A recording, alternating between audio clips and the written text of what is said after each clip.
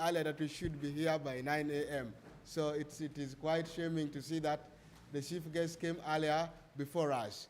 But allow me to welcome before the chief guest communication from Faraja African Foundation team that I'm giving the privilege to as well welcome our chief guest in our midst. Yes, our team from Faraja Africa Foundation, you're most welcome to give your speech and welcome Amidis as the chief guest. In Koboko, people would thumbnail as they welcome the team. Okay?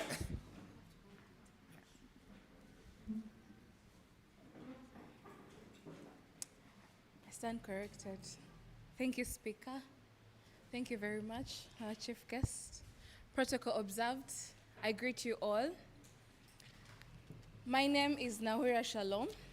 I work with Faraja Africa Foundation as the programs manager in charge of governance and participation. And I am here to only say a few words. Normally, I have something that I can read from, and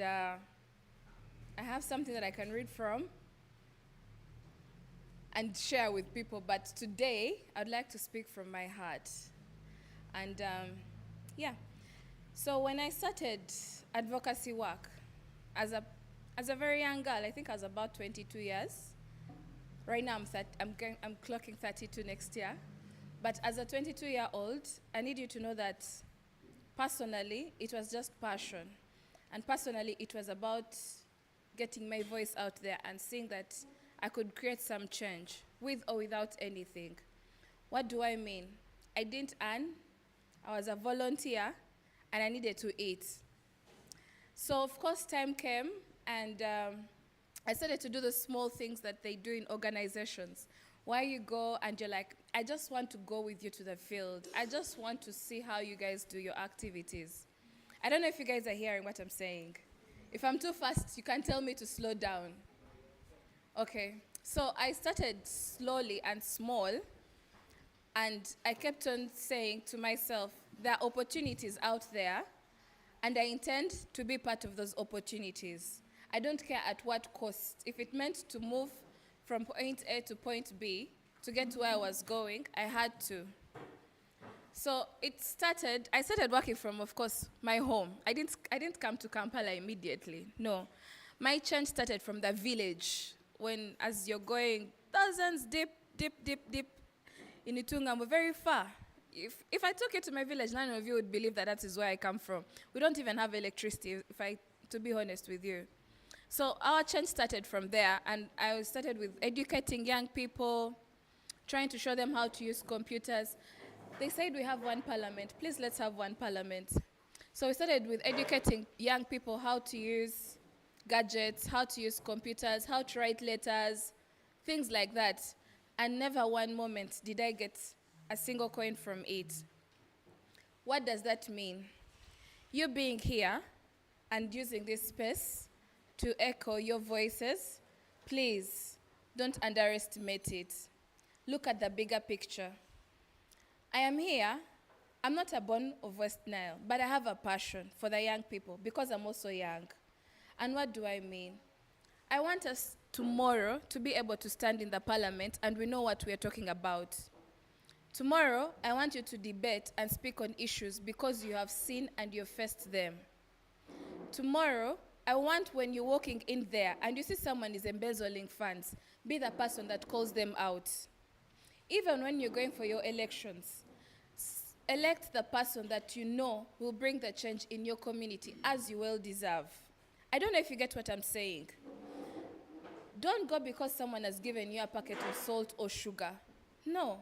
In the next 5 years, when this person is in the power, what have they brought to you? Or what have you also contributed to the community as a person? You get? So tomorrow, if you're going to sit here and you're talking about employment, unemployment, did you try to learn any soft skill? Did you try to look out for jobs? Did you try to empower the next person? Or did you just come because you needed 5,000? I think on that note, Speaker, people should have their phones in silence. Guys, let's not disrupt the house because we are not here for a very long time. So, like I was saying, When tomorrow you are that actual leader, be the person that creates change, not for yourself, but for your community. If it is within your heart, because I'm very sure all of you have seen this. You've seen our colleagues get into drugs, right? You've seen our colleagues drop out of school because of teenage pregnancies or early marriages. You have seen leaders take the money that was meant to construct for you your road. Do you want to be the same person? I'm asking, do you want to be the same person? You cannot be the person that takes power tomorrow and you don't create the change in your area. So the parliament is here for you to echo your voices and actually speak up. We are not the only ones that are watching. The government is watching. Our partners are watching. You get? Our partners are watching. But we need to come up with evidence when we are putting out these petitions to the government and putting them at the parliament and telling them, see, the young people of West Nile have discussed and talked about this. Can we do something about it? And while we are away, are there initiatives that you're doing for yourselves, or are you waiting for this person to come and give you that push? I've seen the speaker here take on initiatives to create awareness. They have radio talk shows. They have so many things. Even our own very first clerk, he's trying to put Koboko onto the scene. I don't know if you get where I'm coming from. So, as I conclude, I didn't have a very proper speech, really. I just came to tell you that everything is possible if you put your mind to achieve it. Everything is possible if you choose to put your mind to it. If you decide to come together as West Nile youths, I swear, and I kid you not, it does not stop here. There's a lot of potential in this area. You guys have so many minerals. You have so many tourist sites. You have a very good culture. The weather is warm, and the people are warm. You're welcoming. What can beat that in this country? What can beat that? You're all vocal, and you're all very young with a lot of energy. So can we put this energy into something before we turn 60 and 70 and we cannot do as much? Am I being heard? Who is not hearing me? If I'm not being heard, you can tell me and I speak up. I can shout more. Yeah? You can hear me? Okay. So what I'm saying is that you still have the energy to do the best that you can do, to also create the change that you can do. It's not that only the government that has the mandate. We are a very big country. Do what you can now, when you can, and when you still have the energy. Because I kid you not, you'll not be below 30 for a long time. And you'll not be young for a very long time.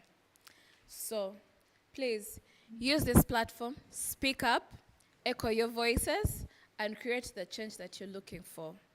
Once again, thank you very much for your time, and I wish you the best of your deliberations. And at this point, I'd like to invite our chief guest to come and speak to us and say a word or so. Thank you very much, House. I wish you the best. Let us stamp our feet to the floor as we welcome the chief guest.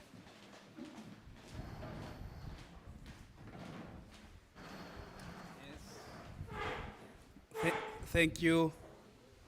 Thank you, the Right Honorable Speaker, for this parliament, the ED Faraja, the clerk to this parliament. Ladies and gentlemen, good morning. Is the morning still so wild that people are not to that mood of parliament? You know, parliament is where you express whatever you know, whether wrong or right. You have the immunity. In parliament, you have the immunity. That's why you see in the national parliament, people can box themselves inside. But at the end of the day, it remains within within what? Within the parliament. But if you box yourself outside the parliament, that is already what? Criminal. So my young people, I wanted you to borrow that leave and be better. Have it. Otherwise, thank you. My name is Chile Twaib Haji. I am the Deputy Resident District Commissioner for Packwach. the Deputy RDC. Right Honorable Speaker, I'm so grateful for having invited me for this parliament. I am a young man. Madam was saying is now in her 20th. I am a young man of around 38 years now. But I am now a senior youth. I always like interacting with the young people of around the age of 18 to 35, near me. Because that one has been where I did belong before. At the age of 38 years now, I served in the youth fraternity for the last 15 years. And I always treasure when my young people are brought like this to know what is happening in this country. A brief history. I just want to bring a background so that we get motivated to take up our space in this country. I am a graduate of medical engineering from Chambogo University. But before I got there, I had hurdles. I had hurdles in education. I did senior 1 up to senior 4 successfully. I got out of school fees. I totally cut off, went to South Sudan to look for school fees because I wanted to finish A-level. I joined Invara SS for A-level. A-level, which is studied for 2 years, I studied it for 6 years because of challenges. But however, I was so much triggered that I know at the end of the day I will reach somewhere. Before I would finish my HIC, something came in my dream and said, please, take charge, take up your space and go for leadership. From nowhere, go for leadership. When I was in my HIC, senior 6. So I decided to contest. As he said, you begin leadership from where you are. Don't think Museveni also started somewhere. Museveni started actually from schools. That he can tell you from school, from Nile, how he mobilized people, how he mobilized the young people. So from nowhere, Youth Council came and opened the way. I said, thank God. Even there's no money, let me go. I went in 2011, contested for Youth Council. I started from village, parish, from parish, sub-county to the district. Now, something came in the district. I come from Yumbe district. Our district right now is the largest district in terms of population in Uganda. Actually, the third after Kasese and Wakiso in terms of population. So we reached at the district, they said, no, we are dividing these things based on sub-counties. Then they said our sub-county had some elites. Then they said they are giving our sub-county chairman. But I said I am also potential. Why do you give to the other one and leave me alone? After the meeting, we went. I decided to go and nominate as Secretary for Finance. When they asked me, I said we shall meet in the ballot. You see that? And I had nothing and started my groundwork. Shortly did I know that I would win by 1 vote. Yes. The other one got 30, I got 31. By 1? That one was already a stepping stone for me. You know, at the district, you were already a member of National Youth Council in the country. So when we go to the country, I said, no, it's okay. A parliament of such a nature, thank you, Speaker, thank you, Faraja, that a parliament of such a nature, when you don't sit here just to look, you express what you have, your young people here will begin looking for you. So when we go to the parliament, our first youth council was in Mukono, Collins Hotel, Mukono. For us, we were one of the stubbornest. Do you call stubbornest? Oh, I don't know the English. I was one of the stubborn. The stubbornest in that council. In order for the chairman of the council to manage the states, he had to compromise us. by saying, you don't do this. What do you want?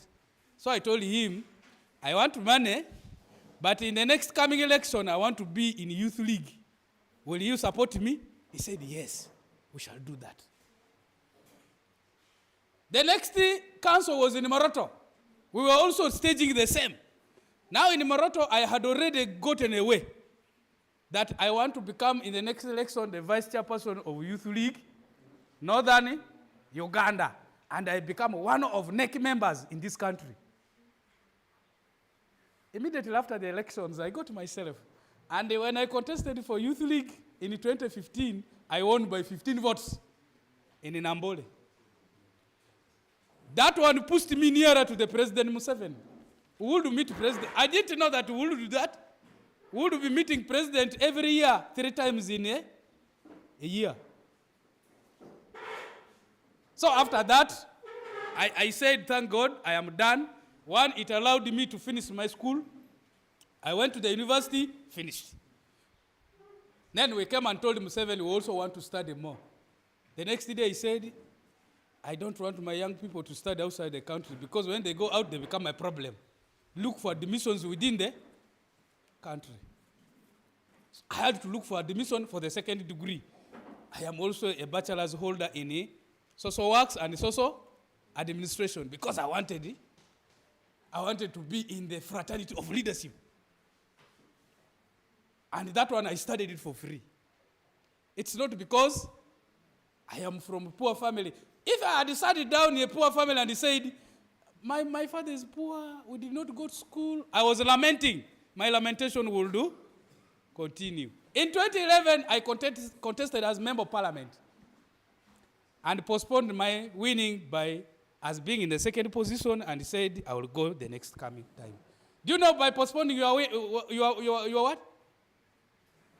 Postponing your success, I came second in the race of the parliament. So they said, Achille, you're a mobilizer, you are somebody who can do it, therefore be a deputy RDC, serve this country. I hope you are picking what I'm talking about. Therefore, for today's issue, I want to tell you that in youth leadership is a mentorship for your future, if you take it serious. That's one.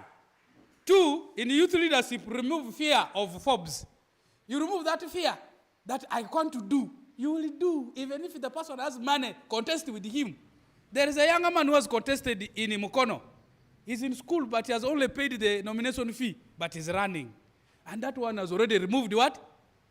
Fear. Thirdly, I want you take the space of your shadow. Do you know where your shadow goes? When the sun is this side, the shadow goes there. You take that space. Don't leave it to somebody. It will allow you prosper. These issues of lamenting, we cannot do, we can do this, ended a long time ago. I want to encourage you. For me, mine is always encouragement. And I will always be very happy that my brothers and sisters who are behind me should take up what? Leadership. Right, Honorable Speaker, I want to end here. I want to give space for you to have a fruitful debate with these young people. And slightly, how many are here in the youth council? Here. Can you raise your hand? Can you raise for me your hand? Thank you. Thank you. At the district? At the sub-county? Next coming election, you climb. You come and compete at the district. Don't leave the space for somebody. Hey, you take that space. What about those ones in the youth league? Members in youth league? Members of youth league? Can you raise your hand? Can you raise your hands? Thank you. Next time, you take the national mantle. Contest for the national positions. Leave alone now the district. And I want to assure you, when you are now at this leadership, don't be able to fear to knock the doors of cow. You must know your cow. You must know your LOC5. That one will allow you space to do better things. Right, Honorable Speaker, I want to end here. I say this for God and my country. Wish you the best. I thank you. Thank you so much. Thank you so much, our chief guest, for reminding the House on the principle that matters. Honorable members, that has been just an inspiring speech from our RDC that really echoed something so genuine. The reason why we come in this house is for mentorship so that we can take leadership spaces, so that we can become better people tomorrow. So I think that's the greatest lesson we must learn from today, and we ensure that we embark on the leadership journey. I received apology from some 2 colleagues of ours who have gone for an engagement in the district. They will be coming in. I also want to remind us before I invite the clerk to take us to the next program on the order paper that we shall be awarding the smartest member. Director will be awarding the smartest member here, because we've been talking about smartness and we've been talking about us coming in an honorable manner. Actually, I had gone to an extent of reminding you that the House will expel those who will not be smart enough to be honorable members of this great august House. So if you know that you did not dress up in a manner that conform to the pattern of the Parliament, be reminded that my sergeant at arms is also watching and is keen monitoring, because young people are known for being smart and rising to the space with the smartness it deserves. Thank you so much, Bwana RDC, for inspiring the young generation. We really love your commitment and your timing always, that whenever we are seated, you're always there to guide us. Thank you so much for that guidance. Our clerk, take us to the item on the order paper. Overruled. Clerk, can you take us to the next item? Thank you very much, Right Honorable Speaker. And Overruled, please sit down. You're not taken to speak. I spoke here that you'll rise when you're taken, and if it happens again, I may be forced to expel you. Take us to the next item. thank you very much, Right Honorable Speaker and our chief guest. Right Honorable Speaker, on your guidance, allow me to inform this august House that our next item on the order paper will be the motions. And on your guidance again, Right Honorable Speaker, Item number 5. we earlier on agreed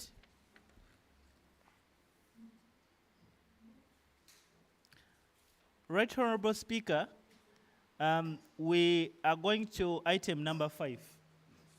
Item number 5, which is suspension of the House for an official photograph. On your permission, kindly proceed on this particular item. Yeah, thank you, our clerk, for pushing us to the next item on the order paper. Honorable members, at this juncture, allow me to suspend the House as we are going for the photo, together with our chief guest and our team from Faraja. I'm suspending the House for 15 minutes.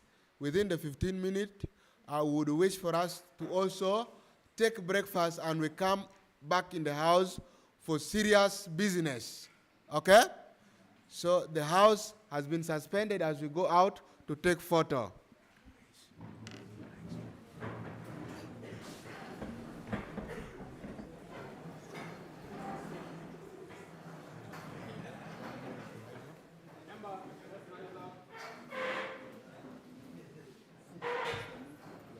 You don't move out unless the speaker is out. You don't move out unless the speaker is out.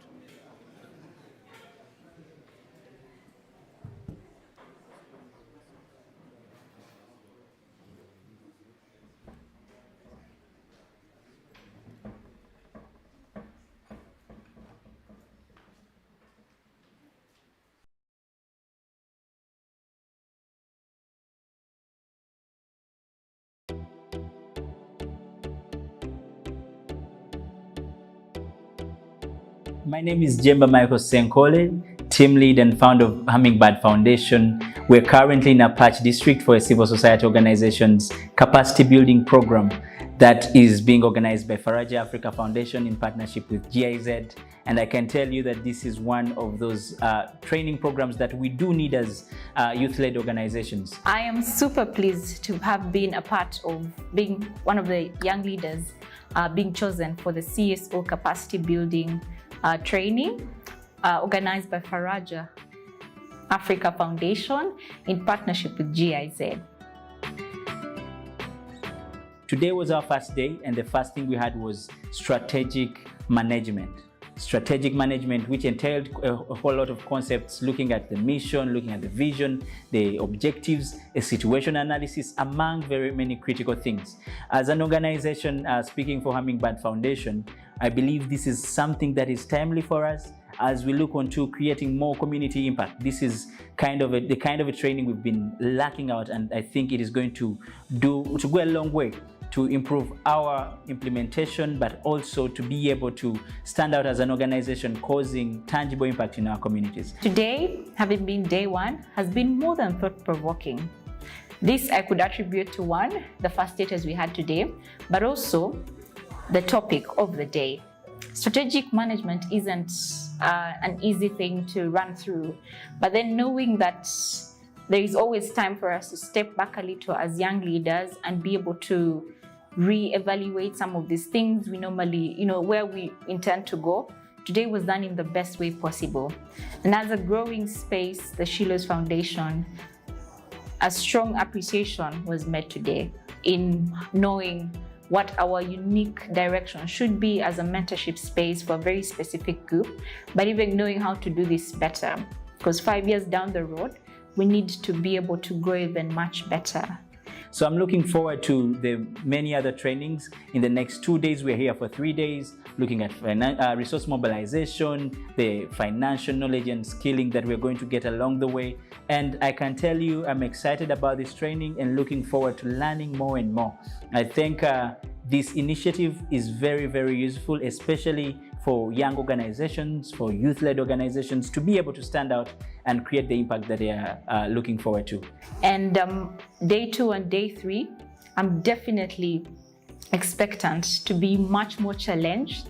I'm looking forward to think and for my head to really grow big, not in terms of really the size, but in terms of getting so much knowledge, but also because I know there is so much energy in the room, given we are all young people, and from day one we've shared so much commonalities in terms of ideas and all. So definitely networking is also an ideal thing for me for the next 2 days, but really understanding directions even in terms of financing compliance as a growing young organization and so many other things.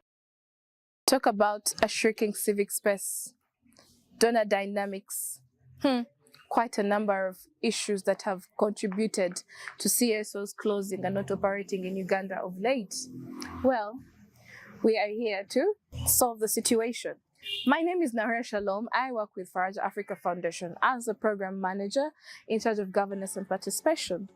We are in Apache District for 3 good days to impart knowledge onto young EDs in charge of civil society organizations at the grassroots level to be able to give them capacities where they are able to implement wherever they are with or without resources. I mean, think about it.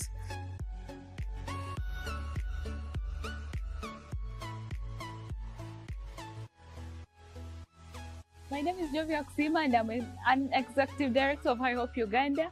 We are here for day 2 for capacity building civil society organizations, and our topic of today was about resource mobilization, whereby we tackled about the development of resource mobilization plan. We went into depth also talking about how we can make our finances better and better for our organizations. My name is Howard Muhwezi. I'm a young social change maker, and I'm very passionate about youth governance and empowerment. In these 3 days, we are training them on strategic management, resource mobilization, advocacy. How capacitated are you to build your organization from the ground up? Are you willing to grow? Are you willing to learn?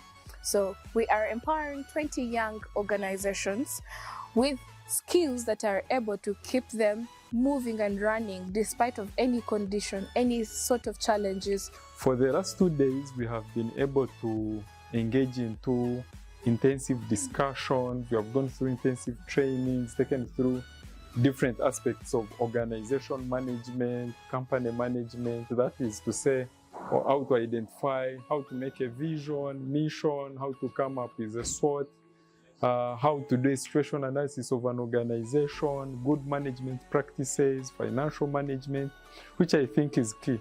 Because in most cases, young people have good ideas, they have good ideas, but the biggest challenge is how to manage and run organizations. As High Hope Uganda, this has been a great opportunity for us to be chosen among the 20 organizations, and also it has been a month of us tackling our financial management and performance. We tackled about the resource mobilization plan. We went into depth to also know our financial management, how we can use our policies to get better connections in order to serve our people. And I want to say today it was such a fantastic opportunity. We had to hear it from the experts who were able to delve into the nitty-gritties of resource mobilization. What does it take to do resource mobilization? What are the core pillars of resource mobilization? What are the do's and don'ts of resource mobilization? Which I think is key in terms of running an organization. How possible is it for you to start up a social enterprise? How possible is it for you to learn how to write grants and apply for a number of projects? Do you know what your vision is? Do you know what your mission is? Are your objectives clear and loud? Well, we are in a patch working with Action Aid, supported by GIZ under the CASP program, and we're here together to empower 20 young organizations to make sure that the shrinking civic space is solved.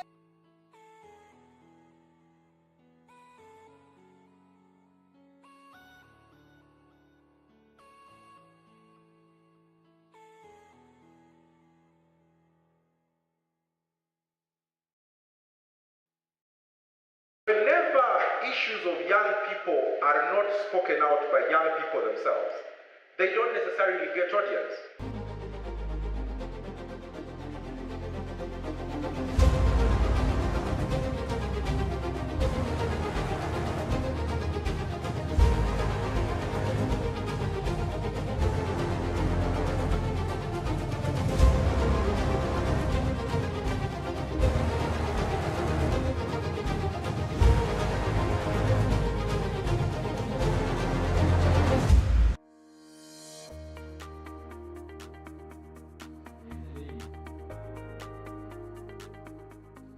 This being the 6th edition of the National Youth Parliament, organized by Faraja Africa Foundation. Yeah.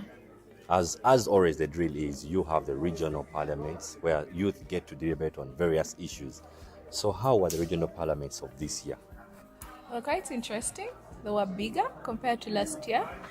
Remember, because last year we still had COVID, that was, sketchy. This time around, we had bigger numbers and we had wider participation.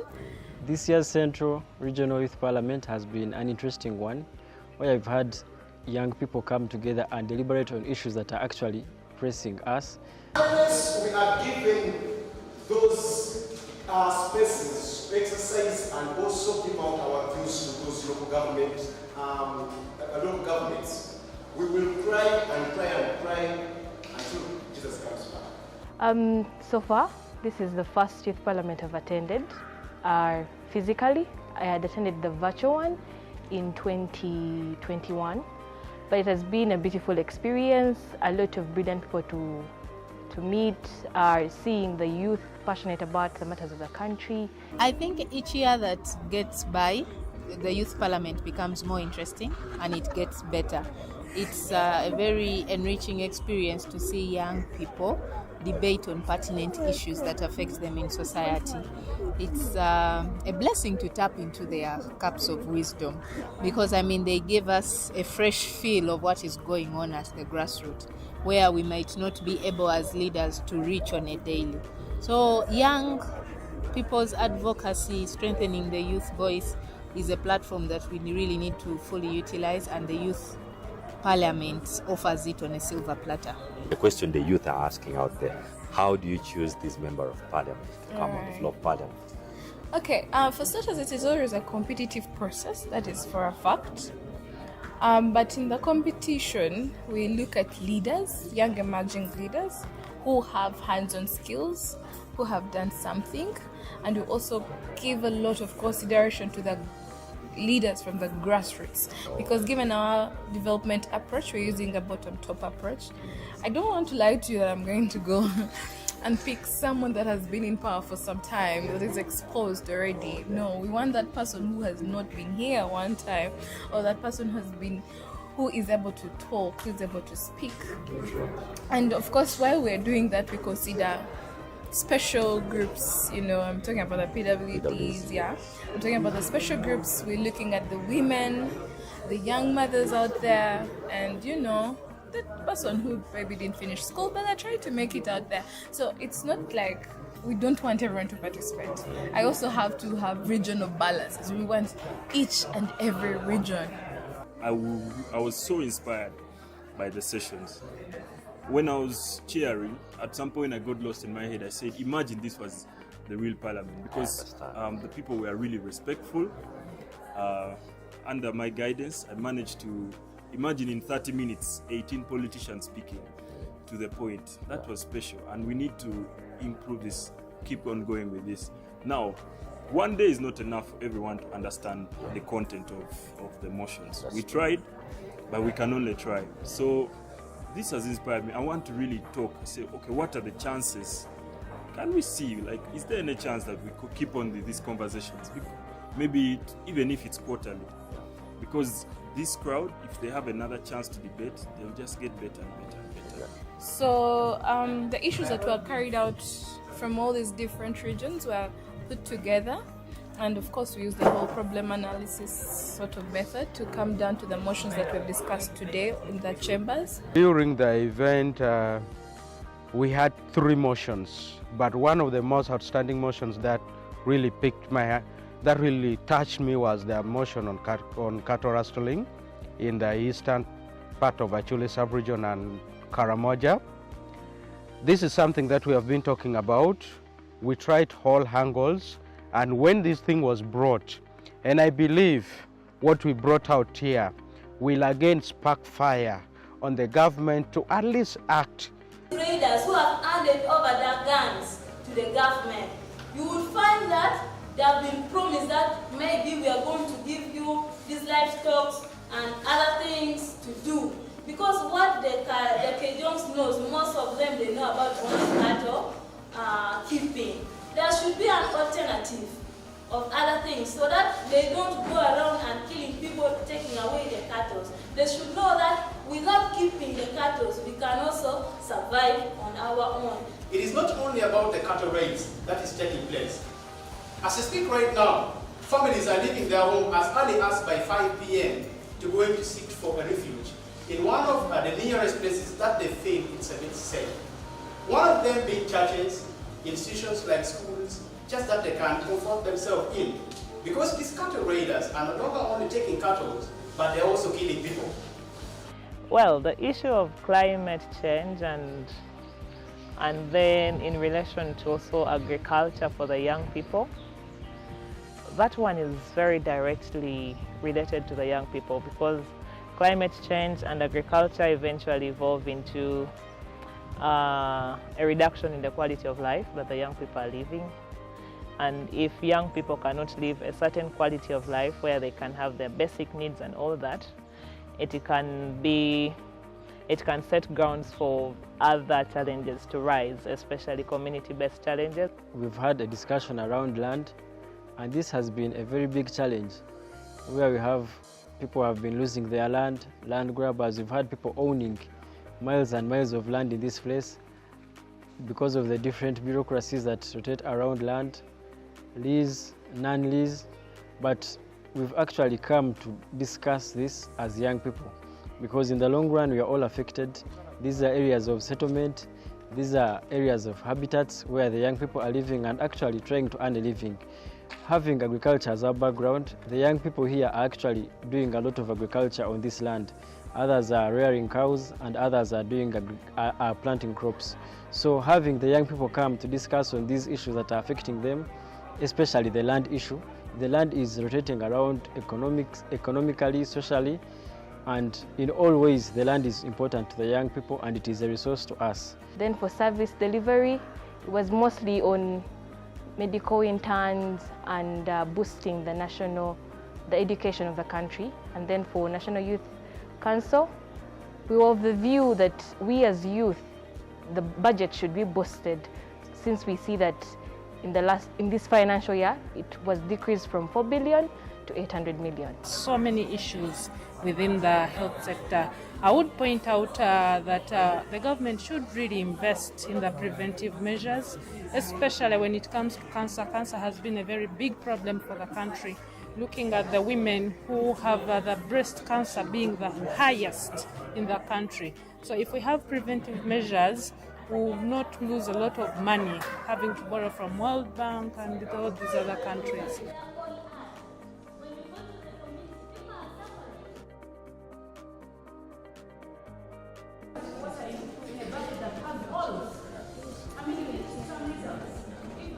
The greatest challenge that I identified is research. You see, when you are invited for the National Youth Parliament like this, you should come well equipped with knowledge, with information on what you are going to debate about. You notice during the debates in the House, there were a lot of challenges. People were challenging each other on information, on falsehoods of speaking this and that. So it is very important that moving forward for the future, young people should always invest their time to research about the issues that they come to speak about. It only does not distinguish them as prominent leaders in the future, but it also substantiates debate better for policy shaping.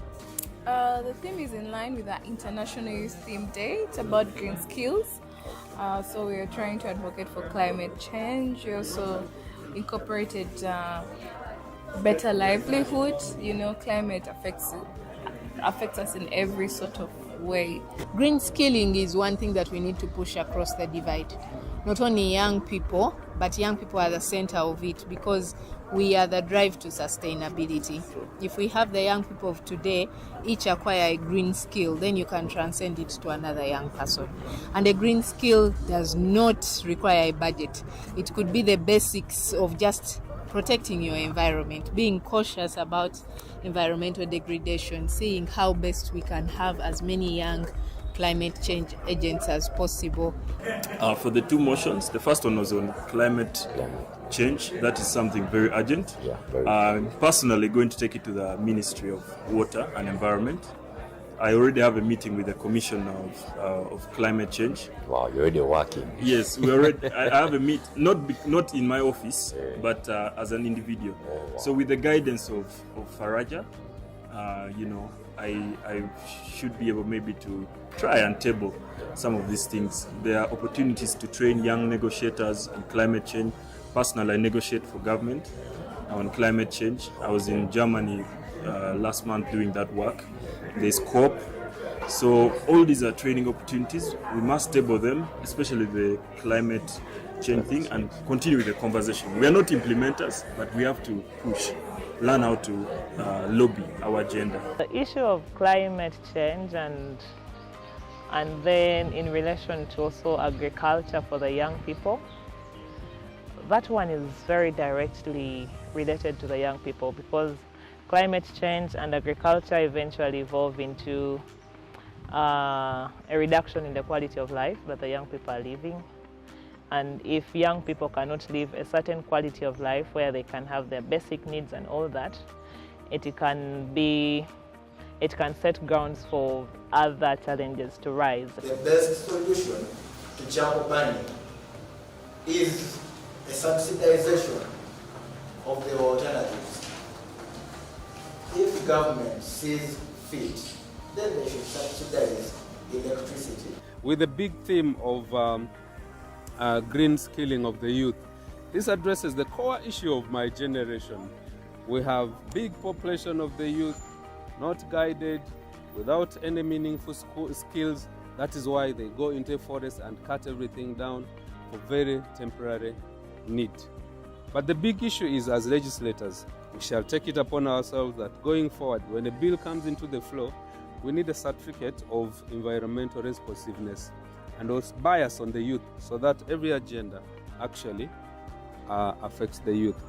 To the organizers, this is a very good platform for the young people to express their views, and I hope that once these resolutions are taken high up to the ladders, feedback can be brought back to the people who initiated the conversations, and they can understand how their submissions fed into the national policies that are formulated.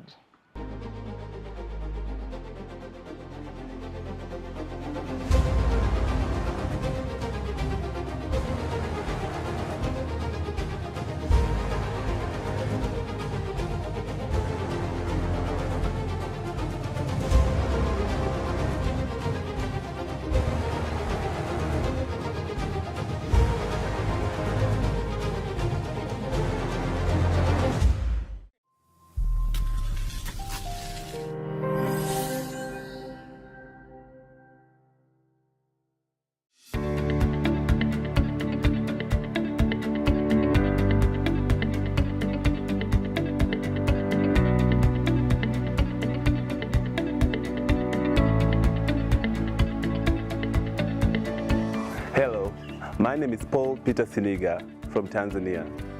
I am Speaker of the 4th East African Youth Parliament, running from the year 2021 to 2022. The East African Youth Parliament has opened many doors for my career as an individual young person from the East African community. It has nurtured me and shaped me as a young leader to engage with high-level policymakers within my region and advise them on youth issues. It's been an opportunity of a lifetime whereby I get to explore my leadership skills and be of better service to the East African region in the voice and representation of young people of the East African region. During my parliament, we discussed a number of motions ranging from post-COVID resilience to universal health care, employment opportunities for young people, and so forth. Some of these motions during my tenure have gone on to be implemented by different governments, such as the government of Uganda that is upholding youth participation in democratic spaces, the government of Tanzania that is advocating and championing the implementation of universal health care coverage within the Tanzania, and also participation of young people in economic opportunities and trade in Kenya. We've had audiences and engagements with civil society, government institutions, development partners and diplomatic corps, all in the essence of advising them about young people and youth affairs. One of the key highlights that I've managed to achieve from a local content in Tanzania was having an audience with our speaker, Dr. Tulia Ackson, where we advised her on a few issues that encompass young people within Tanzania. But also some of our members of parliament within the space have gone to be part of these high-level policy-making forums that have advised governments on youth issues. In terms of economic issues, the East African Youth Parliament has furthered the integration and interaction of young people within the East African community to spearhead movements and trade of young people within the East African community. Economically, East Africa as one region bears a vast opportunity, an array of opportunities for young people, be it trade, be it cultural expression, be it joint participation in different programs, be it in the development agenda. We've seen the economic opportunities that the East African community provides to young people. Therefore, it was our mission as members of the East African Youth Parliament to contribute highly and talk to our government leaders and policymakers to uphold their treaty of East African, to contribute more to the development of young people. In the social space, the East African Youth Parliament has been a safe space for us as young leaders and activists to work together, to come together, unified, to address the challenges within our community. The East African Youth Parliament is a safe space for young people to come together and address the challenges of the regions, find solutions, but also be key players in the decision-making processes by engaging with high-level stakeholders from the East African governments. So as a young person, when you get a chance to be part of the East African Youth Parliament 2022-2023, do not take it lightly. Show us what you've got, your skills, your talent, your vision, your activism, your advocacy, and things that you believe in to make East Africa community better.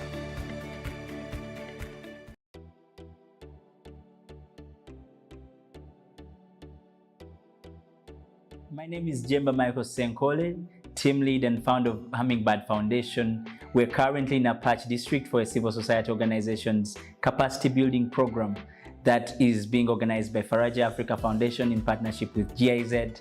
And I can tell you that this is one of those training programs that we do need as youth-led organizations. I am super pleased to have been a part of being one of the young leaders being chosen for the CSO capacity building training organized by Faraja Africa Foundation in partnership with GIZ.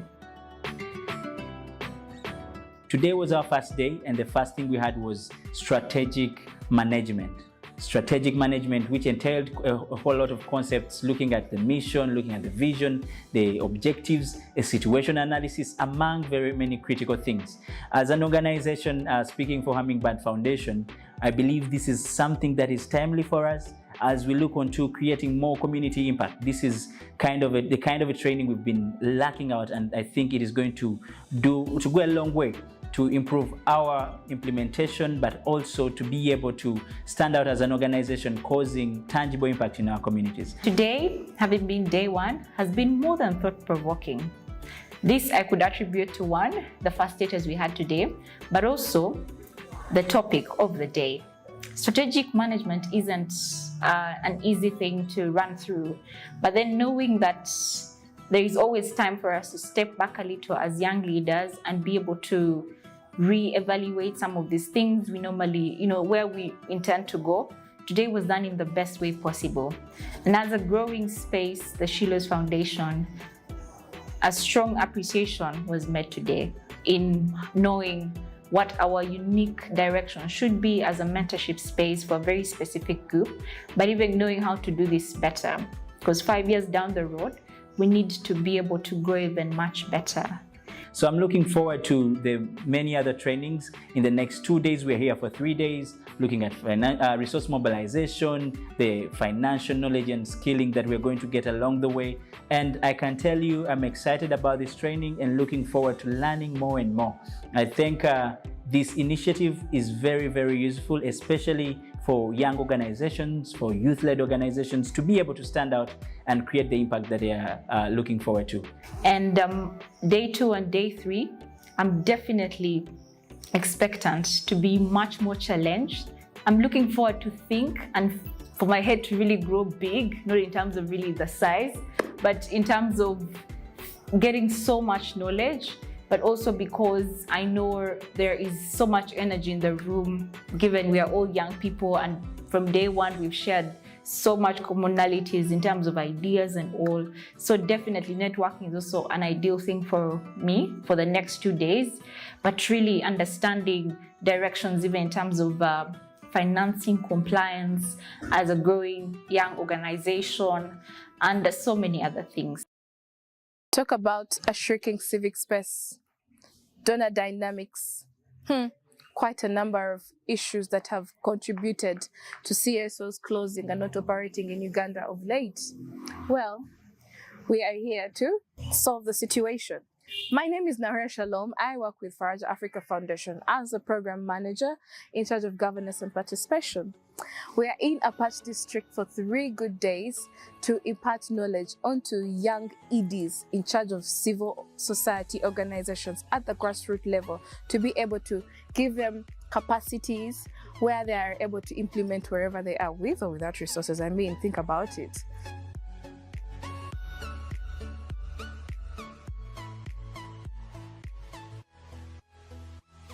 My name is Jovia Kusima and I'm an executive director of High Hope Uganda. We are here for day 2 for capacity building civil society organizations, and our topic of today was about resource mobilization, whereby we tackled about the development of resource mobilization plan. We went into depth, also talking about how we can make our finances better and better for our organizations. My name is Howard Muhwezi. I'm a young social change maker, and I'm very passionate about youth governance and empowerment. In these 3 days, we are training them on strategic management, resource mobilization, advocacy. How capacitated are you to build your organization from the ground up? Are you willing to grow? Are you willing to learn?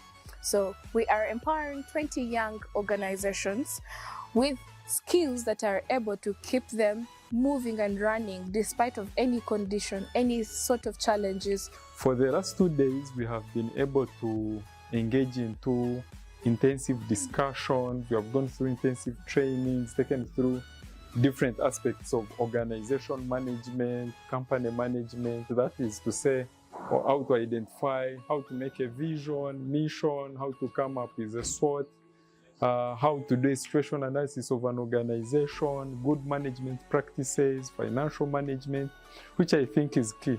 Because in most cases, young people have good ideas, but the biggest challenge is how to manage and run organizations. As High Hope Uganda, this has been a great opportunity for us to be chosen among the 20 organizations, and also it has been a month of us tackling our financial management and performance. We tackled about the resource mobilization plan. We went into depth to also know our financial management, how we can use our policies to get better connections in order to serve our people. And I want to say today it was such a fantastic opportunity. We had to hear it from the experts who were able to delve into the nitty-gritties of resource mobilization. What does it take to do resource mobilization? What are the core pillars of resource mobilization? What are the do's and don'ts of resource mobilization? Which I think is key in terms of running an organization. How possible is it for you to start up a social enterprise? How possible is it for you to learn how to write grants and apply for a number of projects? Do you know what your vision is? Do you know what your mission is? Are your objectives clear and loud? Well, we are in a patch working with Action Aid supported by GIZ under the CASP program, and we're here together to empower 20 young organizations to make sure that the shrinking civic space is solved.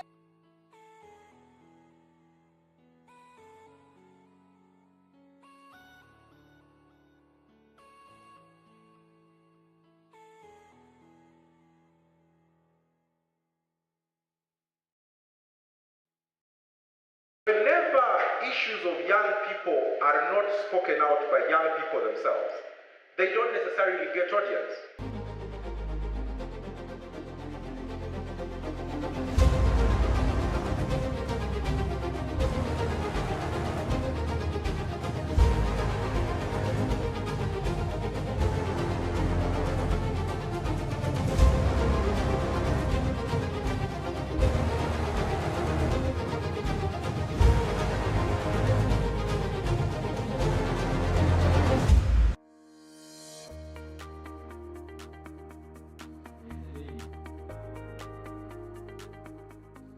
This being the 6th edition of the National Youth Parliament, organized by Faraja Africa Foundation. Yeah. As always, the drill is you have the regional parliaments where youth get to debate on various issues. So how were the regional parliaments of this year? Well, quite interesting. They were bigger compared to last year. Remember, because last year we still had COVID, that was, sketchy. This time around, we had bigger numbers and we had wider participation. This year's Central Regional Youth Parliament has been an interesting one, where I've had young people come together and deliberate on issues that are actually pressing us. We are given those spaces to exercise and also give out our views to those local governments. We will try until So far, this is the first youth parliament I've attended. Physically, I had attended the virtual one in 2021, but it has been a beautiful experience, a lot of brilliant people to meet, seeing the youth passionate about the matters of the country. I think each year that gets by, the youth parliament becomes more interesting and it gets better. It's a very enriching experience to see young people debate on pertinent issues that affect them in society. It's a blessing to tap into their cups of wisdom because, they give us a fresh feel of what is going on at the grassroots, where we might not be able as leaders to reach on a daily. So young people's advocacy, strengthening the youth voice, is a platform that we really need to fully utilize, and the youth parliament offers it on a silver platter. The question the youth are asking out there, how do you choose this member of parliament to come on the floor of parliament? Okay, for starters, it is always a competitive process, that is for a fact. But in the competition, we look at leaders, young emerging leaders, who have hands-on skills, who have done something, and we also give a lot of consideration to the leaders from the grassroots, because given our development approach, we're using a bottom-top approach. I don't want to lie to you that I'm going to go and pick someone that has been in power for some time, that is exposed already. No, we want that person who has not been here one time, or that person who is able to talk, who is able to speak. And of course, while we're doing that, we consider special groups, I'm talking about the PWDs, yeah. I'm talking about the special groups. We're looking at the women, the young mothers out there, and that person who maybe didn't finish school, but I tried to make it out there. So it's not like we don't want everyone to participate. I also have to have regional balances. We want each and every region. I was so inspired by the sessions. When I was cheering, at some point I got lost in my head. I said, imagine this was the real parliament, because the people were really respectful. Under my guidance, I managed to imagine in 30 minutes, 18 politicians speaking to the point. That was special, and we need to improve this, keep on going with this. Now, one day is not enough for everyone to understand the content of the motions. We tried, but we can only try. So this has inspired me. I want to really talk, say, okay, what are the chances? Can we see, is there any chance that we could keep on these conversations? Maybe even if it's quarterly. Because this crowd, if they have another chance to debate, they'll just get better and better and better. So the issues that were carried out from all these different regions were put together. And of course, we use the whole problem analysis sort of method to come down to the motions that we've discussed today in the chambers. During the event, we had 3 motions, but one of the most outstanding motions that really that really touched me was the motion on cattle rustling in the eastern part of Achule sub-region and Karamoja. This is something that we have been talking about. We tried all angles. And when this thing was brought, and I believe what we brought out here will again spark fire on the government to at least act. Traders who have handed over their guns to the government, you will find that they have been promised that maybe we are going to give you these livestock and other things to do. Because what the Cajuns knows, most of them, they know about cattle keeping. There should be an alternative of other things so that they don't go around and killing people, taking away their cattle. They should know that without keeping the cattle, we can also survive on our own. It is not only about the cattle raids that is taking place. As I speak right now, families are leaving their home as early as by 5 p.m. to go to seek for a refuge in one of the nearest places that they feel it's a bit safe. One of them being churches, institutions like schools, just that they can comfort themselves in. Because these cattle raiders are no longer only taking cattle, but they're also killing people. Well, the issue of climate change and then in relation to also agriculture for the young people, that one is very directly related to the young people, because climate change and agriculture eventually evolve into a reduction in the quality of life that the young people are living. And if young people cannot live a certain quality of life where they can have their basic needs and all that, it can set grounds for other challenges to rise, especially community-based challenges. We've had a discussion around land, and this has been a very big challenge where we have people have been losing their land grabbers. We've had people owning miles and miles of land in this place because of the different bureaucracies that rotate around land, lease, non-lease. But we've actually come to discuss this as young people, because in the long run we are all affected. These are areas of settlement, these are areas of habitats where the young people are living and actually trying to earn a living. Having agriculture as our background, the young people here are actually doing a lot of agriculture on this land.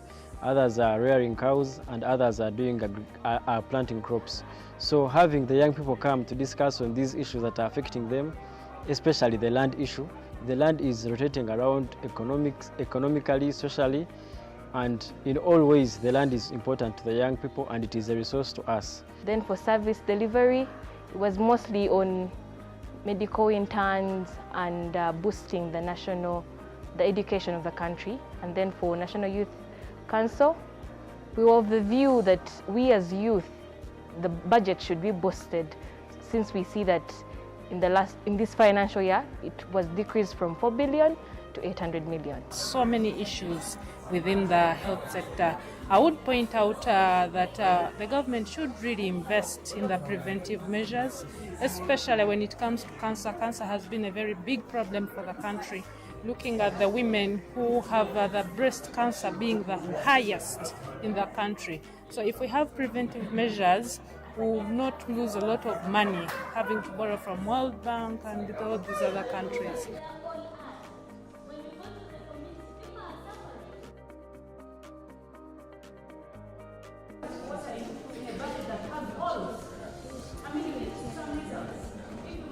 The greatest challenge that I identified is research. You see, when you are invited for the National Youth Parliament like this, you should come well equipped with knowledge, with information on what you are going to debate about. You notice during the debates in the House, there were a lot of challenges. People were challenging each other on information, on falsehoods of speaking this and that. So it is very important that moving forward for the future, young people should always invest their time to research about the issues that they come to speak about. It only does not distinguish them as prominent leaders in the future, but it also substantiates debate better for policy shaping. The theme is in line with our International Youth Theme Day. It's about green skills. So we are trying to advocate for climate change. We also incorporated better livelihood. You know, climate affects us in every sort of way. Green skilling is one thing that we need to push across the divide.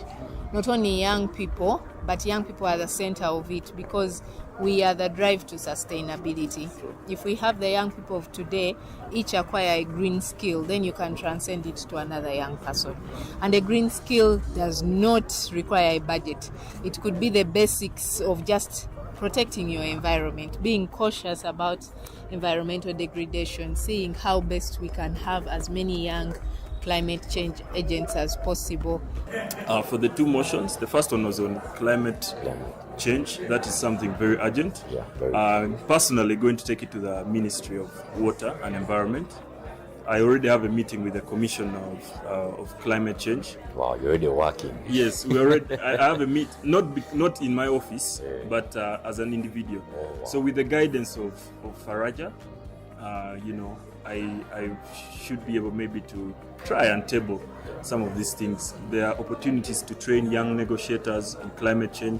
Personally, I negotiate for government on climate change. I was in Germany last month doing that work. There's COP. So all these are training opportunities. We must table them, especially the climate change thing, and continue with the conversation. We are not implementers, but we have to push, learn how to lobby our agenda. The issue of climate change and then in relation to also agriculture for the young people, that one is very directly related to the young people, because climate change and agriculture eventually evolve into a reduction in the quality of life that the young people are living.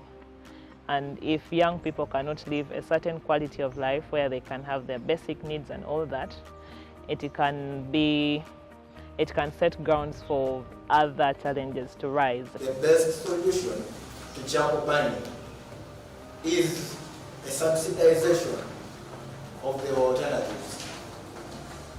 If government sees fit, then they should subsidize electricity. With the big theme of green skilling of the youth, this addresses the core issue of my generation. We have big population of the youth, not guided, without any meaningful skills. That is why they go into forest and cut everything down for very temporary need.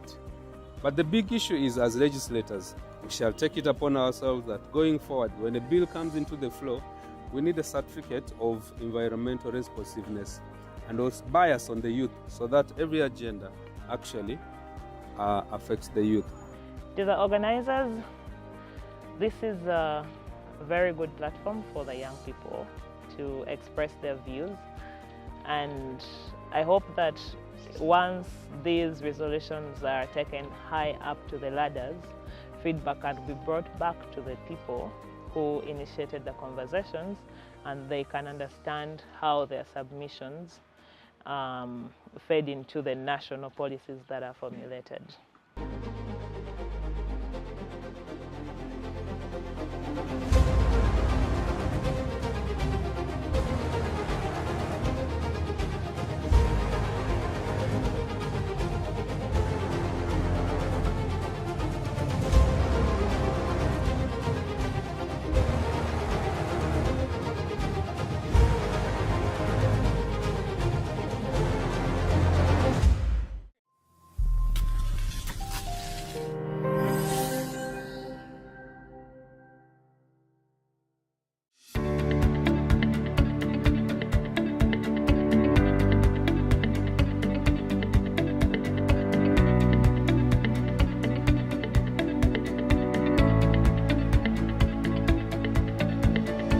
Hello, my name is Paul Peter Siniga from Tanzania. I am Speaker of the 4th East African Youth Parliament, running from the year 2021 to 2022. The East African Youth Parliament has opened many doors for my career as an individual young person from the East African community. It has nurtured me and shaped me as a young leader to engage with high-level policymakers within my region and advise them on youth issues. It's been an opportunity of a lifetime whereby I get to explore my leadership skills and be of better service to the East African region in the voice and representation of young people of the East African region. During my parliament, we discussed a number of motions ranging from post-COVID resilience to universal health care, employment opportunities for young people, and so forth. Some of these motions during my tenure have gone on to be implemented by different governments, such as the government of Uganda that is upholding youth participation in democratic spaces, the government of Tanzania that is advocating and championing the implementation of universal health care coverage within the Tanzania, and also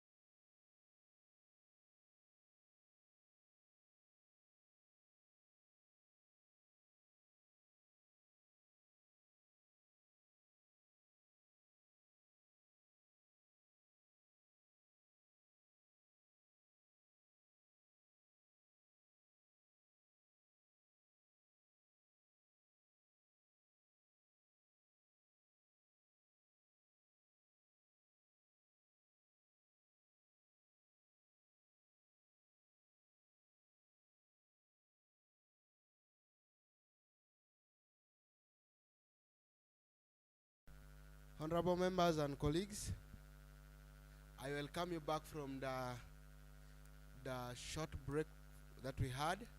I hope the energy is there to debate. I wouldn't want to see us again speaking as if we are I believe we are okay, right? If you, somebody's not okay? Yeah, but I hope we have the energy to speak well. So when you're bringing the motion, I encourage you to put some bit of energy and you convince us that what you're saying is really worth us at picking it in our resolution, okay? So allow me welcome our clerk to take us on the item on the order paper. By the way, before the clerk takes over, allow me also remind you that at the motion, I know some people were questioning themselves or asking why the motion was not adopted. Yeah, we shared it to the group and it has been circulating all along. We are making adjustments where necessary, and the final work is what you have on your table, right? So we believe we adopted it in the group sitting.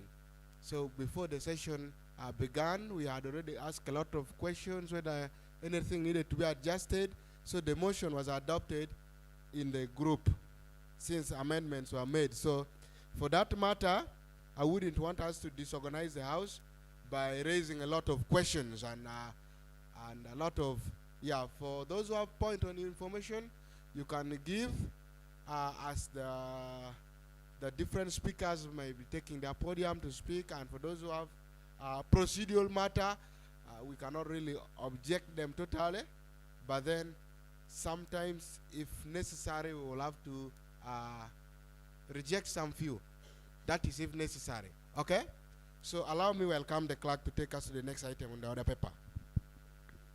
Thank you very much, Right Honorable Speaker, for welcoming us back from the short break and resuming this particular session. Next item on the order paper is motion 7.1, which reads, the motion of the Packwach Youth Parliament urging government to address youth unemployment through accessible skills and job opportunities. Right Honorable Speaker, this is the motion, and at the right time, the mover of this motion is going to be Afroyoroth Rogers from UNSA, and the seconder is going to be Oyen Both Juliet. Right Honorable Speaker, with your permission, kindly allow us to proceed. Thank you very much. Yes, you allowed Honorable Rogers, the mover of the motion, welcome you to come and take over the stage. Yes, it's allowed. Wait. The clerk seat.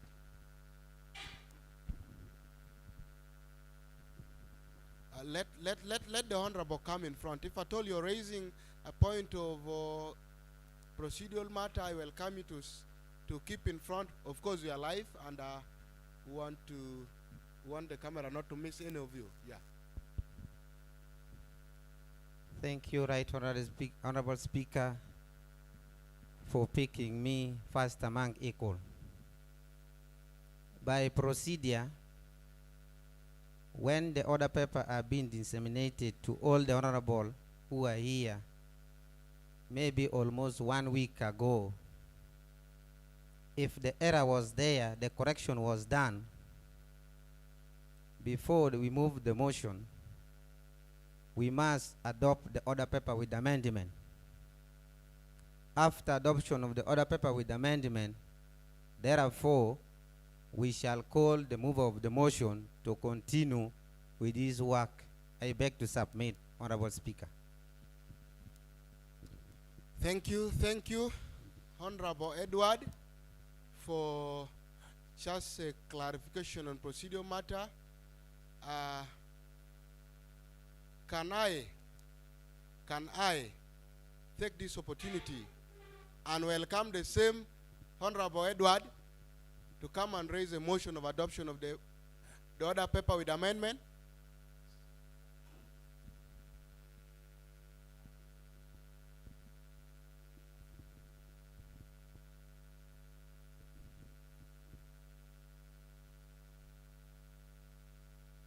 Thank you, Right Honorable Speaker, for putting trust in me.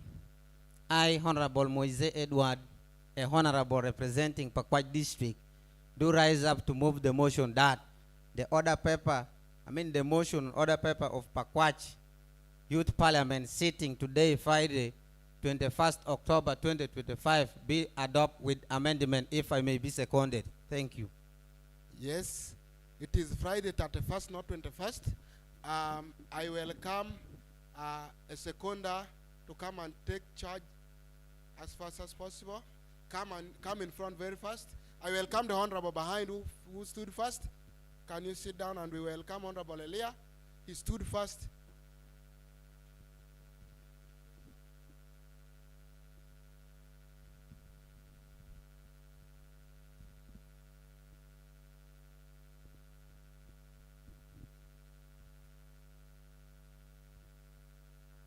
Thank you, Right Honorable Speaker, for the opportunity and for also catching your eyes. I, Honorable Elia Alfred, male councillor representing youth of the sub-county local government in Packwach District, do rise up to second the motion. Thank you. Welcome. Honorable members, since the amendment in the order paper has been officially adopted by the House, allow me to take this charge and also welcome Honorable Rogers to come and move his motion. Yes. Let me guide.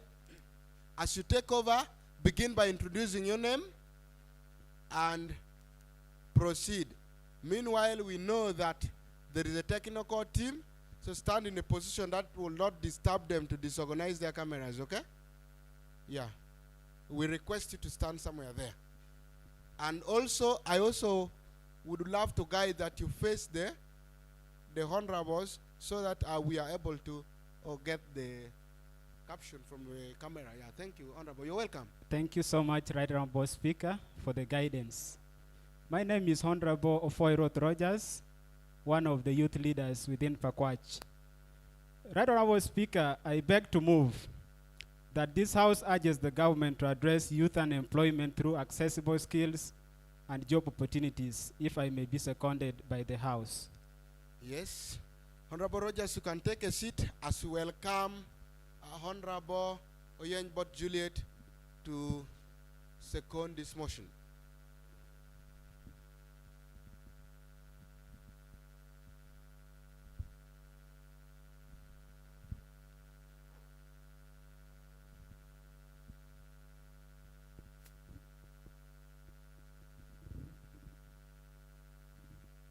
Thank you, Mr. Speaker, sir. I, Honorable Oyenbot Juliet, a youth councillor for Young Sub-County, do rise up to second the motion, which states youth state unemployment through accessible skills and jobs opportunity. Thanks. Yeah. Welcome. Thank you, Honorable Oyenbot Juliet.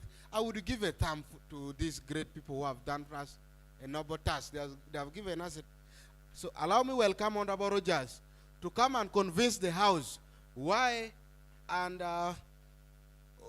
he feels that this House may consider to addressing the youth unemployment through accessible skills and job opportunities a noble motion for discussion. Right, Honorable Rogers, you're welcome.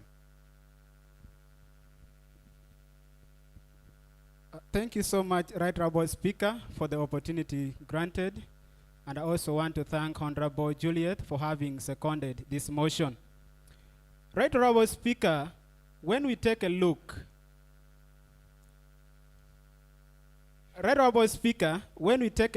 at the National Population Census of 2024, we shall realize that West Nile as a sub-region has a total number of 4 million people living in the region, in which Packwach is also inclusive. About 1 million of this population are youth or young people between the age of 15 to 35 years.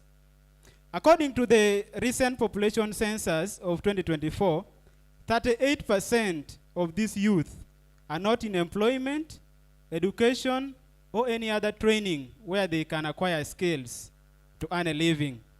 When we look at Packwach as a district, and in regard to the National Population Census of 2024, we shall realize that Packwach has a total number of 206,900 plus people living in the district. About 21% of this population are youth, which is approximately to 43,400 plus young people within the age of 15 to 35 years. However, Right Honourable Speaker, these youth are being confronted with serious predicaments in their lives as a result of unemployment. Right Honourable Speaker, unemployment has led to so many difficulties among the young people in Packwach district as follows. The young people of Packwach district are being faced with serious financial struggles in their life as a result of unemployment. Right Honourable Speaker, unemployment among the young people in Packwach has also led to mental issues and mental disorders among the young people. These have been evidenced in form of anxiety, depression, and stress among the young people. You'll find that these serious financial struggles, these young people develop serious stress, anxiety, and depression in their life as a result of unemployment. Honourable Speaker, unemployment has also led to social isolation through loss of social connections and networks among the young people. These young people, due to the fact that they are not employed in any sector, they are not earning anything like money, they are being disconnected from other people who are in job market. Honourable Speaker, unemployment among the young people in Packwach has also led to social, skills erosion or deterioration in skills. We have a vocational institution called Pasher Community Polytechnic. Most of the young people within Packwach district do get access to that institution where they are trained various skills. But due to the fact that some of these courses do not align with the local markets on ground, these people are left jobless. And therefore, this leads to loss in the skills that they have attained or deterioration in the skills. Honourable Speaker, unemployment has further led to increased crime rates among the young people in Packwach district. These have been evidenced through theft cases and prostitution among the young ladies within town. We have a place here called Parking Yard, where most of the young people who are redundant and are jobless are there doing prostitution work. Honourable Speaker, in an attempt to solve some of these challenges that are being faced by the young people of Packwach, I want to, on that note, applaud the government of Uganda for establishing a vocational school called Pasher Community Polytechnic in 2002.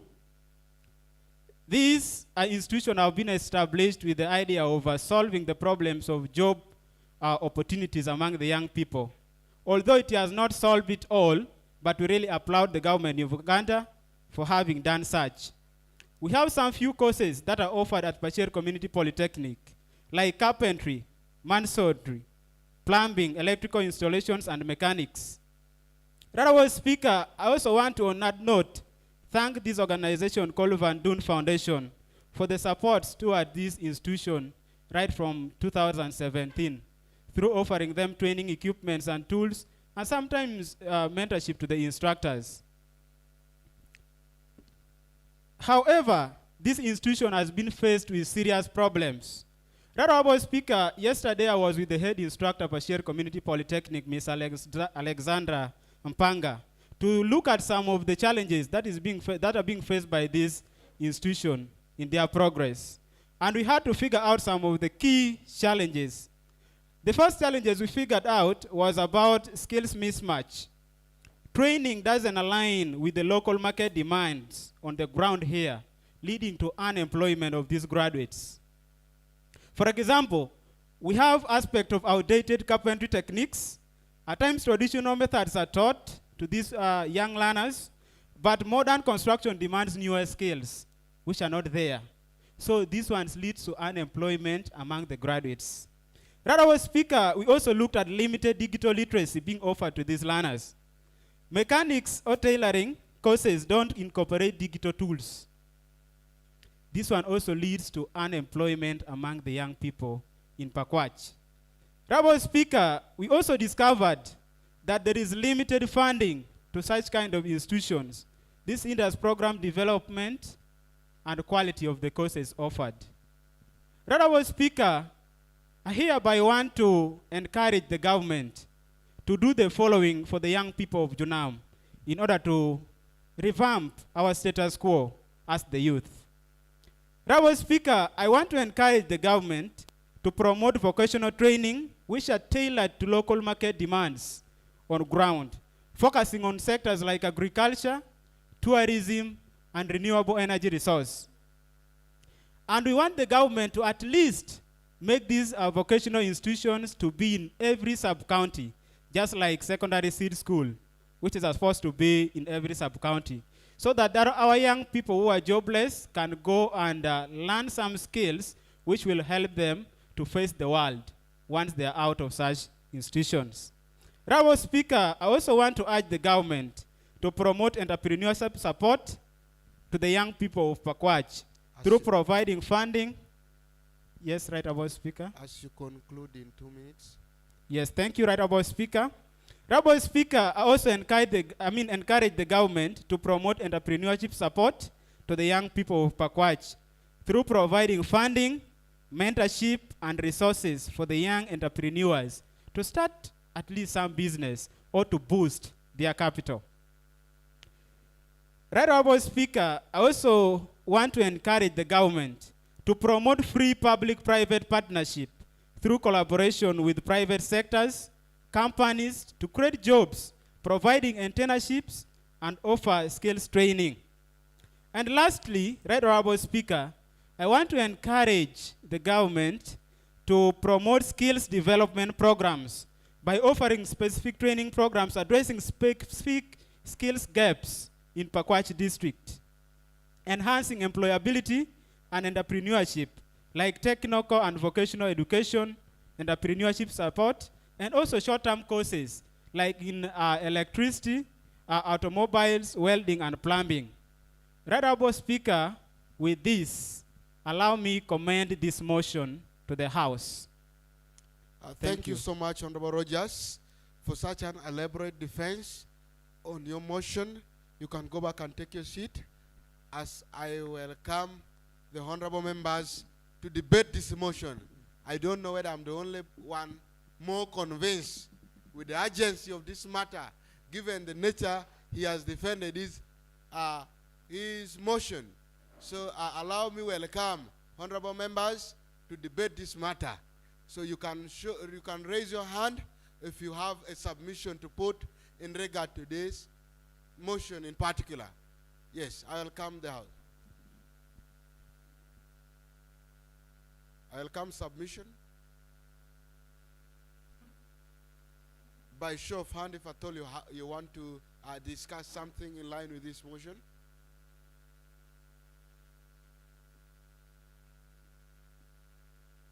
Or are we not affected by issues of unemployment? Honorable members, are we not affected by issues of unemployment?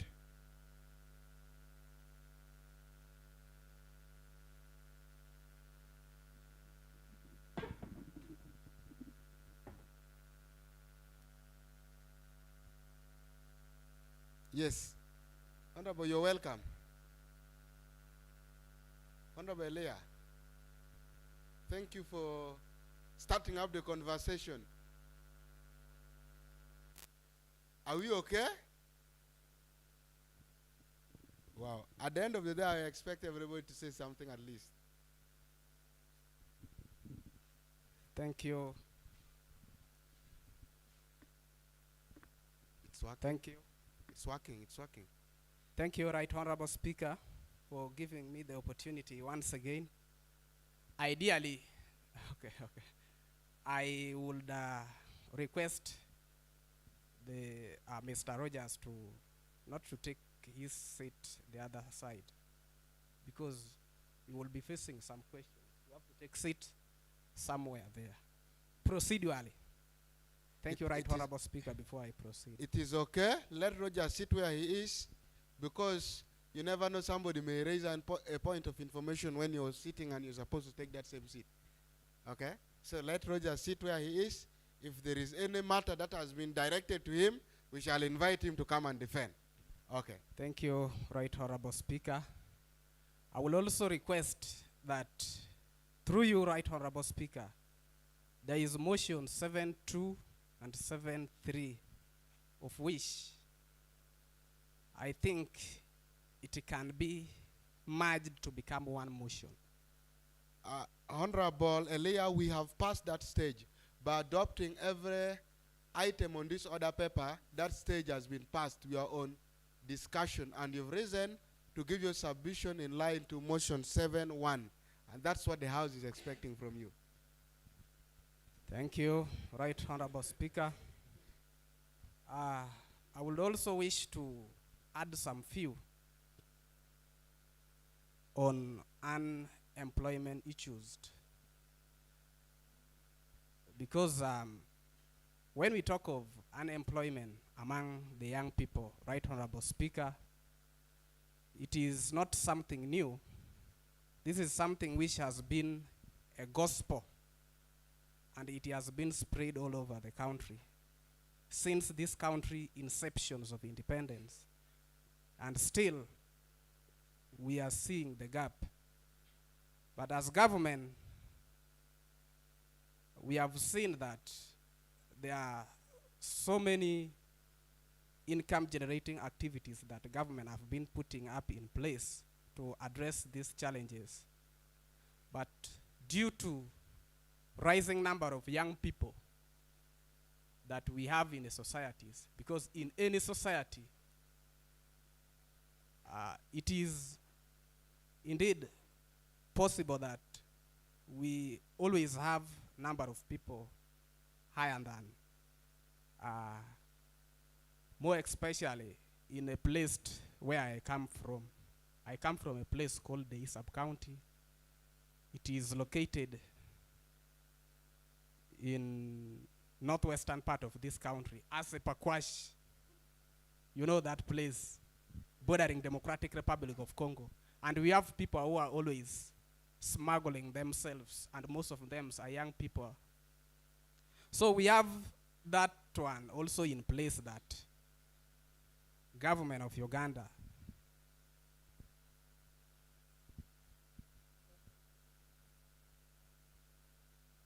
why is this one scaring me now? I think unemployment issues, Right Honorable Speaker, we need to put ourselves in place first by doing something for ourselves. We prioritize for ourselves first, because we have seen that the number of youths are rising day and night. And these youths are energetic enough, but still you will find that these are the youths who are also idle enough. So we are calling upon ourselves, before we could cry to the government or any other partnerships to come for our rescue. We have to first think for ourselves, because they normally said we are future of tomorrow. Sometimes they normally said the future is today. The future is now. Please so summarize. These are some things which we need to continuously interpret it, such that we can come to the deep part of the issues as far as issues of unemployment among young people is concerned. Right Honorable Speaker, you are lucky that today I didn't ask you the questions. Thank you very much. Yeah. Thank you, Honorable Rogers. Yes, thank you, Honorable Elia, for your submission. Allow me, for gender equity, allow me welcome Honorable Ruth to come and give his insight about this subject at hand. Yes, Honorable, you're welcome. Members, after submission, I would really request us to thump our feet to the ground. Yeah, thank you. You're welcome. Thank you, Right Honorable Speaker. I want to thank you for this opportunity. When it comes to unemployment in Packwach district, this is alarming and Honorable, it's serious. Honorable, just a little consider where the spot has been made for the purpose of the camera. And this is serious. Right Honorable Speaker, allow me give one problem which is arising from unemployment. And this is serious. It is loss of interest in study, leading to even dropout in school.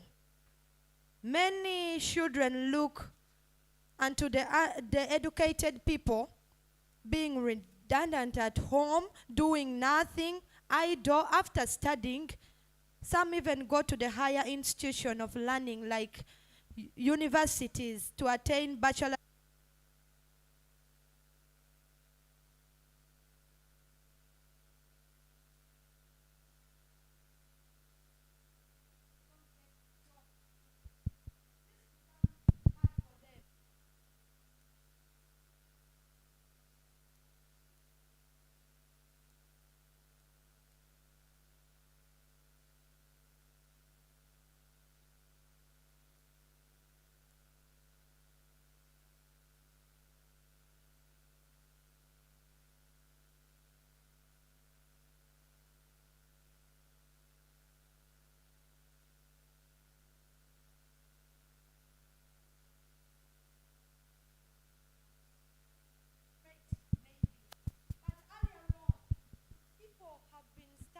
And because you have studied theory for long, you come home and you don't have what to do.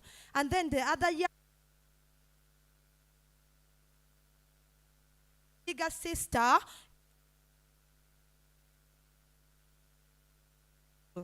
and this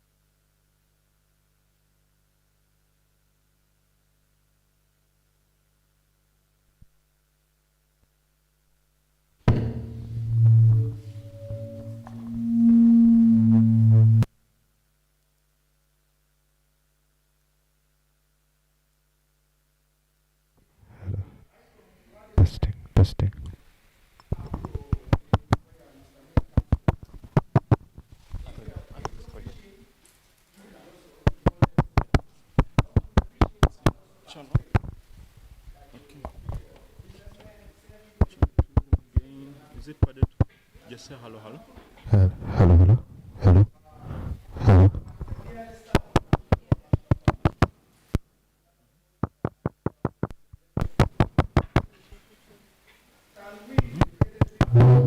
Sorry.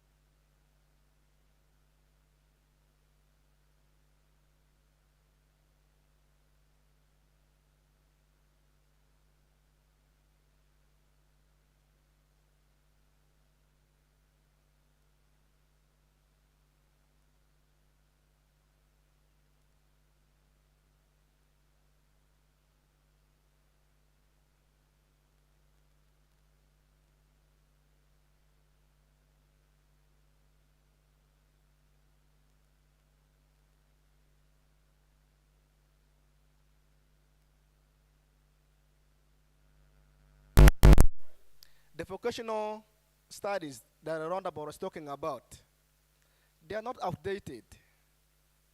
It's on the mindset we have. I first went to Ora Technical Institute. I did plumbing. But the mind I was having at first, that Packwach is still a developing town, I think there will be a lot of work, plumbing work. But when I came out to the market, there was no market. Now, the course you do at the vocational will drive to what you want. All those courses, they are good, but the mind you have as a communities. So I therefore request the members who are here, can we talk to the members, to other people who are outside, that the course you did, maybe from Pashir, because sometimes the name Pashir sound bad or sound awkward to you. But if you put that skill into action, we are going to move. So I therefore request, right honorable speaker, we the educated people, the people of Faraja Africa Foundation, we can go out to the communities and change their mindset so that we can move. I thank you very much. Thank you so much, Honorable Otam Haron, for just a deliberate projection to the House, especially on mindset change if it comes to the idea of unemployment. Yeah, because I think he strongly believes that when we do a bit largely on mindset change, we can do a lot. Can I have one? Can I have overruled? Can I have? You can only give us point of information when the speaker is on the podium. Just that you are able to move and is able to respond to. In a situation where he has gone, nobody is going to respond to any clarification that you're making. So I guide that you give us point of information when the speaker is on the podium so that he's able to respond. For now, you just take it. It is overruled. Can I welcome another person to give a submission, another honorable to give a submission? Yes, allow me welcome Honorable Jovia to come and give us a submission.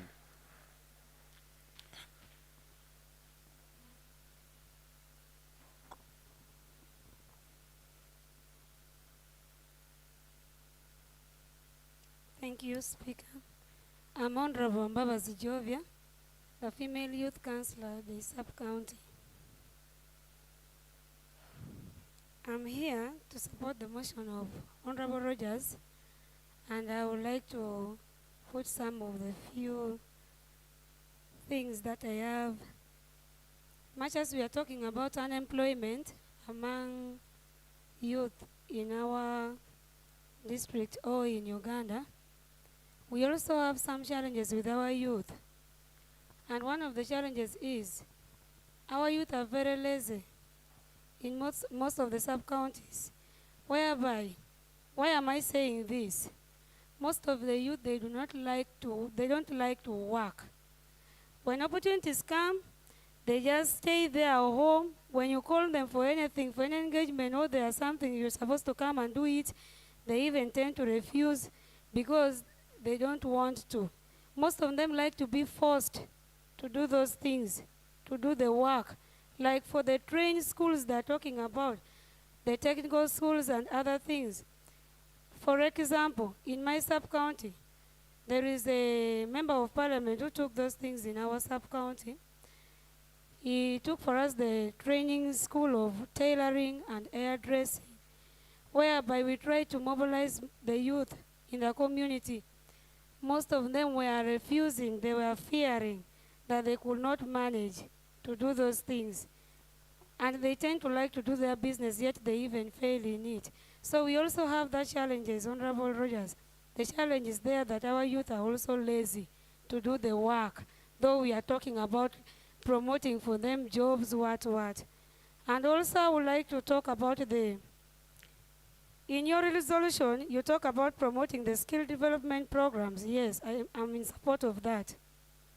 The skill development programs, when I'm going to say this, when government provide those things to us, they also tend to leave us behind with those trainees.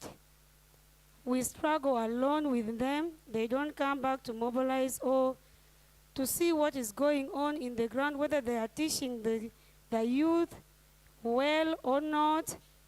We always remain behind with the people who are training us.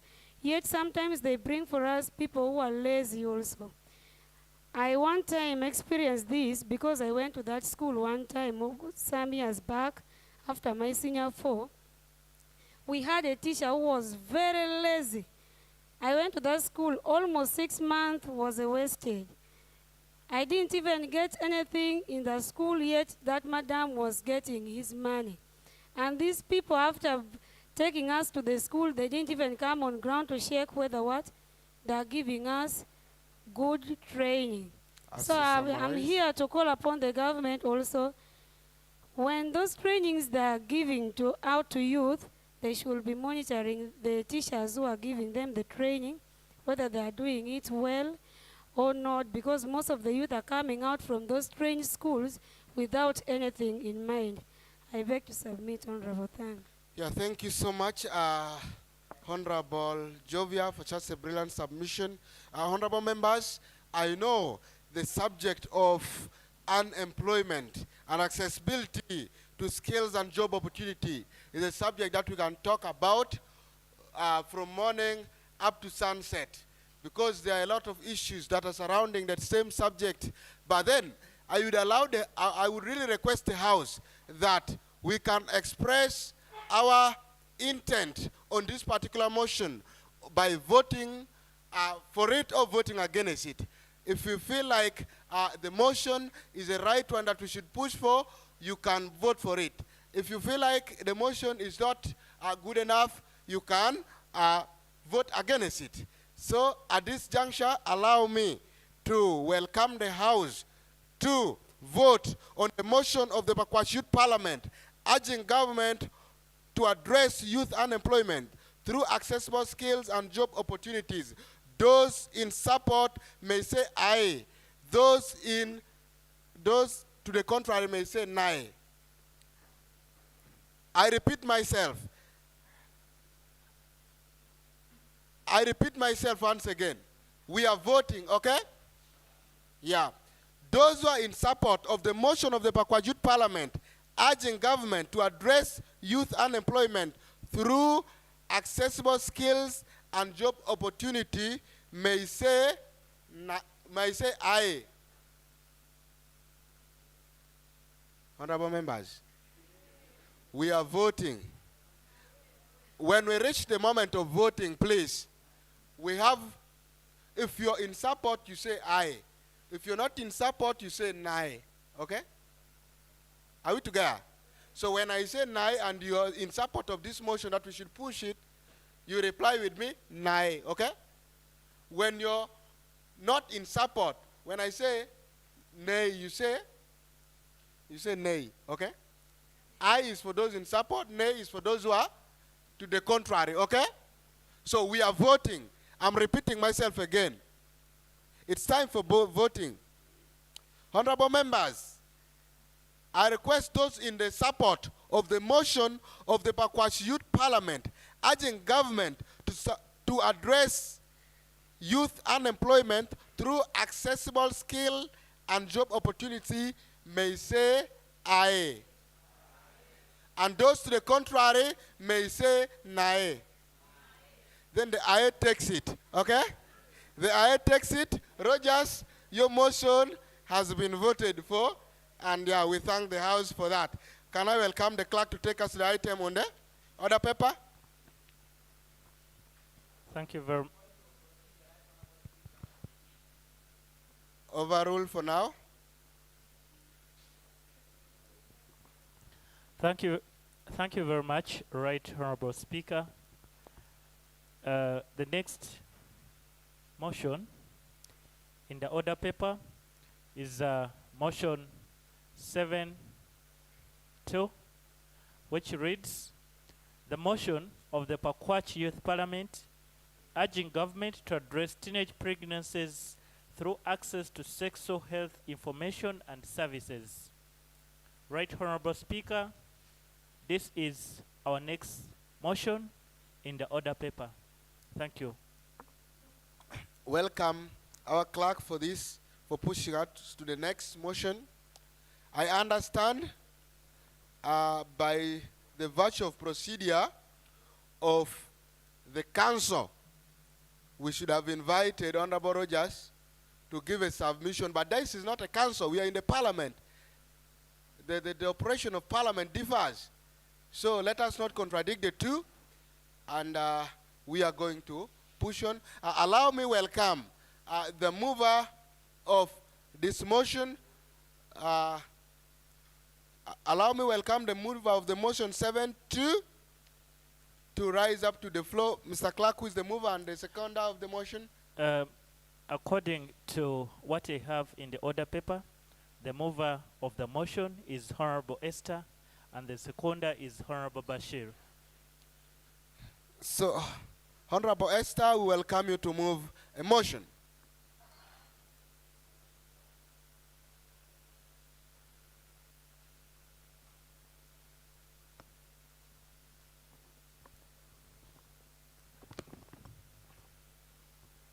The Right Honorable Speaker, the clerks, sergeants at arms, my dear comrades, good afternoon. I, Honorable Premier Esther, here to move the motion urging the government. I, Honorable Premier Esther, here to move the motion that reads, teenage pregnancies through access to sexual health information and services, if I may be seconded. Yes. Honorable Bashir, I welcome Honorable Bashir to second the motion. Yeah, I know the motion was supposed to be seconded by Honorable Giramea, who is missing due to circumstances we could not avoid. So Honorable Bashir is here to second the same motion. This is I, Bashir, from Bajobi North, Disabled Group Chairperson. I seconded the motion. Yeah, thank you.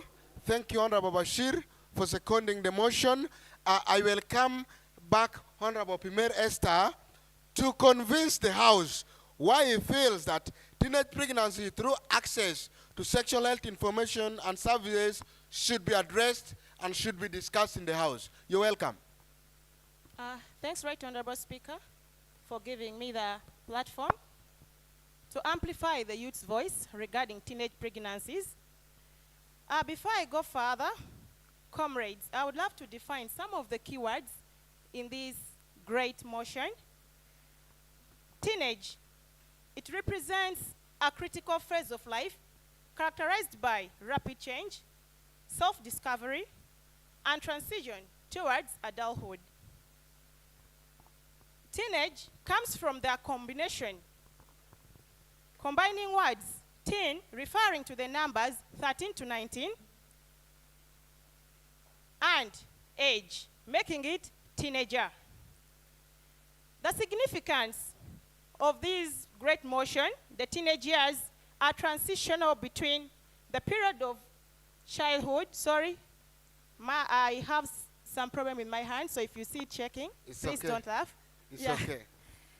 We understand. So sometimes it checks, sometimes the whole body checks. It's okay, it's okay, Honorable, proceed. I have a health complication. Yeah, proceed, Honorable, proceed. Yeah, All it's right. okay. Yeah. So, significance, the teenage years are a transitional period between childhood and adulthood, as I said earlier on. Typically experience, these are the teenagers, the physical changes. What are these physical changes? The puberty brings about growth, sparks, and the development of secondary sexual characteristics. We also have emotional development. Teenagers grapple with self-identity, independence, and also emotions. Social development. They form relationships with peers, navigate social dynamics, and development their social skills. We have cognitive development. Their thinking becomes more complex, and also they begin to form abstract thought processes.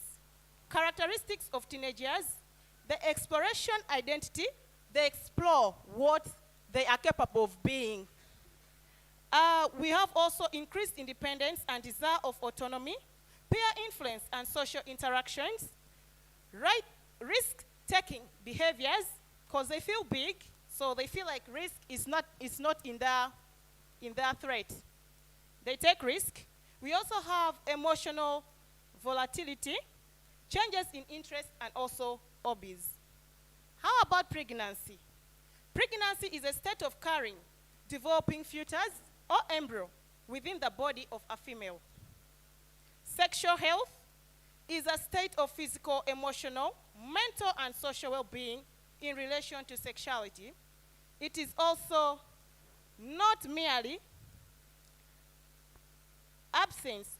it's not merely in the absence of disease, dysfunction, or infirmity. It is about having a positive and respectful approach to sexuality and sexual relationships, as well as the possibility of having pleasurable and safe sexual experiences, free of coercion, discrimination, and violence.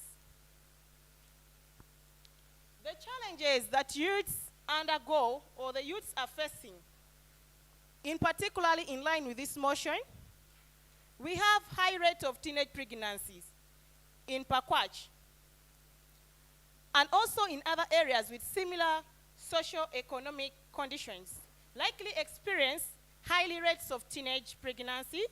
This can be contributed to a combination of factors including limited access to comprehensive education,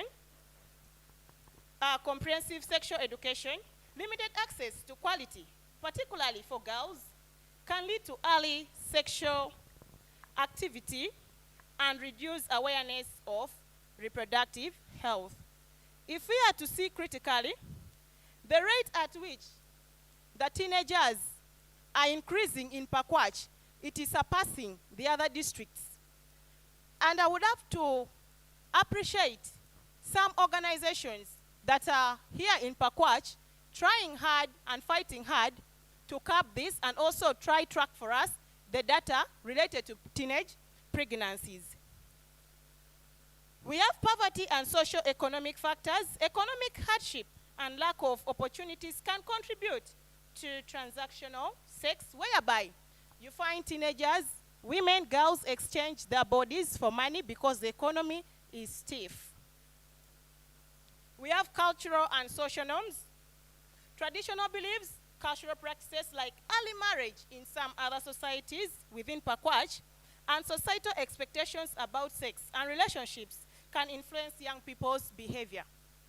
I've realized when I was doing some survey with a project called VAWG, Violence Against Women and Girls. So when we were carrying out that survey, we were taken into a community where we interview these teenagers as well as the adults in that particular community. And we realized that some cases had been happening whereby a girl, because you being a youth, I said it in the first phase, that teenagers explore. So when they reach that exploration stage whereby they feel like relationship, they have to also explore in it and see what happens in relationship, as well as also sex, of course. A girl may go to see their boyfriend, and once the parents came to realize that this girl doesn't sleep in the house, so he tried tracking the lady, and also the man. He mapped out the man, he got him, but all the man could ask for, the father to this lady, was money from the father of the boy, which means the girl was forced to go into early marriage, and the girl was not happy living in that marriage. So some of those cultures really pull the teenagers down and do what they are not supposed to do or what they don't want to do because they are not informed. We also have limited access to contraception. Lack of access to affordable and reliable contraceptives, including condoms, can lead to unintended pregnancies. If you are to see critically, this one is a real-life experience shared by most of the youths in Packwach. Me, I work basically with youths, and I associate with them more often. When you go to the hospitals, they feel shy. Why?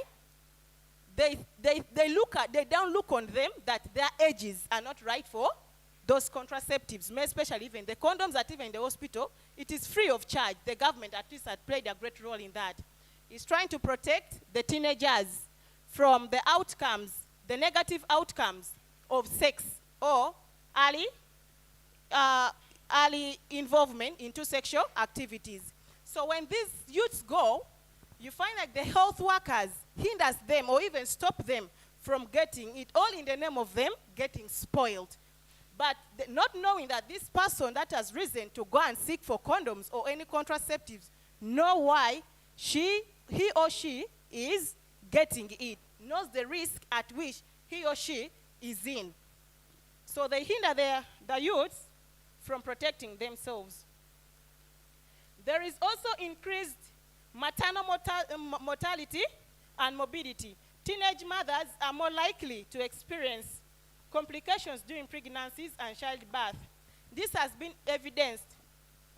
There is this lady, for the sake of confidentiality, I might not disclose the name. It happened in my presence in the hospital, whereby she's 14 years, she got pregnant, and she really felt hardship before even her labor time. She was taken to the hospital. She nearly lost her life. But thank God that we have professional doctors in the hospital. At least tried helping her save the life. But not only that, one died in the hospital of Angal just because of teenage pregnancy. Her body was not that developed. So these are some of the risks the teenagers undertake, more especially those who are pregnant. Yes, as you move to conclusion, you have 2 minutes. I have more, but because of time, maybe I'll run straight to my recommendation or submission. I will leave this paper with the clerk so that he can run through it for the sake of time. So these are the things, my recommendation in addressing the above jotted challenges. Right Honorable Speaker and my comrade members in the House, to reduce teenage pregnancy rate and improve the sexual health of youth in Packwach, it is essential to address these challenges. This requires a multifaceted approach, including comprehensive sexuality education, that is CSEs, implement age-appropriate, evidence-based comprehensive sexuality education in schools and communities, covering topics such as puberty, relationship, consent, and contraceptives, STIs, including HIV. Increase access to contraceptives, ensure that young people have the access to affordable and reliable contraceptive methods, including condoms, pills, injectable, and long-acting reversible contraceptives, which is LARCs. Right Honorable Speaker, we'll have to go further, giving this next recommendation, like youth health services has to be established. We have realized there are no safe spaces for the youth in most of the health facilities. I can give example of Packwach Center 4. All of us are youths, we also access that hospital. Have you ever gotten in there and they showed you a youth space, a safe space for the youths where they can go and they attend to them as youths only? I guess it is not there. I'm not even guessing, it is not there. Furthermore, we need to empower the girls and women, promote girls' education, economic empowerment, and decision-making power to increase their agency and reduce their vulnerability to sexual coercion and teenage pregnancy. I'm still grateful for Uganda being blessed, and I'm still thanking the President of Uganda, His Excellency Yoweri Kaguta Museveni, for signing in a contract or bringing in an agreement to allow the NGOs into Uganda. They are really doing great work. There are some NGOs, I can give an example of IRC, International Rescue Committee. It is one that is fighting hard in empowering the women. Not only that, we have MEMPRO Uganda, and also the same project I talked about, VAW, Violence Against Women and Girls. They're empowering the girls to stand for themselves, speak for themselves, standing firm to say no to violence of their rights. Yeah, as you conclude. There are more, but for the sake of time, I would love to arrest my case here and suspend the motion to the House to dissolve it. Yeah, thank you. Thank you so much, Honorable Pimer Esther, for defining the motion that actually, me personally, I also gotten a benefit of how she elaborately defended her motion. You can go and take your seat. She defended the motion so well for us that I know every one of us has understood what a teenager is or what teenage pregnancy is about, and sexual health information. Allow me at this point welcome submission from the House on the issues that has been placed to us, having been properly defended by Honorable Pimer Esther. Yes, I welcome submission from the House. Yes, Honorable Edward. As he's coming, please, those who have not spoken, yes, I like that. Let us welcome him. He's a big man. Yes, Honorable, you're welcome. Thank you, Speaker, for picking me again.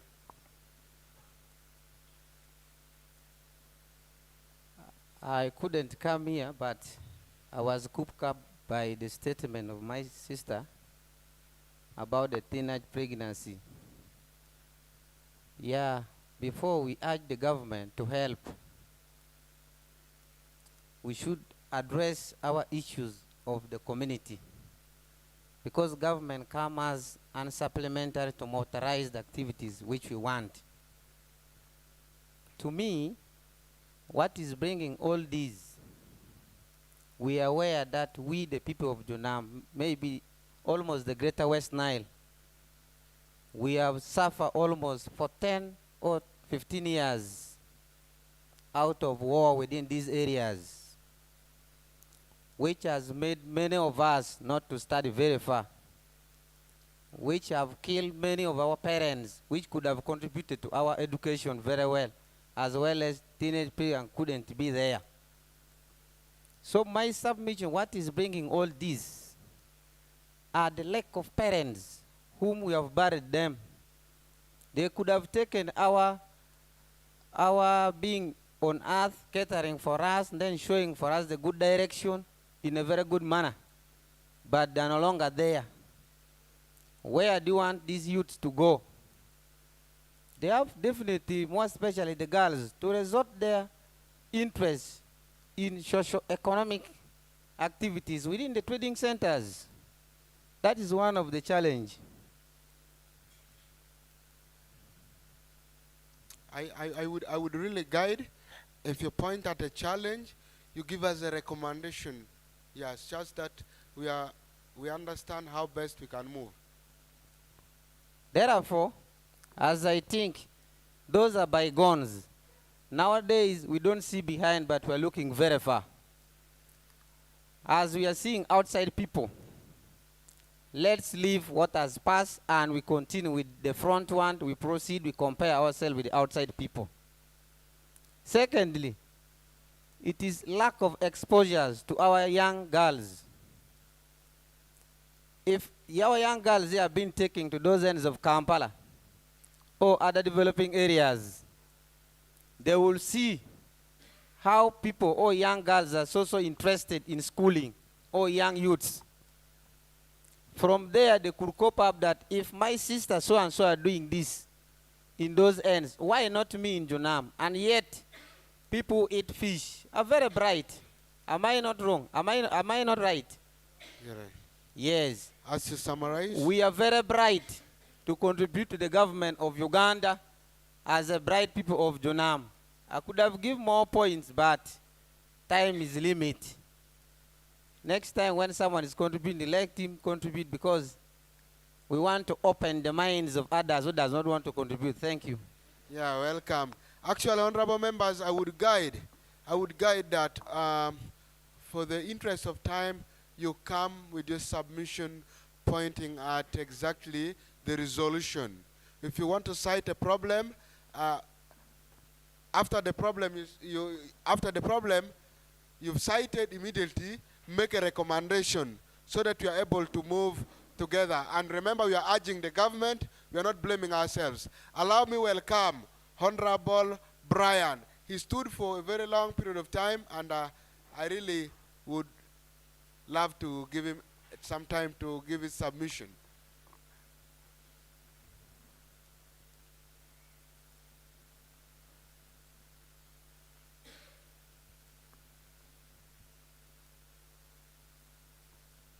Thank you, Mr. Speaker, sir. I'm called Honorable Ovruto Emmanuel, representing Pokwero Male Youth Councillor. So I would like to talk about the teenage pregnancy, more especially in Packwach district. According to me, when I talk about teenage pregnancy in Packwach district, I first look upon the parents we have in our community down there. Because to me, what I'm seeing, what is causing all that is a lack of parental knowledge. Our parents, they lack knowledge, they lack how to teach us, the children, how to maybe to live with their pupils, their children at home there. Sometimes you may find out when maybe you find a father or a mother of the child is sending a child to the market at the late hours. All those bring the early pregnancy. And at the time, you know, there are some parents who normally say that this is now my husband. So how can you call your child your husband, you see? So that one also can lead that child to go and get what? Marriage so earlier. Now, if I could come to what could we do in order to stop all that? So we need the community dialogues. So me, sometimes I used to, at time I request government with the partnerships to at least to have the community dialogues so that we can change the mindsets of our parents in the community. So I think there is nothing much I can talk about the teenage pregnancy. This is the only points I have. I beg to submit. Yeah, thank you so much, Honorable Brian, for such a great submission. I am seeing honorable members leaning so much on the issue of teenage pregnancy. And then we have also sexual health information service. Are we getting the information? So allow me welcome the other honorable, the lady, then I will come back to Honorable Felix to take over the podium. Yeah, we shall rotate on this subject. I'm seeing the topic is very much itching. I'll give us a latitude to discuss the issue. Yeah. Thank you, Right Honorable Speaker, for giving me in this time and tear out my points. Thank you, my dear. It is there, right? Teenage pregnancy. It's there. Due to the... you start girls. from your name, something of that Okay. nature? Yeah. My name is Aforo Timashulet, representing Oganda Girls, Unsa Alumni. Wow, thank you. Yeah. So it is there, teenagers' pregnancy, due to the... We girls, especially, we are giving up in running back to the first motion, we talk about the unemployment. We are giving up. Other people are giving up in because they may think that even if I educate, even if I go to school, I'll end up staying at home. Because my sister is also at home, other people are also at home. Why am I? Why should I go to school? It's better. Because even if I educate, I'll end up Sergeant digging. at arm, sorry, control for me the movement in the house. People are over moving and the cameras are all along, so you people try to mind how you're moving. Move if you really have to. I'm sorry for accepting a little, yeah. And the secondly is also unemployment, tribalism. Tribalism is also there because you may, if you educate, you may apply or go to the interview. You try to also to go like you also want to join that course, and they may see your name. Me, I'm Maforo. This one is Nakato. So it is also there. You find that someone will say that I'm a Muganda, why should I leave this person? And you end up saying that even if, like, it is there. That's why many it is bringing in the teenage pregnancy. So I call upon the government to discuss that one and put it on. Thank you. So she's requesting for dialogue, and really she requests the government to embrace dialogue over. Allow me pick Honorable Felix, which I had already spoken about. Then I will come back to another lady, maybe Honorable Shamim. Then I will pick again Honorable Maria. Then I will come back to one gentleman. Then we close the motion. Okay? Others can always express their submission by voting again as well. Yeah, voting for it. Okay, I welcome you. Take the podium. Thank you, Honorable Speaker. I don't normally speak to public, but this topic has really triggered me to at least say something. Honorable Esther, you said you are urging government to address teenage pregnancy through access to sexual health and information and services. According to me, what I'm seeing, this is not the issue which is causing teenage pregnancy in our Jonam here or West Nile. If you look at the information to health services, to sexual health and services, all these things are there. When you look at the services, you look at the condoms government is providing, you go to health facilities from sub-county to sub-counties. When you look at the NGOs, you guys are there teaching these guys, giving them information. Then when you look, the issue is the morals, that the moral decay that the youths have. Because me, I have this smartphone. This smartphone is everything. I attract what I am.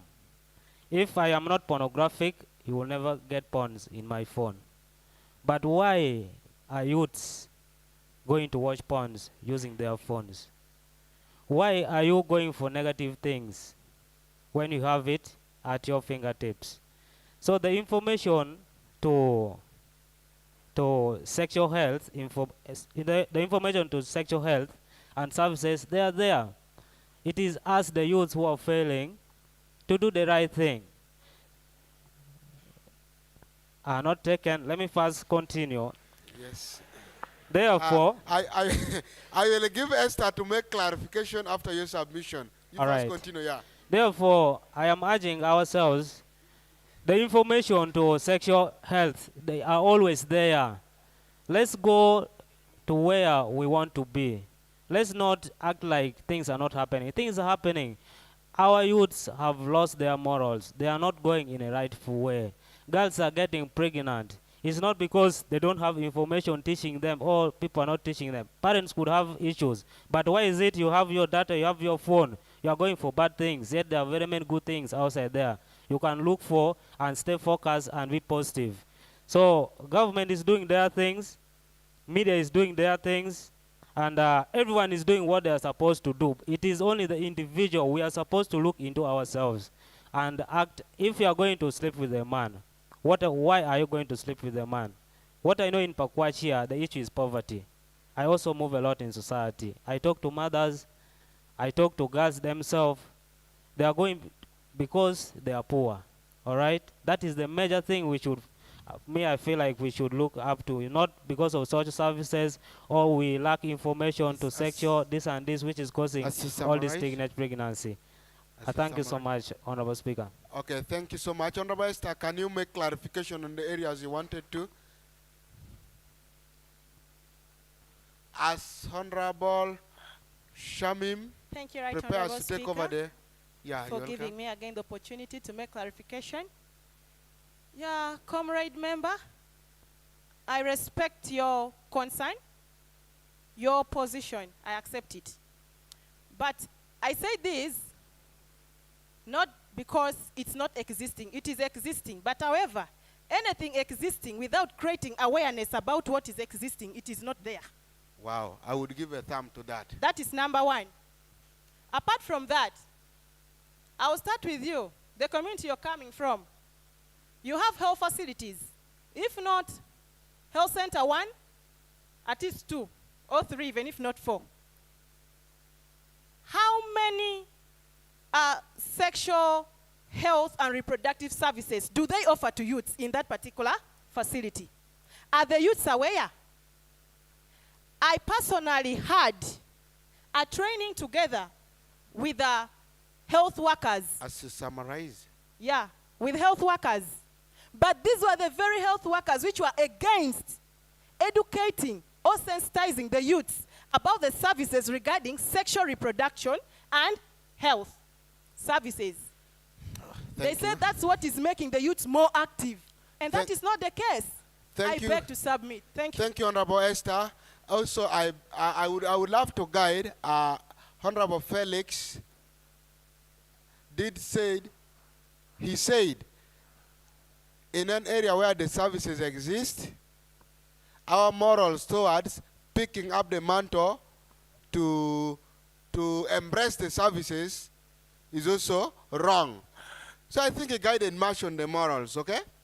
So, and I also love the brilliant submission of Honorable Esther when he's telling us that however much they exist, they are not, people are not aware about them. So I respect that submission. Honorable Shamim, as you take over the podium, yeah, those are brilliant submission. Thank you so much, Right Honorable Speaker. My name is Pyramid Shamim Owing, and I'm here, as the motion states, urging government to address teenage pregnancies through access to sexual health information and services. However much the government does so, even if we do what? People have come here talking about parental guidance, whatever. But I think the key thing leading to teenage pregnancy, especially here in Packwach, not only in Packwach, in Uganda overall, is lack of discipline. When you have discipline, you can have control.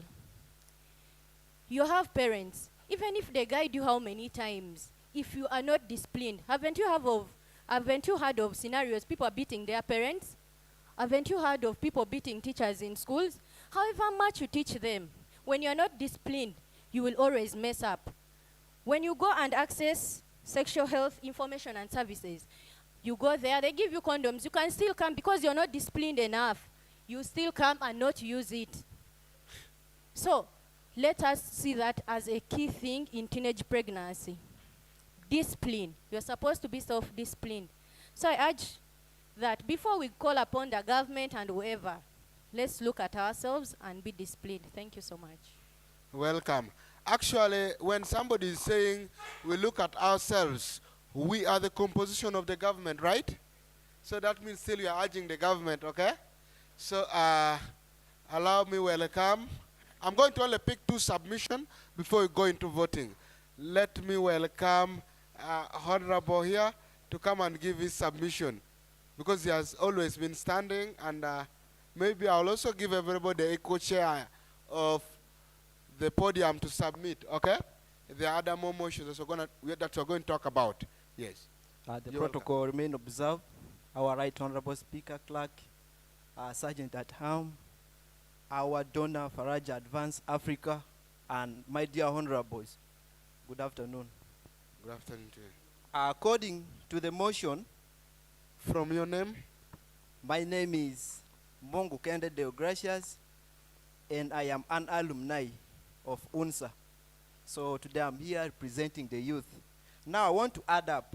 You know, my dear honorables, sometimes for a tree to grow very well, you need to first put it or place it in a nursery bed, take a good care of it, such that it can get a greener pasture for itself. So what am I looking at? Though we are saying discipline and so on and so other things, we would need the parent who impact discipline in the children. It's the parent. So if the parents can put their children in a good nursery bed, for example, take this, sometimes parents buy doll to their children. When they are still very young, they start calling that your child, your child. Already you are training your what? Your daughter. That is her child. It means if the daughter had grown up, he will need what? To try it. So for that, parents, though we are urging government to come on board, let parents also come on board and they give good guidance, good growth to their children, such that we reduce on the rate of teenage pregnancy. Not only that, let me also talk of public. Yeah, you will give the clarity, let him submit, then I will welcome you to give your clarity. Thank you. Let me also elaborate on the leisure places, basically in Packwach district. Go to those leisure places and try to shake. There are no restrictions for age, for what. You find that the teenagers, young ladies, they are going there and taking alcohol. There is no restriction.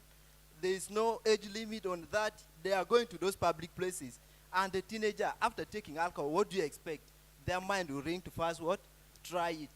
And basically, the girls are of a weaker sex. They go and do it, resulting into teenage pregnancy. So for that, I'm urging the government in our district, in Packwach district, let us also put some restriction on the leisure places.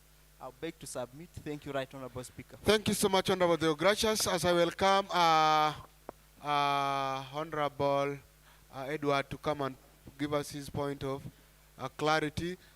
Then, Honorable Maria, are you still willing to submit? Yeah, then you prepare as he's giving his clarity.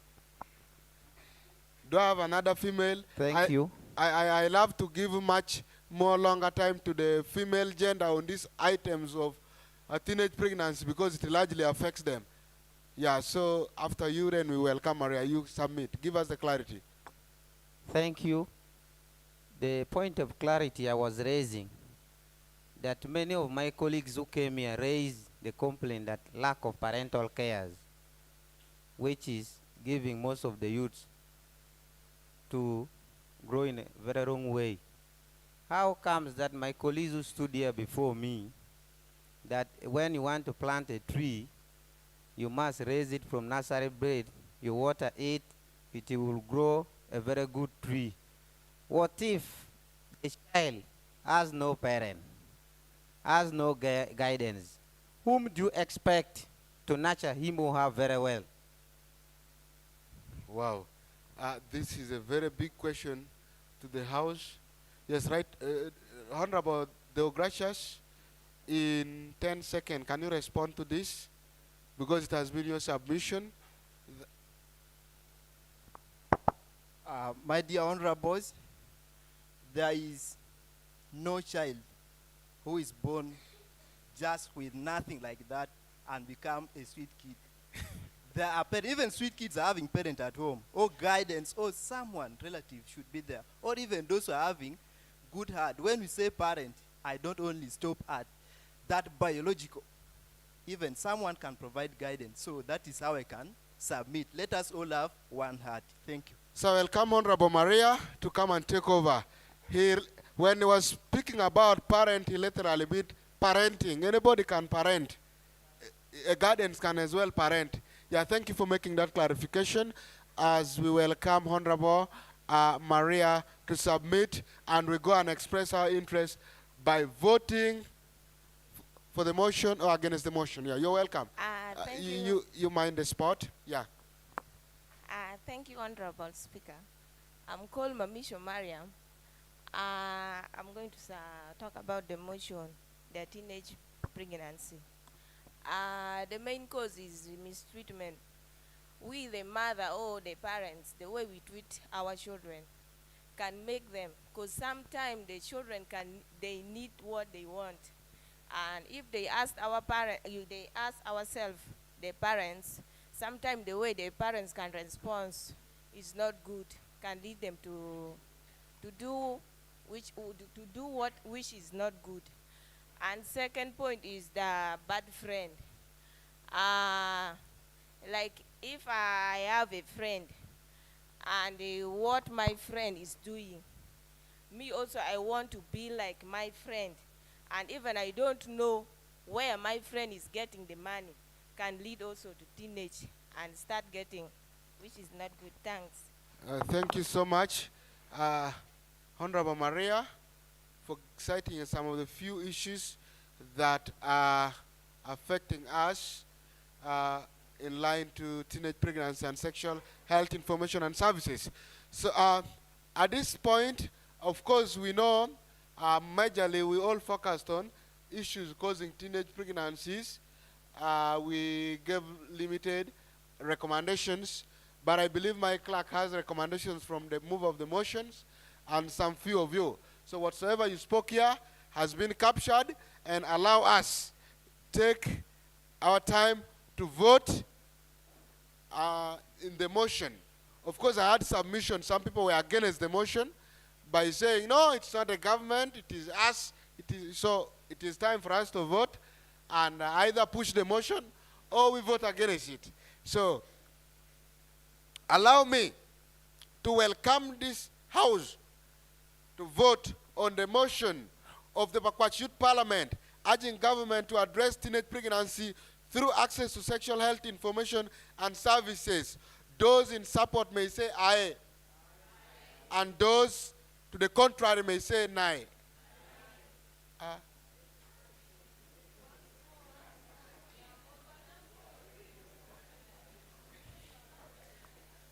Okay, we are voting again. I didn't get that clear. I want to get the number which is higher than the other, so that I pass ruling democratically based on your own decision.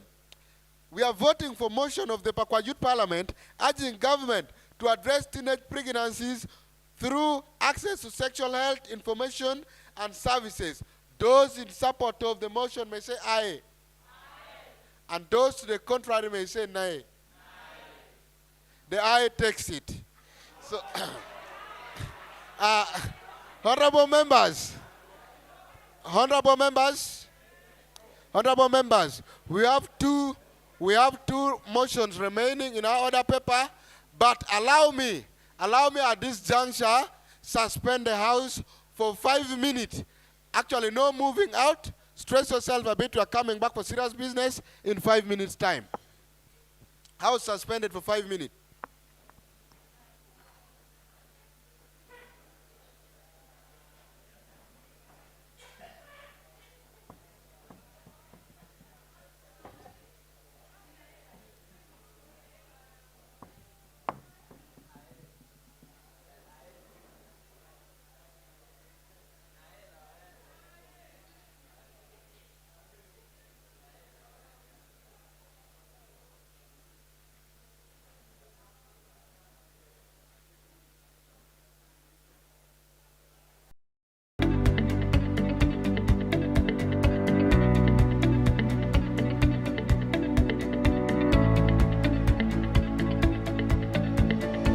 Hello, my name is Paul Peter Siniga from Tanzania. I am Speaker of the 4th East African Youth Parliament, running from the year 2021 to 2022. The East African Youth Parliament has opened many doors for my career as an individual young person from the East African community. It has nurtured me and shaped me as a young leader to engage with high-level policymakers within my region and advise them on youth issues. It's been an opportunity of a lifetime whereby I get to explore my leadership skills and be of better service to the East African region in the voice and representation of young people of the East African region. During my parliament, we discussed a number of motions ranging from post-COVID resilience to universal health care, employment opportunities for young people, and so forth. Some of these motions during my tenure have gone on to be implemented by different governments, such as the government of Uganda that is upholding youth participation in democratic spaces, the government of Tanzania that is advocating and championing the implementation of universal healthcare coverage within the Tanzania, and also participation of young people in economic opportunities and trade in Kenya. We've had audiences and engagements with civil society, government institutions, development partners and diplomatic corps, all in the essence of advising them about young people and youth affairs. One of the key highlights that I've managed to achieve from a local content in Tanzania was having an audience with our speaker, Dr. Kilia Axon, where we advised her on a few issues that encompass young people within Tanzania. But also some of our members of parliament within the space have gone to be part of these high-level policy-making forums that have advised governments on youth issues. In terms of economic issues, the East African Youth Parliament has furthered the integration and interaction of young people within the East African community to spearhead movements and trade of young people within the East African community. Economically, East Africa as one region bears a vast opportunity, an array of opportunities for young people, be it trade, be it cultural expression, be it joint participation in different programs, be it in the development agenda. We've seen the economic opportunities that the East African community provides to young people. Therefore, it was our mission as members of the East African Youth Parliament to contribute highly and talk to our government leaders and policymakers to uphold their treaty of East African, to contribute more to the development of young people. In the social space, the East African Youth Parliament has been a safe space for us as young leaders and activists to work together, to come together, unified, to address the challenges within our community. The East African Youth Parliament is a safe space for young people to come together and address the challenges of the regions, find solutions, but also be key players in the decision-making processes by engaging with high-level stakeholders from the East African governments. So as a young person, when you get a chance to be part of the East African Youth Parliament 2022-2023, do not take it lightly. Show us what you've got, your skills, your talent, your vision, your activism, your advocacy, and things that you believe in to make East Africa community better. Whenever issues of young people are not spoken out by young people themselves, they don't necessarily get audience.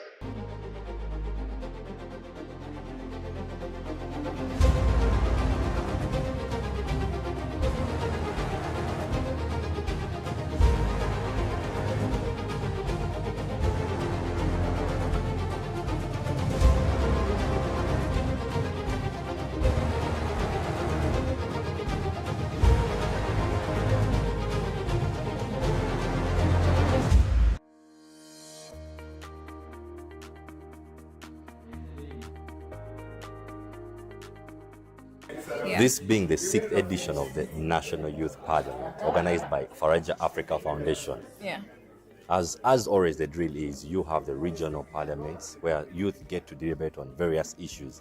So how were the regional parliaments of this year? Well, quite interesting. They were bigger compared to last year. Remember, because last year we still had COVID, that was, sketchy. This time around, we had bigger numbers and we had wider participation. This year's Central Regional Youth Parliament has been an interesting one, where I've had young people come together and deliberate on issues that are actually pressing us. We are given those spaces to exercise and also give out our views to those local governments. We will cry and cry and cry until Jesus comes back. So far, this is the first youth parliament I've attended. Physically, I had attended the virtual one in 2021, but it has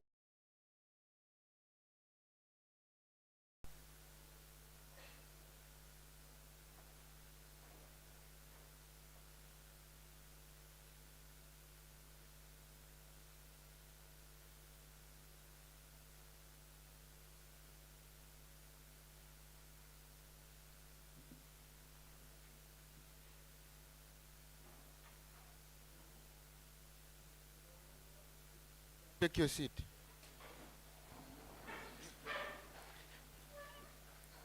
Yes, honorable members, before we move to the next item on our order paper, allow me take a quick review on the motion we last discussed.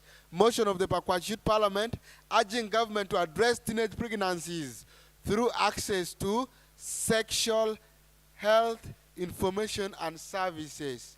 Honorable members, don't vote 2 times. You're confusing me. Yes, if you can say I then I, then you're confusing me. You vote once so that we also get the number of people who are voting against, okay? When you say I, you stop there. When you say nay, you also stop there.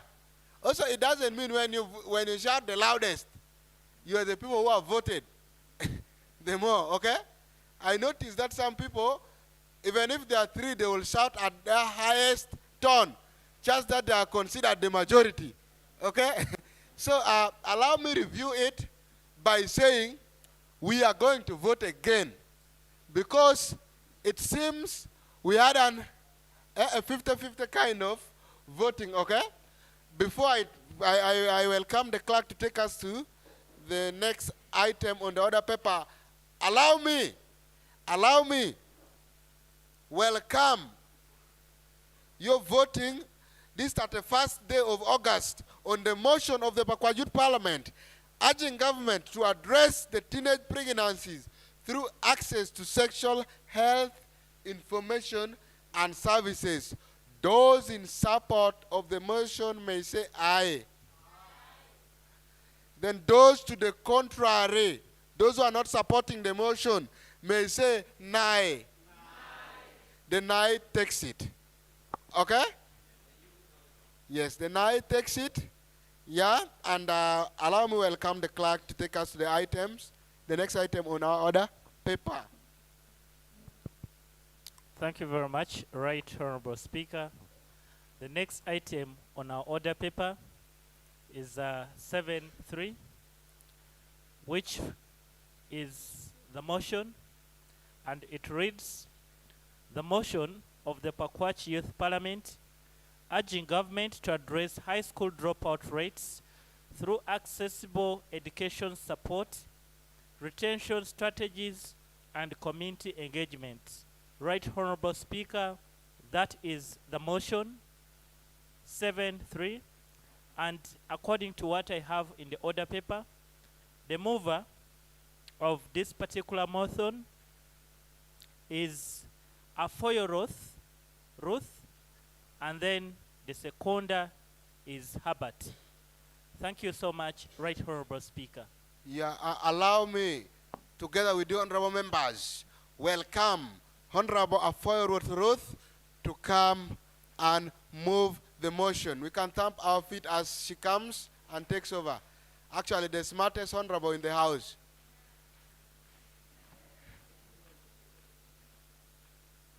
Am I right? Oh. Okay. I thought, hey, I'm thinking she takes the pride, the prize. Okay, you're welcome. Take over the seat. Consider the circle for the camera. You're welcome. Thank you.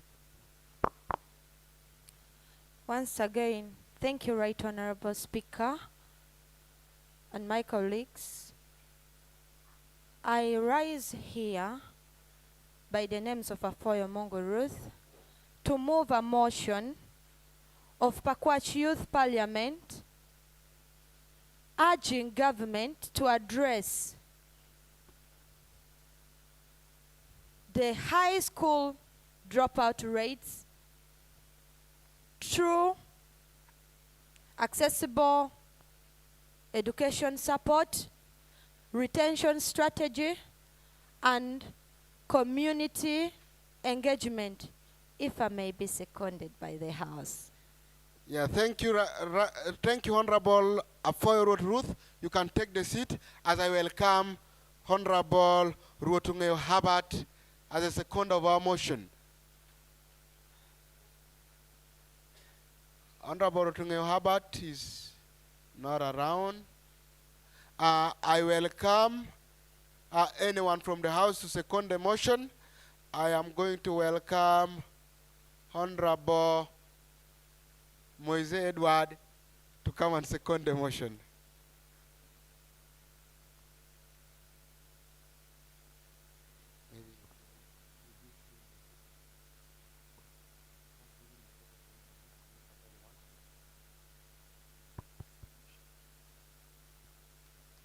I, Honorable Moise Edward, a youth from Packwach district, do second the motion. Thank you, Honorable Moise Edward, for secondment. Honorable Ruth, I am welcoming you to come and convince the House on the reasons and why you feel it is necessary for the House that is sitting today, 31st of August, to urge the government to address the high school dropout rates through accessible education support, retention strategies, and communication engagement. You're welcome to convince the House.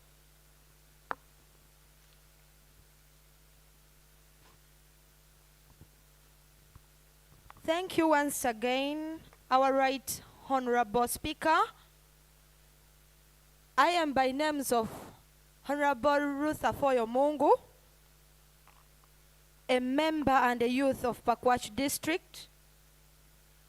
I rise to move this motion, which is saying that Packwach Youth Parliament is urging the government to address the high school dropout rates in Packwach district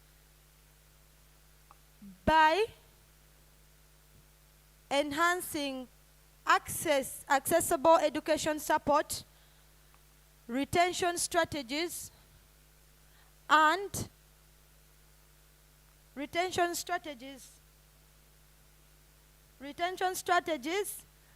community engagement.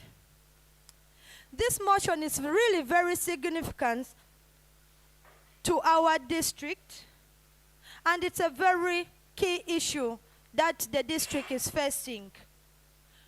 Right Honorable Speaker, allow me say this, that if I was, or if we were in the biblical time,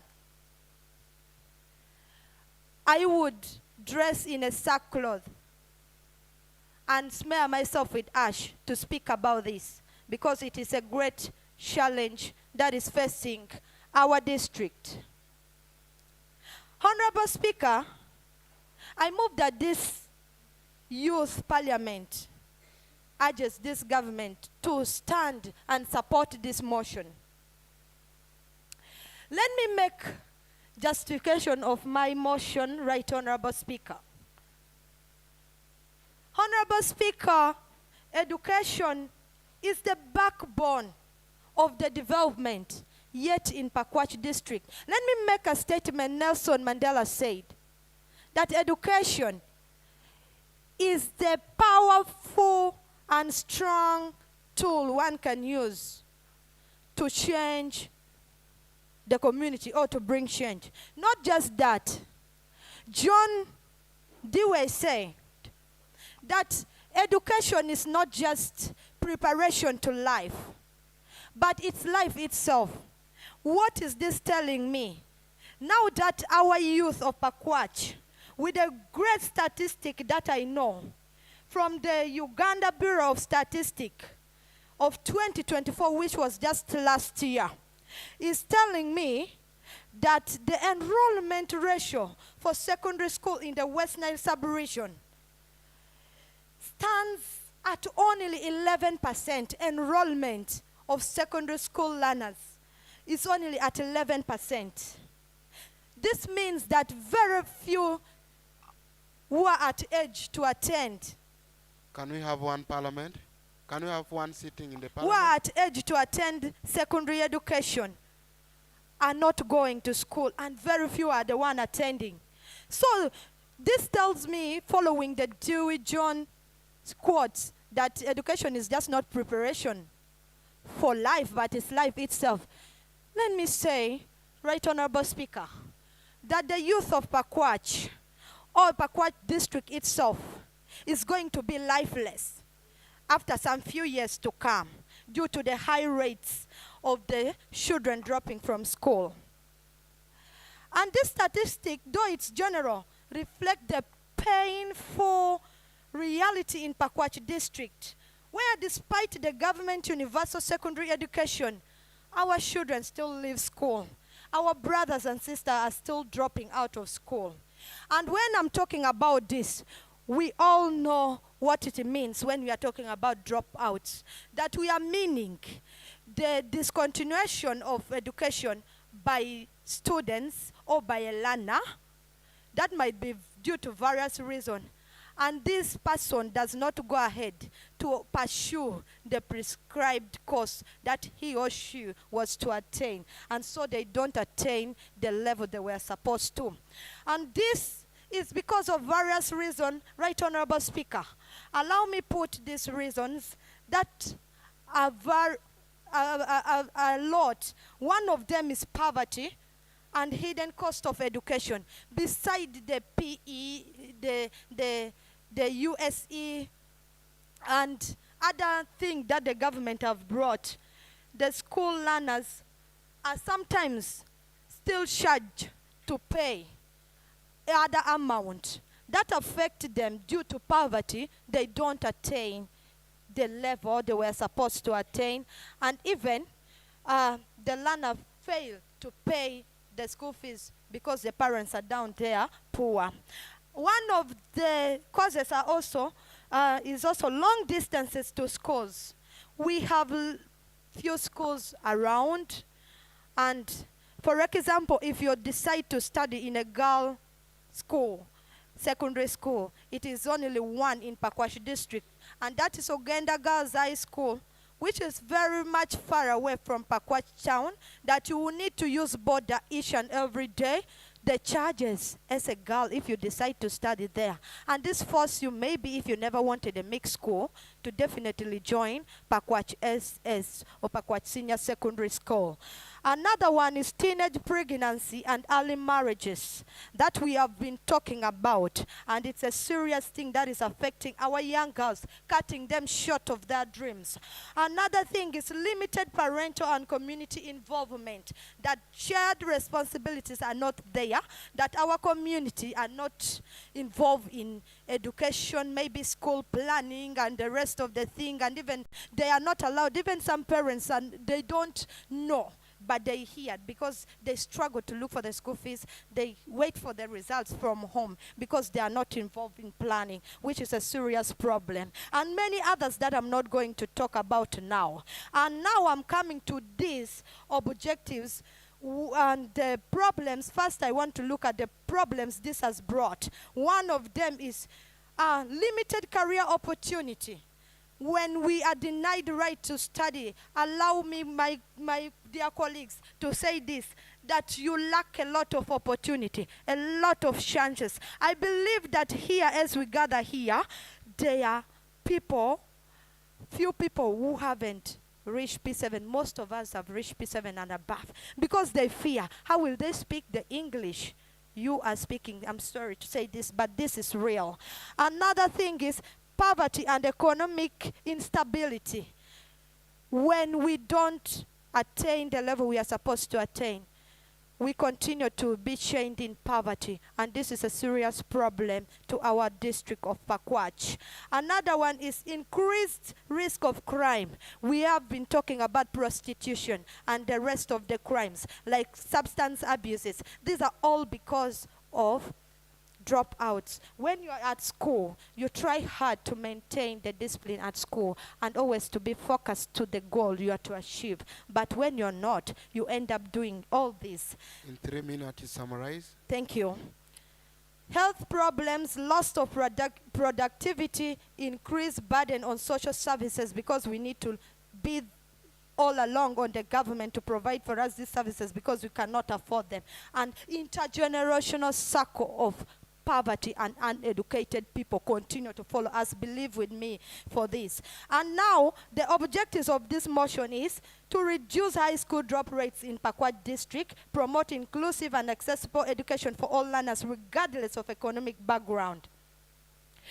My proposed recommendations are government should help us and also involve accessible education support.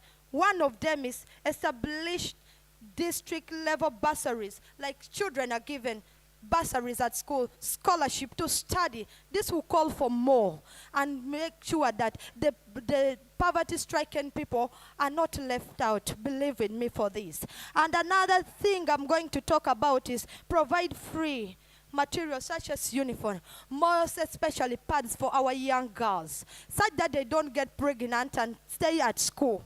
When they have the sanitary pads, they will remain at school, and even books to the students.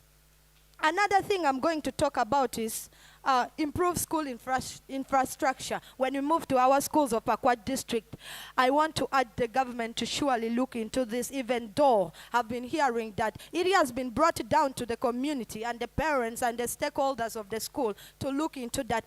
But it is not easy for the community and the stakeholders to do all that. Let them provide the infrastructures for our students such that they stay in a safer environment that will promote their health, not just that, and make them feel more safe. In 30 seconds. Now, I'm looking at retention and completion strategies, strengthening counseling and mentorship programs in all secondary school, making sure the clubs are supported and they support people. I would pick point of order. Yeah, if he's, but on clarification note, you'll help us when she finishes and you clarify on that. Thank you. Okay? Yeah. Community engagement, we want to look at the government mobilizing local council, parents, and cultural leaders to champion education for all, conduct awareness campaigns against child labor and early marriages, create community-based monitoring teams to track school attendance and school dropout. And another one to add on, data and accountability should be done by the district education office to compile and publish annual dropout and retention statistic. And now I'm calling upon Honorable Speaker, allow me to call upon that to say this, that the future of Packwach lies in the hands of its youth. Every learner who leaves school prematurely is a missed opportunity for innovation, leadership, and progress. I therefore call upon this honorable house to greatly support this motion, and for the government of Uganda and all relevant stakeholders to act with urgency. Thank you. Thank you so much, Honorable Ruth. Every child that drops out from school is a missed opportunity. I picked that word from her. I don't know whether you also got that word. Every child that drops out of school is a missed opportunity for bettering our society, right? So I think I was convinced, I don't know whether it is me alone who was convinced, that this motion has to be discussed. So for those who are convinced with me, can I welcome your submission? But before I pick anybody, I would like to welcome Honorable Brian to make his clarification. I would welcome you to come here so that you're audible enough to the whole audience.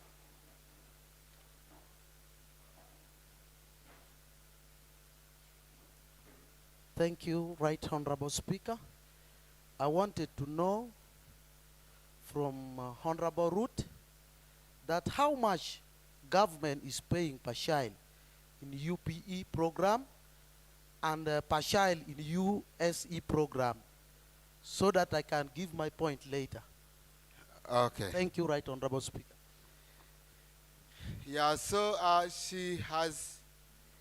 she's seeking clarification from Honorable Ruth on the amount that the government is spending. I believe Honorable Ruth is trying to put things together. As she's trying to put things together to come and respond to this, allow me welcome other submissions, because according to Honorable Brian, unless that submission is given, she cannot give an insight on the matter. So Honorable Ruth, as you're getting to compile your details, allow me welcome Honorable Ageno Ruth Ivan to come and give his submission. Yes, Honorable Bashir, Honorable, how do we call him? He's called who? Honorable who? Remind me the Honorable who just moved out? Bush. Sergeant Adam, can you stop him from coming in again? He's over moving. He's over disorganizing. Tell him the speaker said he does not want him to come back in. He's over moving. He has moved more than 10 times since I don't know what is going on. He did not report to us. He did not complain anything. So let him stay outside. He wants to stay outside. Make your submission. I will come you. Yes, right. Thank a lot, Right Honorable Speaker and the August House. I have come to propose the motion which says Youth Parliament urging government to address high school dropout rates through accessible education, support, retention strategies, and communication engagement. Honorable Ivan, you're seconding or proposing? I don't know. I did not get you. You're seconding the motion? I'm proposing. You're proposing another motion? Oh, you are supporting the motion? Okay, I'm supporting. Oh, good. Let's continue from there. Okay. The Right Honorable Speaker and the August House, allow me comments on this. One is nepotism. Our youth today, they go to school, but they are demoralized by one thing. You get one person having over 4 jobs and highly paid jobs. So that is making our youth to get demoralized in going to school and leading to the school dropouts. So I urge the government that if one person is given one job, he should remain with that job up to his retirement. So in order to encourage our youth to go to school and have the morale that there are jobs. So I will beg to submit. Thank you. Thank you. I would give a thumb to him. One person, 4 jobs. Ah! Yeah.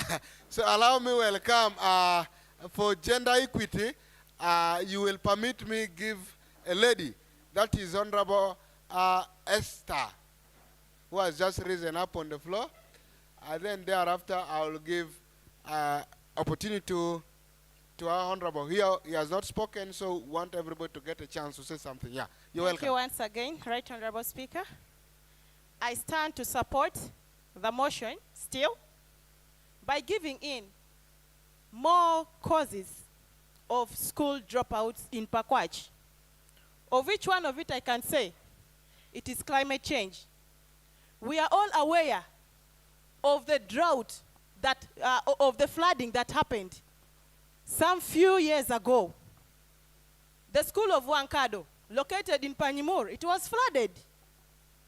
The school was closed because the whole compound was full of flood.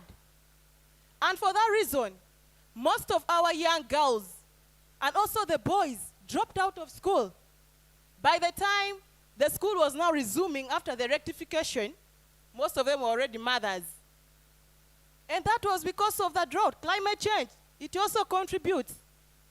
Not only that, let's talk about this new river formed, Owere. We have scholars who are coming from Owere to Ayara side just to access schools. Not only that, but so many schools, but they need to cross the river. Now this is a kid who doesn't know how to even row a boat. What will happen? And you must have money, all the 500 shillings, 1,000, you are a scholar. Where will you get the money to all the time be paying so that someone can row you through the other side? So that one has also contributed to high rate of school dropout and as well as teenage pregnancy. Because when you drop out, what next? Exploration.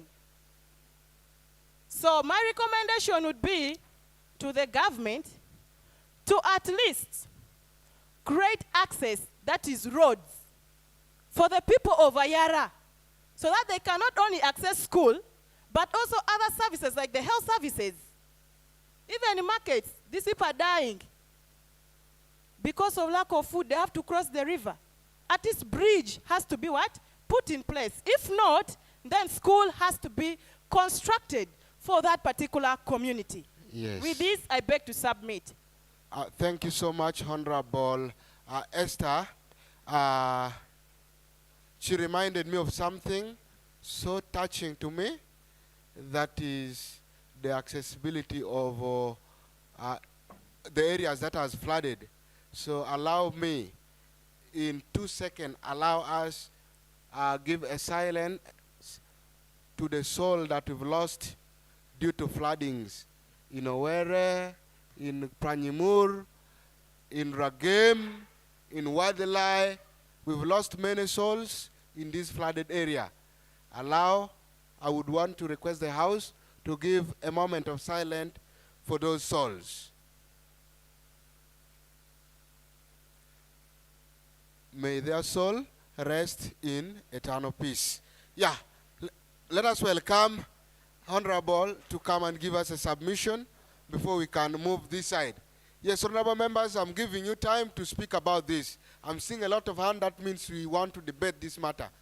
So, yeah, you're welcome. My name is Opio Alan, Chairperson Youth League Panyamur Sub-County. I would like to support this motion by saying this. When talking about high rate of school dropouts in Packwach district, there's one issue that pains me a lot, is the special needs children who are not being catered for in the school.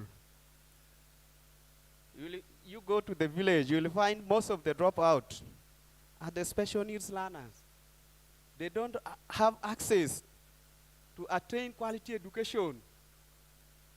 Like if you are to take your child in a special needs school, the school itself is even very expensive to be afforded by most of the parents within Packwach district here, and the school is even no longer there. You go to many schools, you will find even there are no special needs teacher even. So my recommendation is that at least in every government school, government should employ special needs teacher. If government cannot afford to build up a special needs school in each and every sub-county to cater for the special needs learner. Then secondly, on the sponsorship being given, you'll find that the sponsorship are only being given to children, is being given to a best performing children. And these best performing children are the children of the rich people who eat well. For you, if you lack nutritious food in your body, you don't perform well, believe in me or not. So that's why most of children of the poor people are left behind, because they don't perform well. And this sponsorship is even politically motivated, because the issues normally come in the hand of the political leaders. This one did not vote for me. How comes that I give this chance to him? So we need to look into these matters. Yeah, thank you. I'm concluding by saying it is difficult to teach an old dog with the new modern method of hunting. First of all, the minister in charge of the children affairs is even not a youth. Somebody of 65 years. Even he has never gone some of this modern youth lifestyle. How comes that person can address the youth issues? Because of time, I have a lot. And I cannot move all along 40 kilometers to come and spend here just 2 minutes. I beg to stop here. Next time, you need to give enough time. Thank you, thank you, thank you. Members, hey, thank you so much. Thank you so much. I love what he did. He advocated for Yes, point of order accepted. Yeah, you can give us the procedural matter.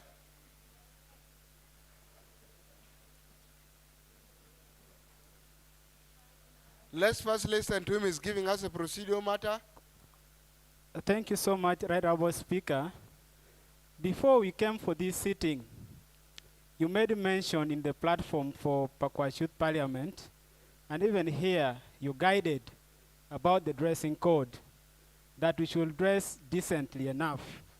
And you went ahead and recommended that if possible, a honorable member should dress in a coat. Honorable Speaker, I want you to pay attention to these members. You will realize that there are some members who are putting on coat, but what is inside there is like a bras. I was almost seeing a breast of a certain lady around here. So, Honorable Speaker, I want you to be very keen and see these people. And if you don't act, we are going to consider you being biased. I thank you. Yeah, welcome. That is a procedural matter that we'll address together with my sergeant at arm. I remember at the start of the session, I told my sergeant at arm to spot those who are those who have what to call it, what you described, okay? The indecent dressing styles. But then I'm yet to pick the list being submitted to me. I haven't yet gotten the list, but relax, all is okay. We will take care of that, okay? I'm waiting for the list to be submitted, then I act. Is there any other procedural matter you want to raise? Yeah, it is a procedural matter. You rise up and come and give us. Is it a point of order you want to put across? Members, I'm only picking this point of order because it's a procedural matter that the House must understand, yeah. Thank you, Madam Speaker. Correction. Correction. I'm not Madam, please. Withdraw the statement. Correction. Thank you, Right Honorable Speaker. I'm confused with some of the names. You will find they're calling Sharon, and yet it is a girl's name. A boy is standing up, so I'm very confused. The point of order I'm raising that we have come to learn. And those issues should have been tabled before we have come here. Aware that all of us came knowing that we are coming to attend the ordinary meeting as we used to attend. So my appeal that next time when you're calling the youths of Packwach for a parliament session, invite them, tag the invitation before that the dressing code is one of the what? The laws. Therefore, what matters here a lot is the submission someone have in the brain, not the dressing code. Thank you, Honorable. Thank you, Thank you, Honorable, for that submission. But I think he was misguided by whoever invited him, because almost every one of us was guided on the dressing code. Am I right? Yeah, maybe to him he was misguided, but still we will sympathize with you, okay? We will sympathize with you and keep on with everyone. Allow me not pick any other thing except if it is a submission in line to our motion. Yeah. So allow me welcome Honorable Asa to come and give us a deliberation on the motion, which was properly defined and explained by Honorable Afoyorworth Ruth. Afoyorworth Ruth, if you're ready, Honorable, notify me, because you've been fired question which needs clarification. Okay? Before I bring in Honorable Brian to give a submission. Yes, you're welcome. Yes, thank you, Right Honorable Speaker, sir. I, by the name called Warom Julius Asa. Can I have you sitting down first as you submit? Okay. I am the male youth councillor for Packwach Town Council, then also the Secretary Production, Marketing and Natural Resources, Packwach Town Council. Then also I happen to be the aspirant male youth councillor for Packwach District, come 2026-2031. And I'm unopposed. I really express my appreciation to the young people of Packwach District for entrusting me. Congratulations, Honorable. Thank you, Right Honorable Speaker, sir. I am coming to support the motion. you'll find that in most cases, for me, I'm a member of the executive. When we are opening the schools, we go for monitoring. You'll find that many of the government schools, they are now overcharging our pupils. And yet, government schools are for free. There is a UPE. The fund is coming every financial year. It is around 26 per child. That is for primary. Then for UCE, it is about 47,000 shillings. So that is the main reason why most people are dropping out from school, because we have been hearing a lot from the parents. They are calling us, what is happening? And yet even His Excellency, the President of the nation, say that government schools are for free.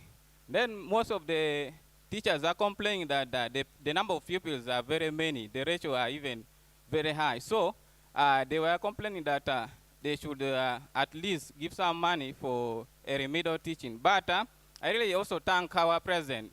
He did mention that he's going to employ more 50,000 teachers to help handle that, because he's really very perturbed with the issue of overcharging the poor people in the government schools. So that one is also the main reason why most of the pupils are dropping out from schools. And then also, Right Honorable Speaker, sir, much as I want also to supplement on the issue of climate change. You will find that we are aware that it has really affected us, more so in Packwach Town Council. So it has taken really long time for the government to act, but I really appreciate the leadership of Packwach Town Council, where I am also serving. At least we have money to provide some toolbox to facilitate the movement of the pupils from schools and also the teachers, and it is for free. So that one is also a food for thought for us. I don't have much to say. I really thank you so much. I beg to submit. Thanks.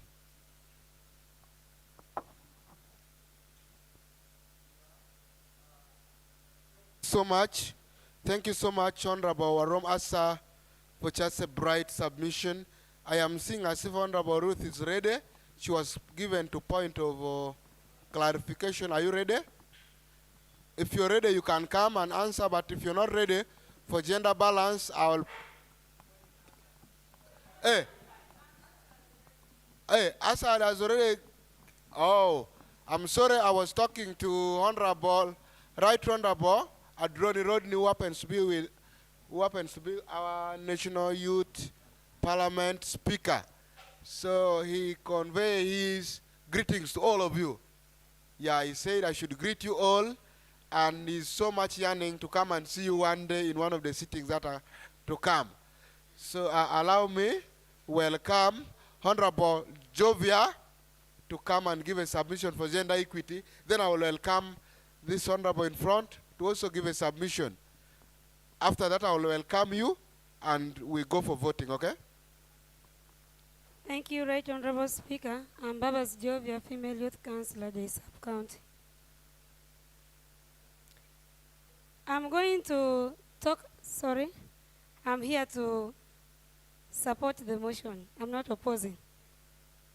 I'm going to talk about the first challenge the presenter made. It was about poverty. Yeah, poverty is real, and we cannot say that the government is not doing anything. They're also trying their level best, though it is not enough. We know that we from the deep village, it is not mostly reaching us, like the sponsorship my brother came and talked of. Indeed, the sponsorship doesn't reach us from the village ground. So we call upon the government again that they should take those things up to the villages level, because most of those poor children, they are indeed not getting those things. They are just stopping from towns, and you find this one who is capable of paying fees is also pushing the kid again to go for the sponsorship, yet he or she knows that he can afford to pay fees, instead of taking it deep to the village, to those ones who cannot afford to pay the fees, that they should take their children to get the sponsorship.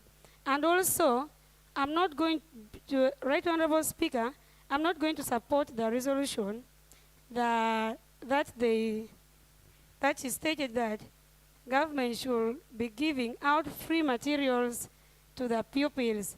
These free things are killing us. The free things are killing us in this way. Parents are not paying fees because that government have given out what free education. They are not doing it.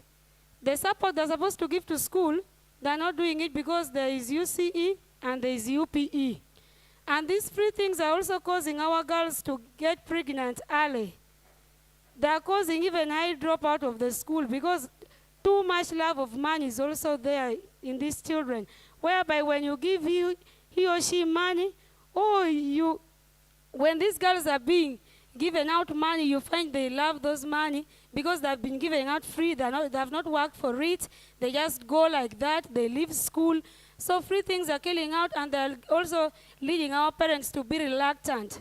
At least we should talk to our parents, advocate engagement are needed. We should have engagement meetings with them and tell them the importance of education such that they can also know and support the education of their children. Thanks, I beg to. Thank you. Thank you so much.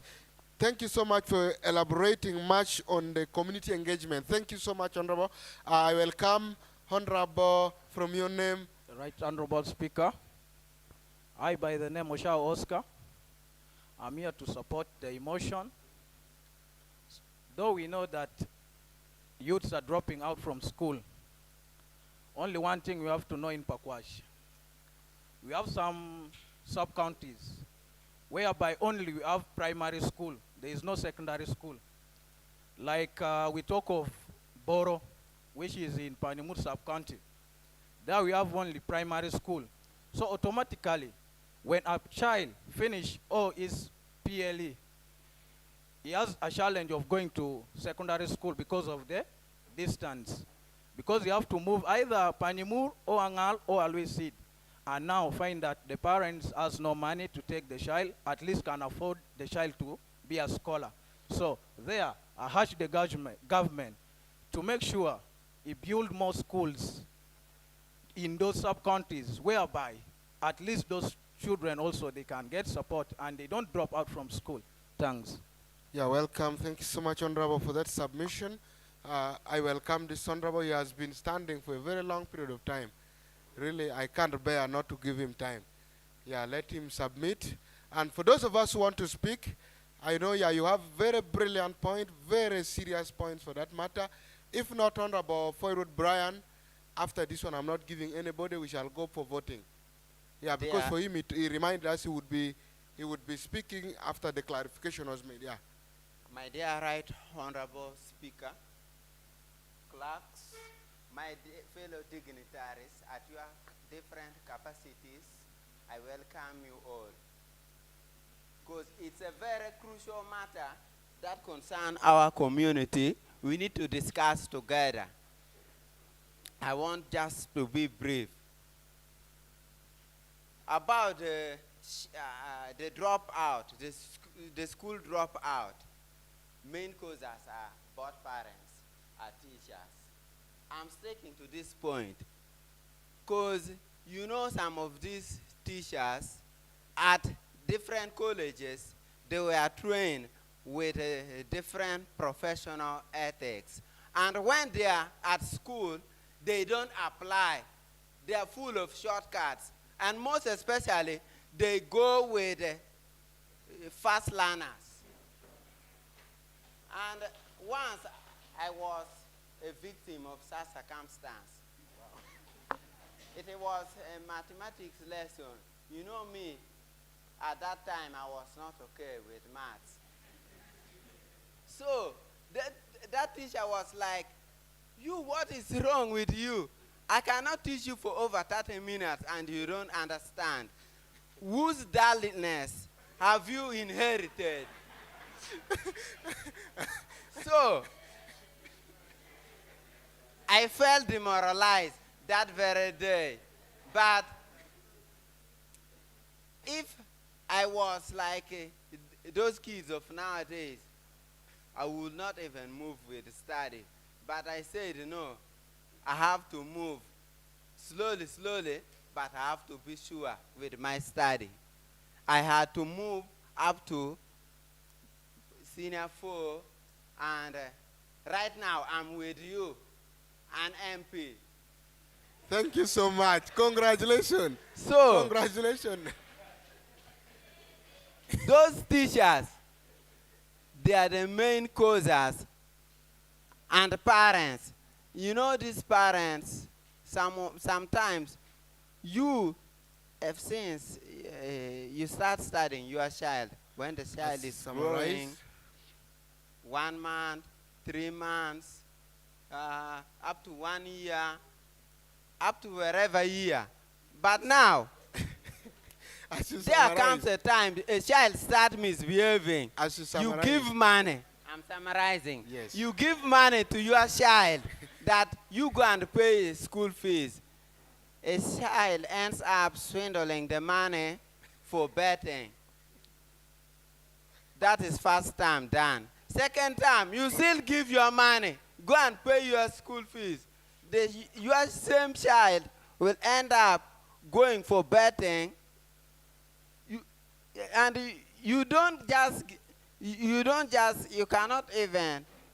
cannot even, such a child, you can give money for 10 years for school fees. It will not make proper users of the money. Just keep on giving those money to those small girls for betting, spending the money at leisure time. But you, as a parent, you cannot even realize.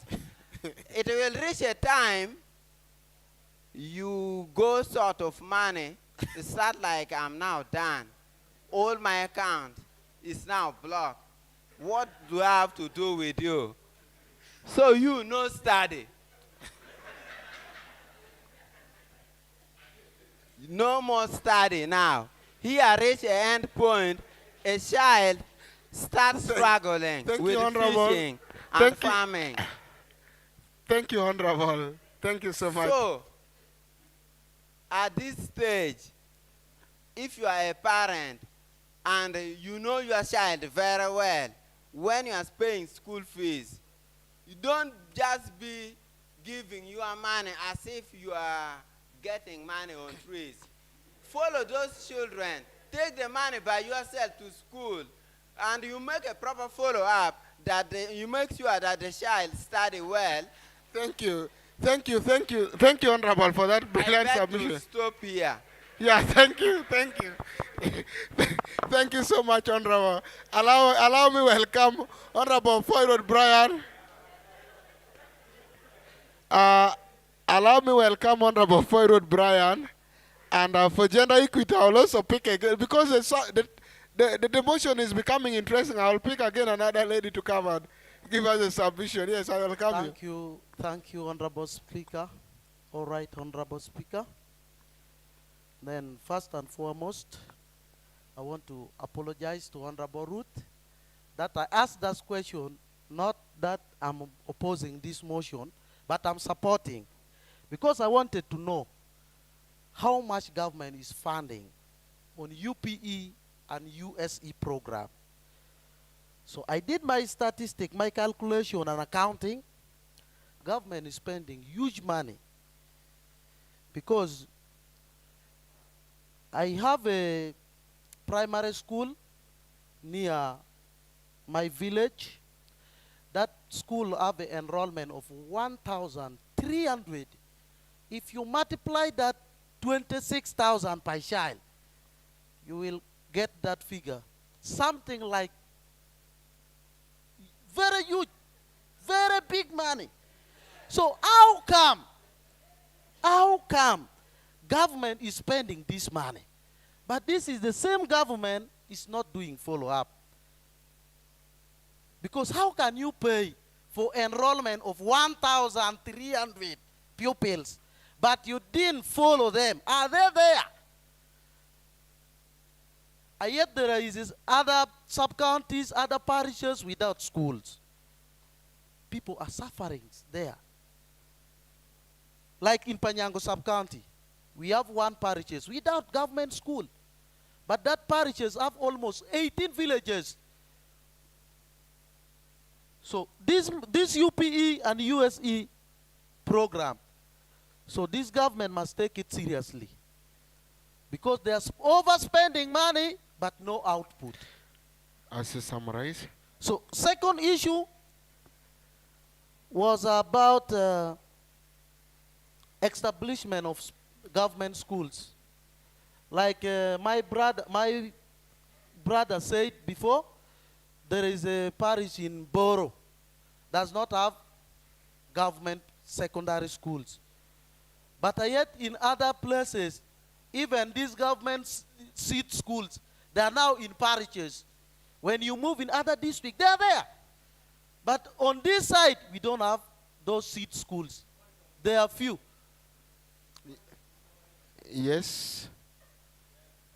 You come in front very fast. Okay. You sit a little as we hear.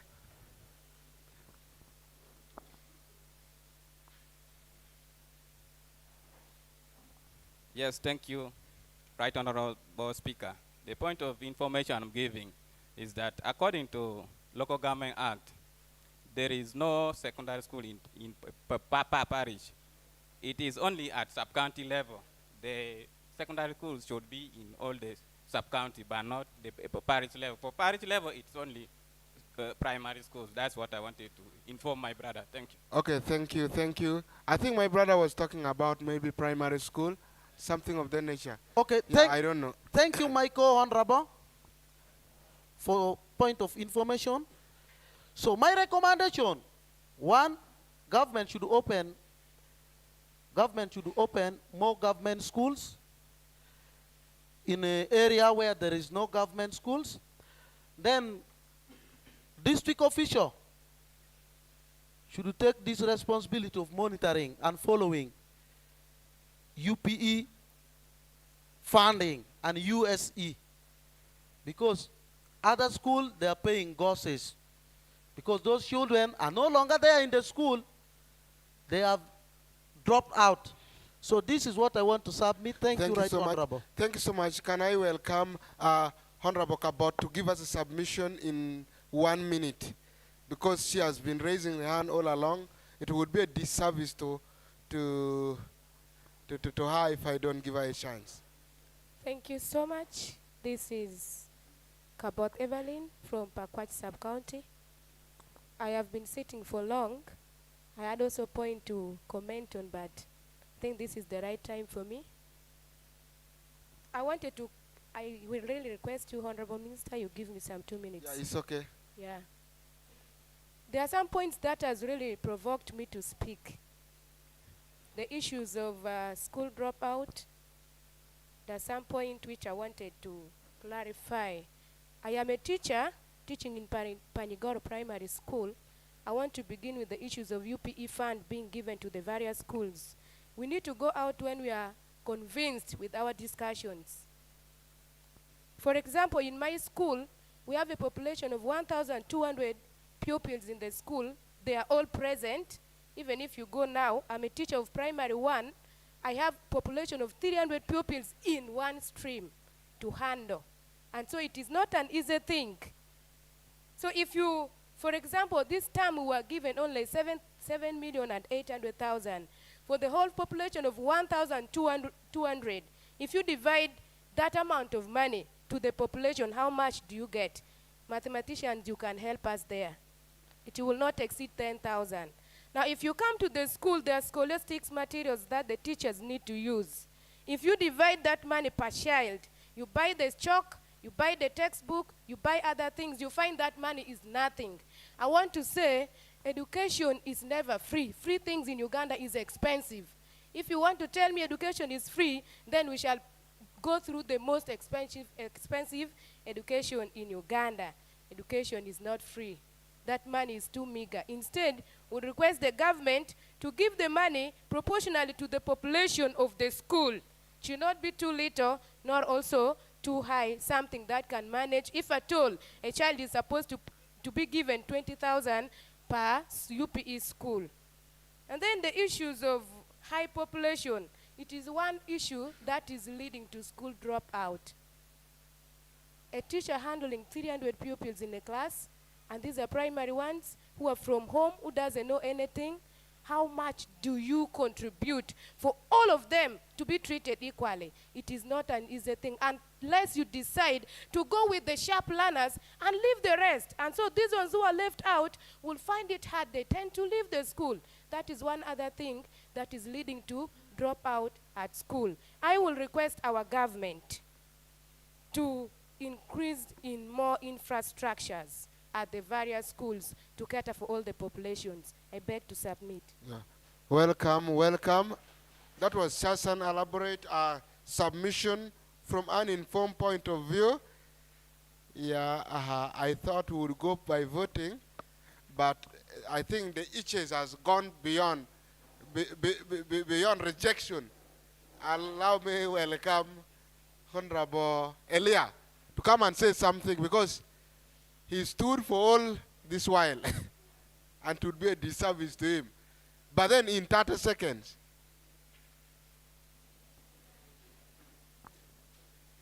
Thank you. I have been eagerly waiting. Just speak. Speak, it is working. For a long time. Thank you, Right Honorable Speaker. I am going to take just 3 minutes.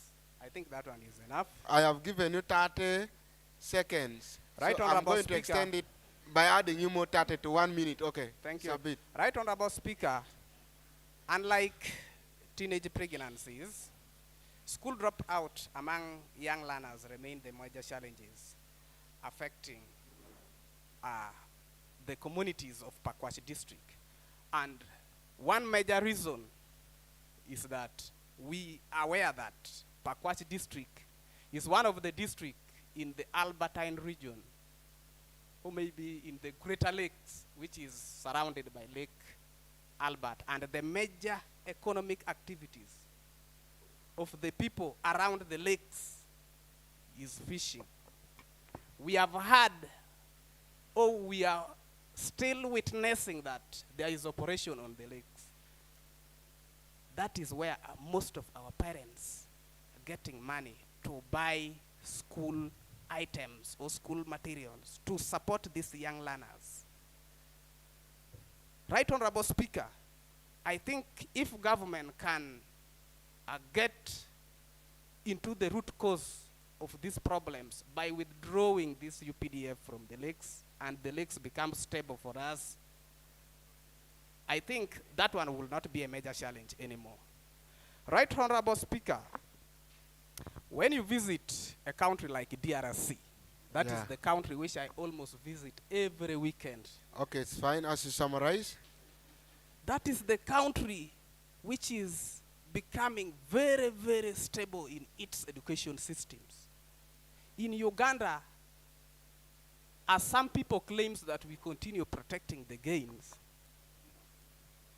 the government of Uganda has failed systematically to standardize the education system. When you look at the public schools in Western Uganda, could not be compared with the public schools which are here in West Nile. Why are people in Barara are not bringing their children to study in Packwach or in Panyumur SS? Could you or we ask ourselves about that? Yes. That means clearly that there are segregations. There are segregations. These are some things which our member of parliament should have to be advocating in parliament. I think if I could become the MP, I was going to make a very good member of parliament. Yeah, thank you, Honorable. Thank you, Honorable. You've exhausted your time. I will be there. Thank you, Right Honorable Speaker. For the interest of time, I beg to move. For now, please, I request the House to go by voting. I gave enough submission on this very topic. Yeah, Honorable, you can take your seat. Thank you, thank you, thank you. Yeah, you can go back and take your seat. I gave the House enough time to discuss this particular motion because I saw the level of how itching it was. Okay? So, allow me at this juncture welcome us into a voting session. Can we all focus here? Because I want us to vote when we are all focused. Allow us welcome honorable members to vote on this motion. of Packwach Youth Parliament, urging government to address high school dropout rates through accessible education, support, retention strategies, and community engagement. For those in support of the motion may say aye, and for those who are to the contrary may say nay. So I welcome your voting. For those in support of the motion 7.3 may say aye. And for those in contrary may say nay. The aye takes it. The aye takes it. And let me, the clerk take us to the next item on the order paper. Thank you very much, Right Honorable Speaker and the honorable colleagues in the August House. The next motion in our order paper, which happens to be the last motion, is 7.4. And the motion reads, Motion of Packwach Youth Parliament urging government to promote youth inclusion in governance and budgeting through participatory platforms, accessible information, and targeted engagement strategies. I repeat, the motion reads, Motion of the Packwach Youth Parliament urging the government to promote youth inclusion in governance and budgeting through participatory platforms, accessible information, and targeted engagement strategies. Right Honorable Speaker, this happens to be the next motion in our order paper. Thank you very much. We can proceed. So I welcome Honorable Agenorot Ivan, who is the mover of this motion, to come and move his motion.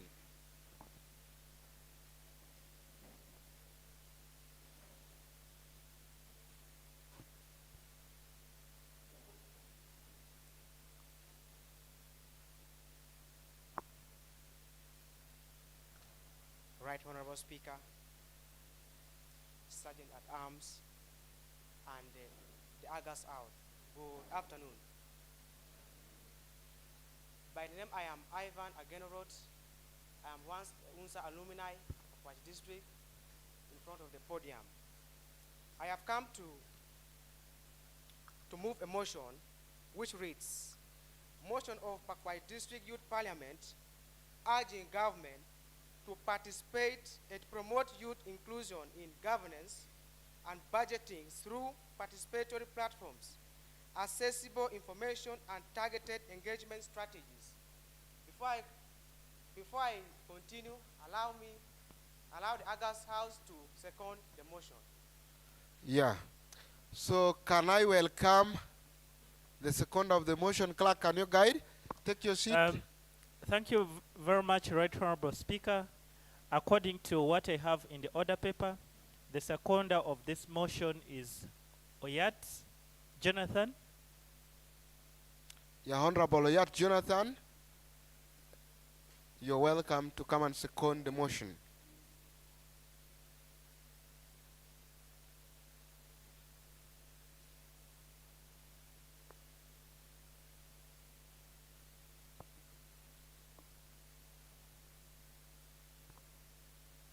Yes, thank you so much for giving me this golden opportunity, Right Honorable Speaker.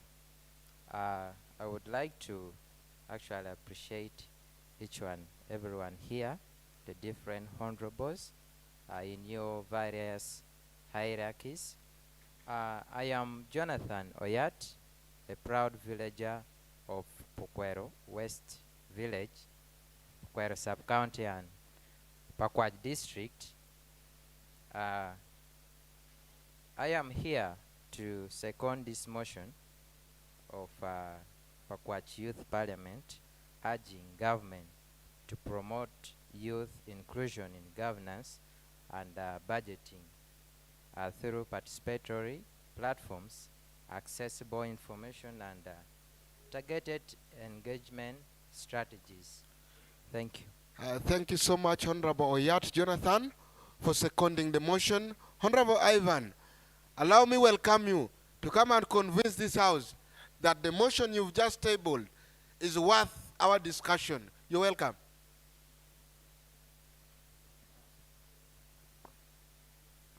Thanks again, Right Honorable Speaker and the August House. Right Honorable Speaker and the August House, as we know, youth participation in the governance, policy, and spaces is very much limited today in Packwach District.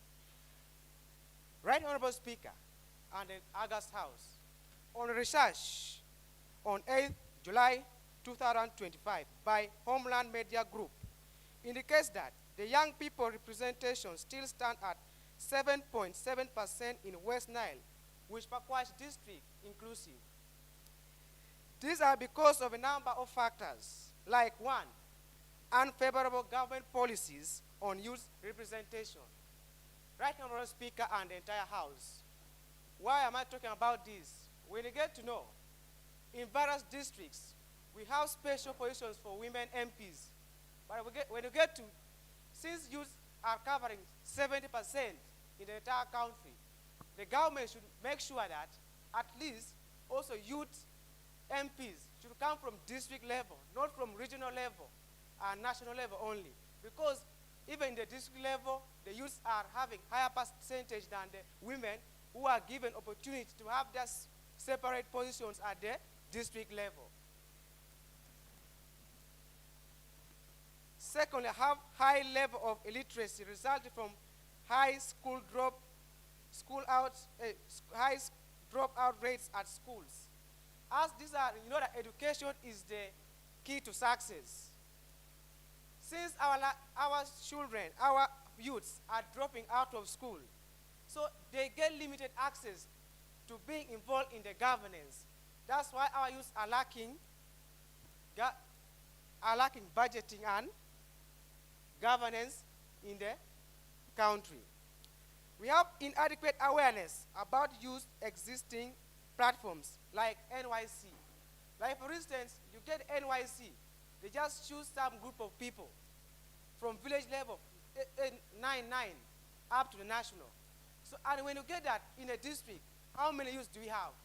So I think they should increase the number of youths participating in those organizations like NYCs in order to make youths to participate in the governance. We have high cost of nomination forms to seek political offices. For example, when one wants to be nominated as an MP, you must first pay 3 million.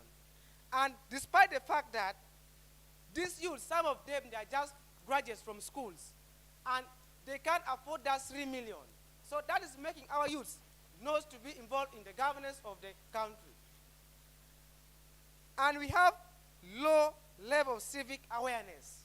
So I would like to, Right Honorable Speaker and the entire August House, the challenges limiting youth participation in governance and budgeting processes are so much that we can not finish them within the shortest time available. But allow me drive into the recommendations. Right Honorable Speaker and August House, I'm strongly convinced that if the following are put in place, positive changes can be released. One, we have increased level of civic awareness through medias like radios, which will help youth in identifying their roles in the budget, in the process. Not only platforms like WhatsApp, Facebook, because some youths can't afford to get smartphone. We have government should regulate electoral commission from hiking abnormal prices for political offices to enhance youth in political positions that foster governance. That's when I talk about the 3 million. It is too much for our youth because we are still graduates and we can't afford 3 million to go and nominate. And now, we have affirmative action should be taken to ensure learners are safeguarded at school to limit school dropouts. What are the affirmative measures? One, government should provide for us things like the training institutions. As some of our youths are dropping out of the school just because of the high school fees rate. So government should provide other tertiary institutions which can be equivalent to, like Pachere Polytechnic. When you go after P7, you go to Pachere Polytechnic, you are equivalent to somebody who has completed senior four. Summarize. And when you go for diploma, it means you are equivalent to somebody who has gone for A level. In order also other use from tertiary institutions to join in the governance of the country. Summarize.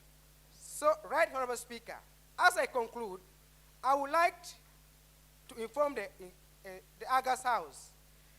Involvement of youths in government and budgeting is such a paramount action if we are to change a motion, given the fact that youth constitute over 70% of our overall population.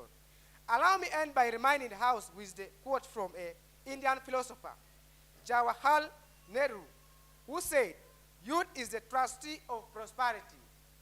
And with this, I would like to submit for God and my country. Thank you so much. Thank you so much, Honorable Ivan. I don't know whether I'm the only one convinced that his motion really deserves to be discussed. I don't know whether he only convinced me alone. Is there anybody else convinced?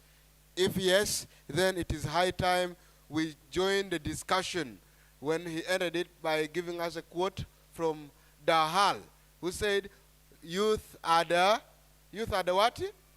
I don't know whether it's, are what? Are the trustee of what?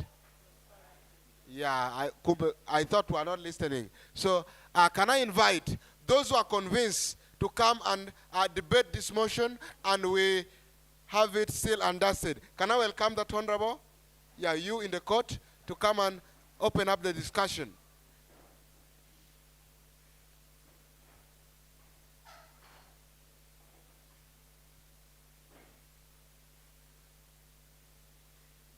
So I think we're on the last motion in our order paper.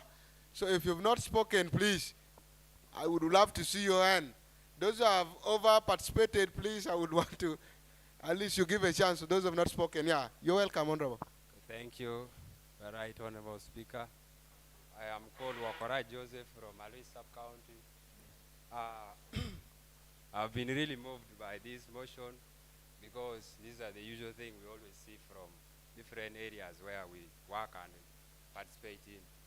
So, to me, I would like to put clarity on the point that since this motion is moving us from our state up to here, I would like to give this clarity that recently when we had a youth celebration, it's working. When we had the youth celebration recently, you may see that it is the name of youth appearing on the paper that they are having celebration.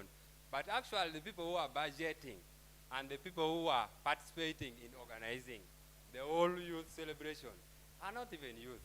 So how does that one feel? It feels as if youth are being used as the name, but in real sense they are not the one who is having the power to be participating in their own affairs. So therefore, I would urge the whole house that let us stand strong and we make sure that we pick what belongs to us. So as the youth, we should not be cheated.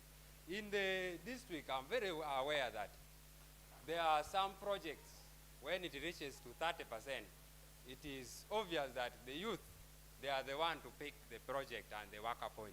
But I don't think that there are some youth among us here who will say that we have ever been participating in some of the projects that the government gives to the youth, that they are the one who are entitled to be participating in those projects. So we really feel cheated. So if this house can pick our voice and it really happens that we participate in our own affairs, it will be okay. Because I'm also now having hunger in me also, I will not speak so much, but I would like to give this resolution that in the service commission of the district, I would like that at least there be a youth, that they will be there as the people who are going to award the contracts or the jobs. The youth should be there so that, because when I know that you are my fellow youth, I cannot say we compete with those elders that they have already served their life. So there should be that percent that as of 100, at least 40 or 50, there should be that work kept for the youth. Thank you so much, Honorable. So on the second point of resolution, I would like to say that in case of the budget which is meant for the youth, there should be the youth leader who are working upon them so that we be equal among God and even the people around us. I thank you so much. Thank you so much, Honorable, for that, for those serious resolutions made. Members, I'm allowing Honorable Marlon for the purpose of gender balance. Yeah? Marlon, I saw you raising your hand. Then thereafter, I'll come back to a male. That's none other than the other one, next to Marlon, because he has not spoken. Colleagues, if you have spoken, give chance to those who have not participated. Okay? Yeah, I'll also give you all fair say. Honorable Marlon, are you ready? Yeah, you've been raising your hand. Come and take charge.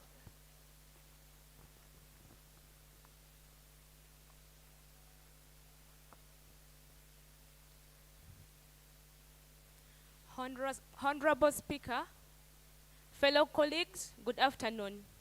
Good afternoon to you. I'm Mayur Ruth Malon, a community-based worker in Packwach district. I'm here to move this motion.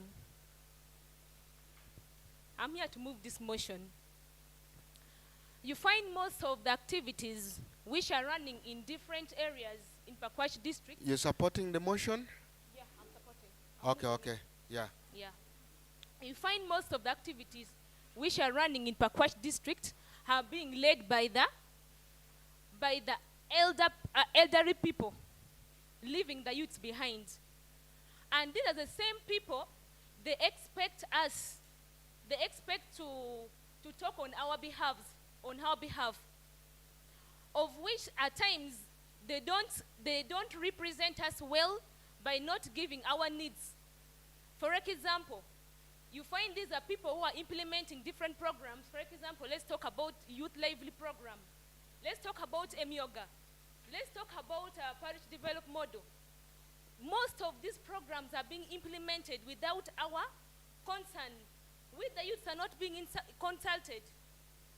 You just find yourself, next month or this month, the government is bringing for you this program, and us, the youths, are not being trained on such programs. In that you find when the money comes, we don't know how to use the money properly. We are not being trained. You find when the money comes, the money is not being used properly. You find most of the youths are using the money for other things. For example, start using the money for alcohol, buying clothes, buying different things, and building their own things instead of investing such money. This is happening because the government is not taking its... You wait after she finishes her submission. You're safe, Honorable. You continue. Thank you, Honorable. Yeah. This is because the government is not training us on how to use such resources before giving them to us. I beg to submit. Thank you. Thank you, Honorable. Yeah, you wanted to make clarification. Can I get that clarification very fast before I welcome you on podium? As brief. I don't know. Should I say as briefcase? Yeah, try to be very brief and to the point so that we understand the clarification we want to make. Thank you, Right Honorable Speaker. The point of clarifications is accompanied by some small point of submission, Right Honorable Speaker.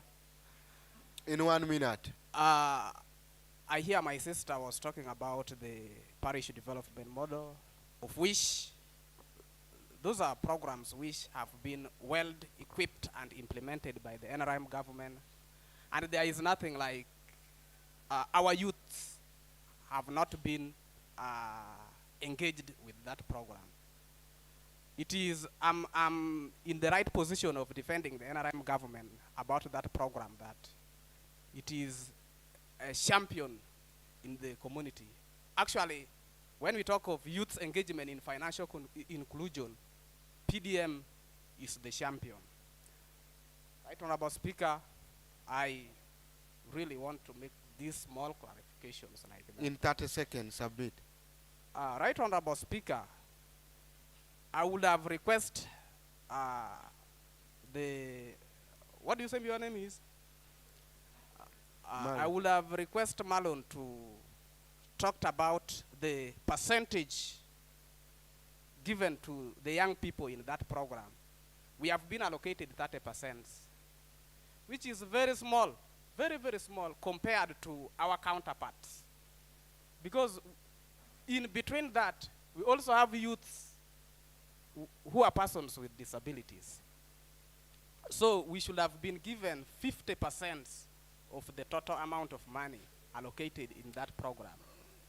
Okay. I think that one would have bridged the gap. Thank you, Honorable. Thank you, Honorable. Thank you, Honorable Elia. Yeah, thank you for the submission. Thank you, thank you. Yeah, thank you. Allow me also say this before I welcome him to take over the podium. As you come, Honorable Malone is right to talk about the level of engagement in regards to financial allocations to the young people. She's very right, and just of recent, I'm not a debater, but I'm trying to give a clarification. I'm not allowed to debate, but I'm allowed to guide the House if anything is going contrary. Yeah, she's right to complain. You have ever seen a scenario where just of recent, even the newspaper has it, where the youths are complaining about the level of engagement. You find that the PDM, how many of you have benefited from the PDM from here? You'll find that almost nobody. So like 2 only out of the entire House. So she's right to submit that the level of engagement is yet lacking. So Honorable, your submission is protected. Yeah. And I have also seen government, I'm also guiding the House that the government has increased allocation of the fund to the youth.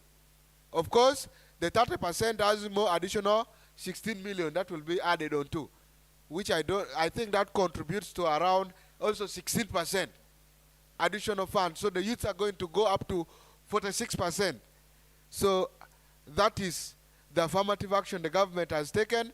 So that's why I wanted to guide the House on. Honorable, you're welcome.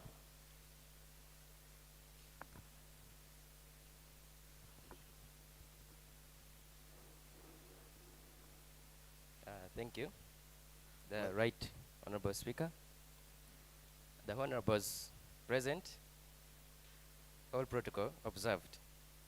My name is Owin Emmanuel.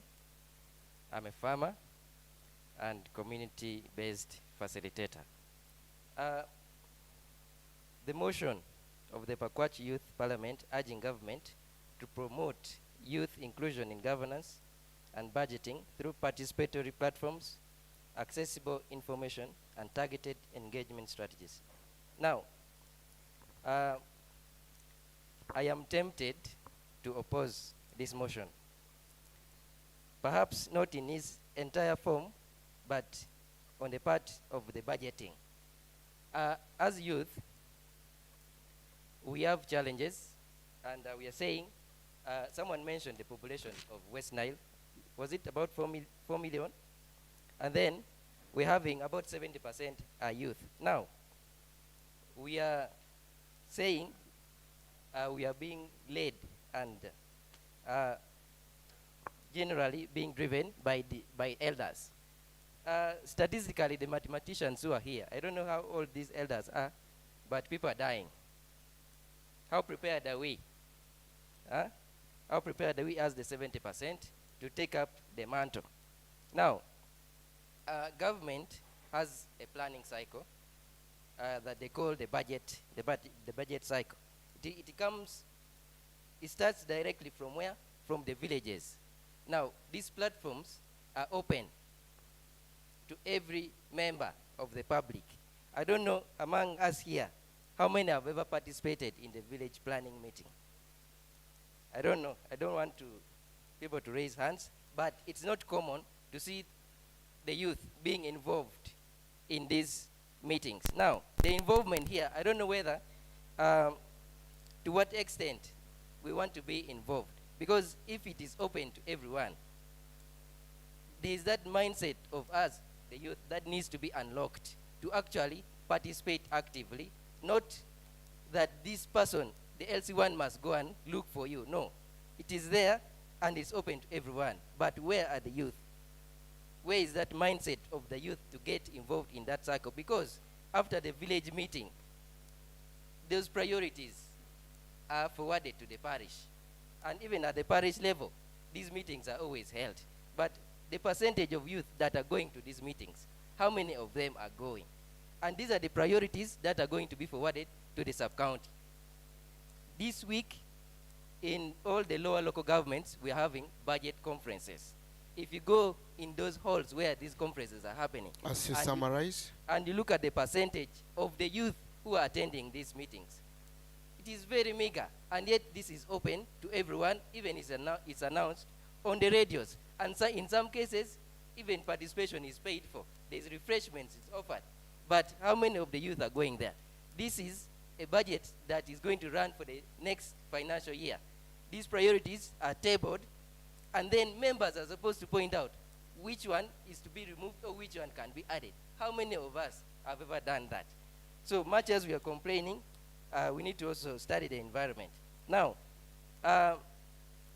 the chief guest earlier on said something about fear. I think the biggest issue we are having in participation and involvement of us youth in the governance and budgeting of this country is fear. Fear of involvement. Yeah?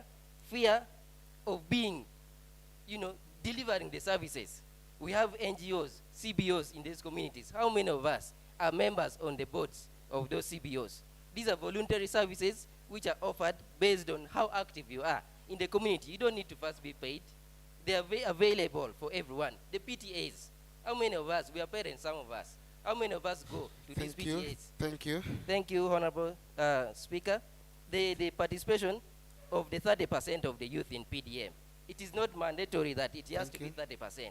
It can be more, but there's a reservation of what? 30%. Yeah, Most of the NGOs now, one second, thank you, Speaker. Most of the yeah. NGOs now, they are promoting women and youth, and it is mandatory that 60% has to be women. How many of us are being involved? There is a project of a FAD here that is promoting 100% female inclusion. How many of us are aware? Thank you so much. Okay, welcome, Honorable. So try to be summarized and always straight to the point. I'm going to give priority to those who have contributed like not much, because the hands I'm seeing are all those who have contributed. Allow me welcome him, then I will welcome Honorable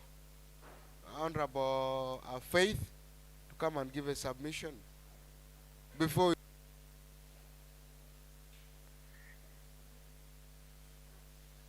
yes, you try to be direct and to the point.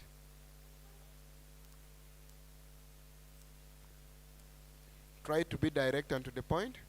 Yeah, thank you so much for giving me this second chance to stand in front of the August House.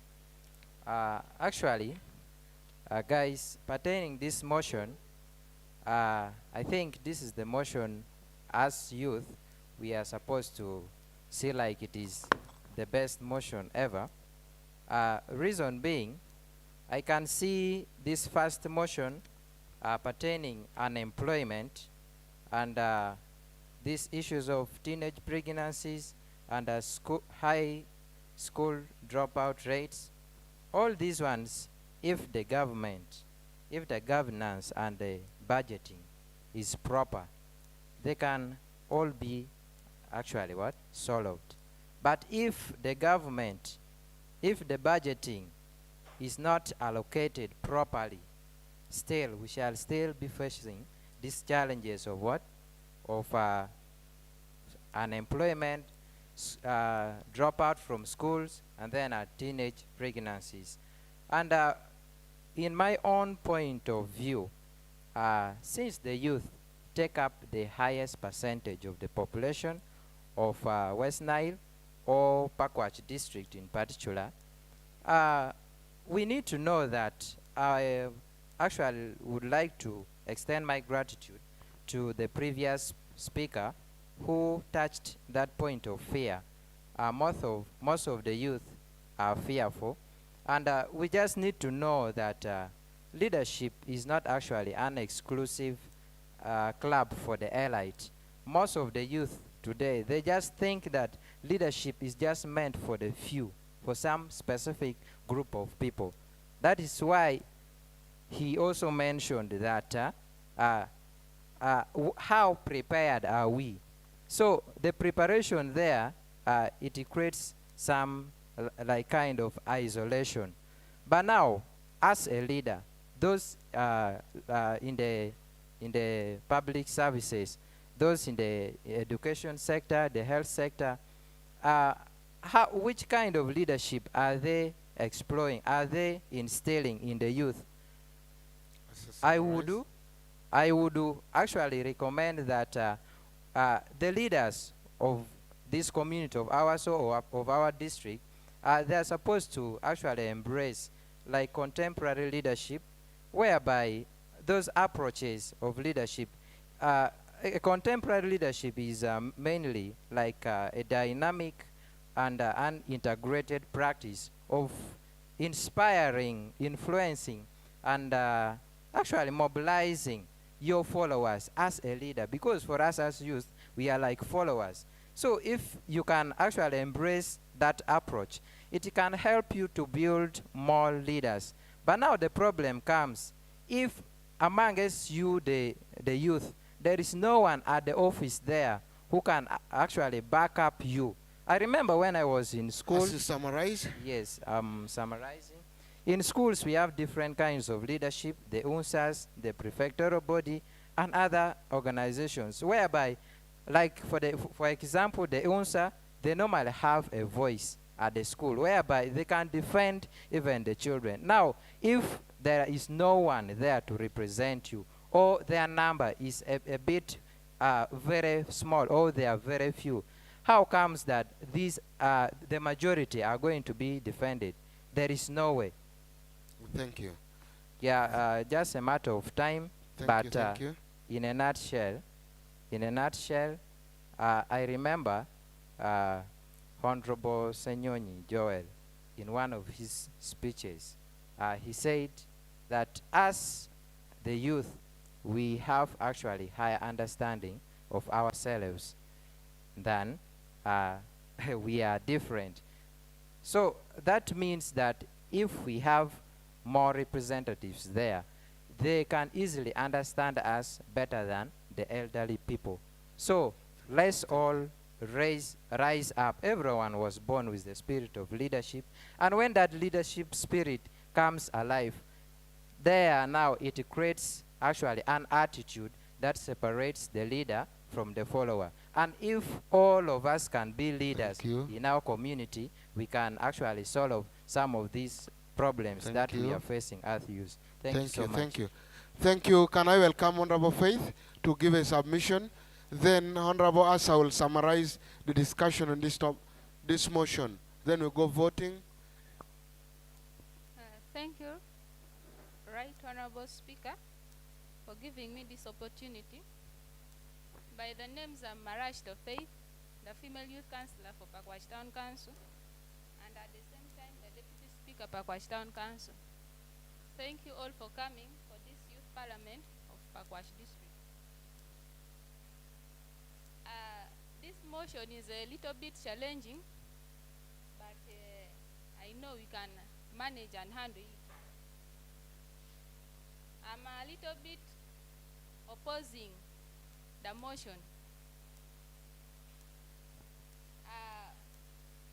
First and foremost, I would like to talk about the mindsets of youths.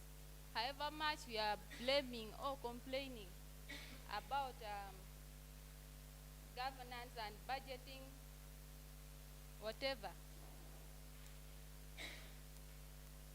How are our mindsets working towards government policies or government programs which come around? Then secondly, as the right speaker said that we should go straight to the point, I may not explain much. The next thing is lack of awareness and sensitization.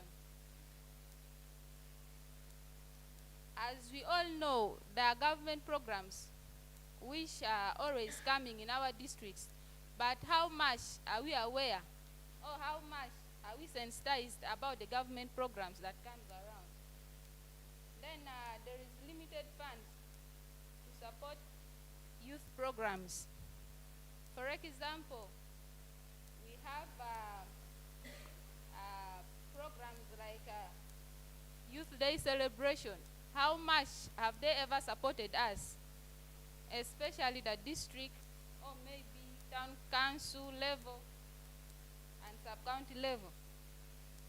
Yet we have funds which are meant for the youths or for youth programs in various sub-counties and maybe at district level. But how much have they ever supported us when it comes to youth programs? Then we have political, family or background, and religious discrimination. In most offices today, we have leaders who are so segregative and discriminative.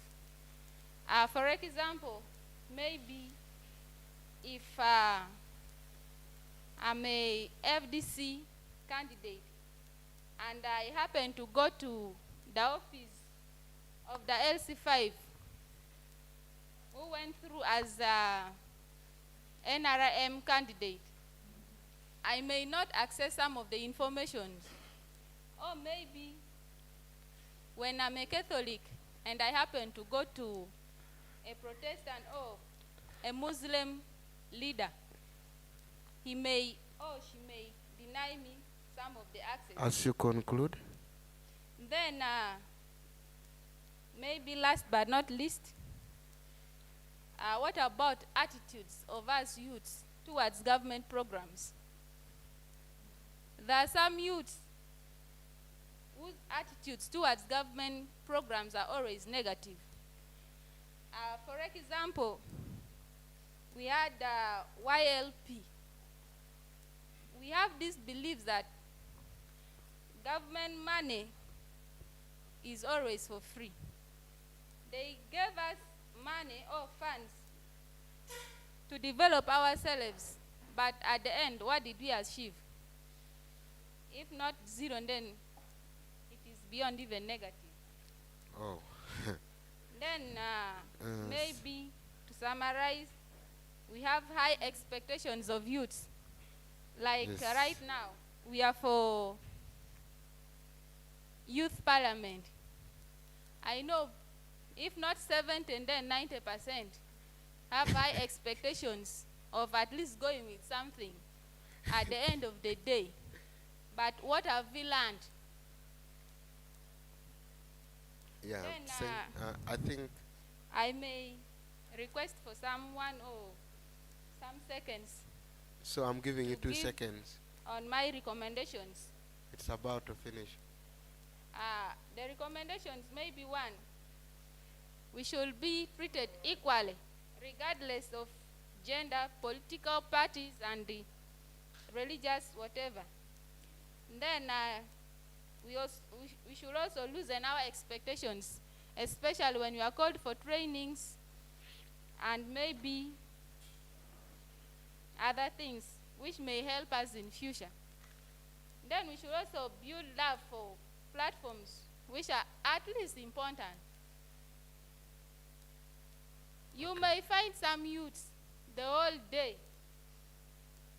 on WhatsApp and TikTok, but if you ask them at the end of the day what have they achieved on TikTok, and maybe you will even find nothing.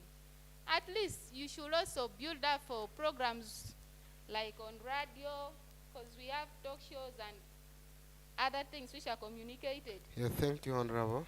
Then we should also change our mindset. I think I've given you enough time. Thank you. With this few, I beg to move. Thanks. Yeah, thank you so much. You've really given us insightful discussion. Honorable Sir, as you summarize today's discussion, so I would want to invite you and give your last submission, which will be the last submission of this first sitting of Packwach Youth Parliament, and we focus on the next business in the other paper. You're welcome. Yes, thank you, Right Honorable Speaker, sir, once again. I am going to support the motion. Without wasting much time, I will dwell to the point direct. Much as we are talking about the youth inclusions, the most key things which we need to do at the district level, the youth should be included among the public service committee. We are talking about the unemployment, but when you go to the district, you will not find any youth in that committee.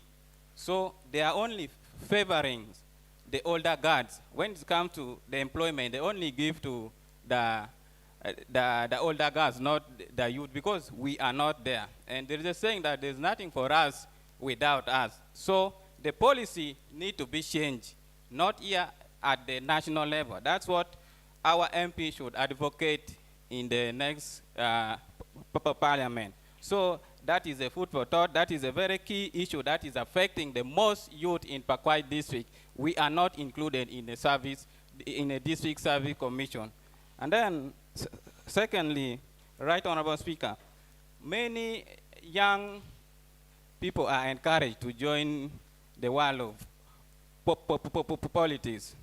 And this, we must understand that the Uganda's population are dominant by the young people. It's about 78% of the population. That then speak volume about the dominant population.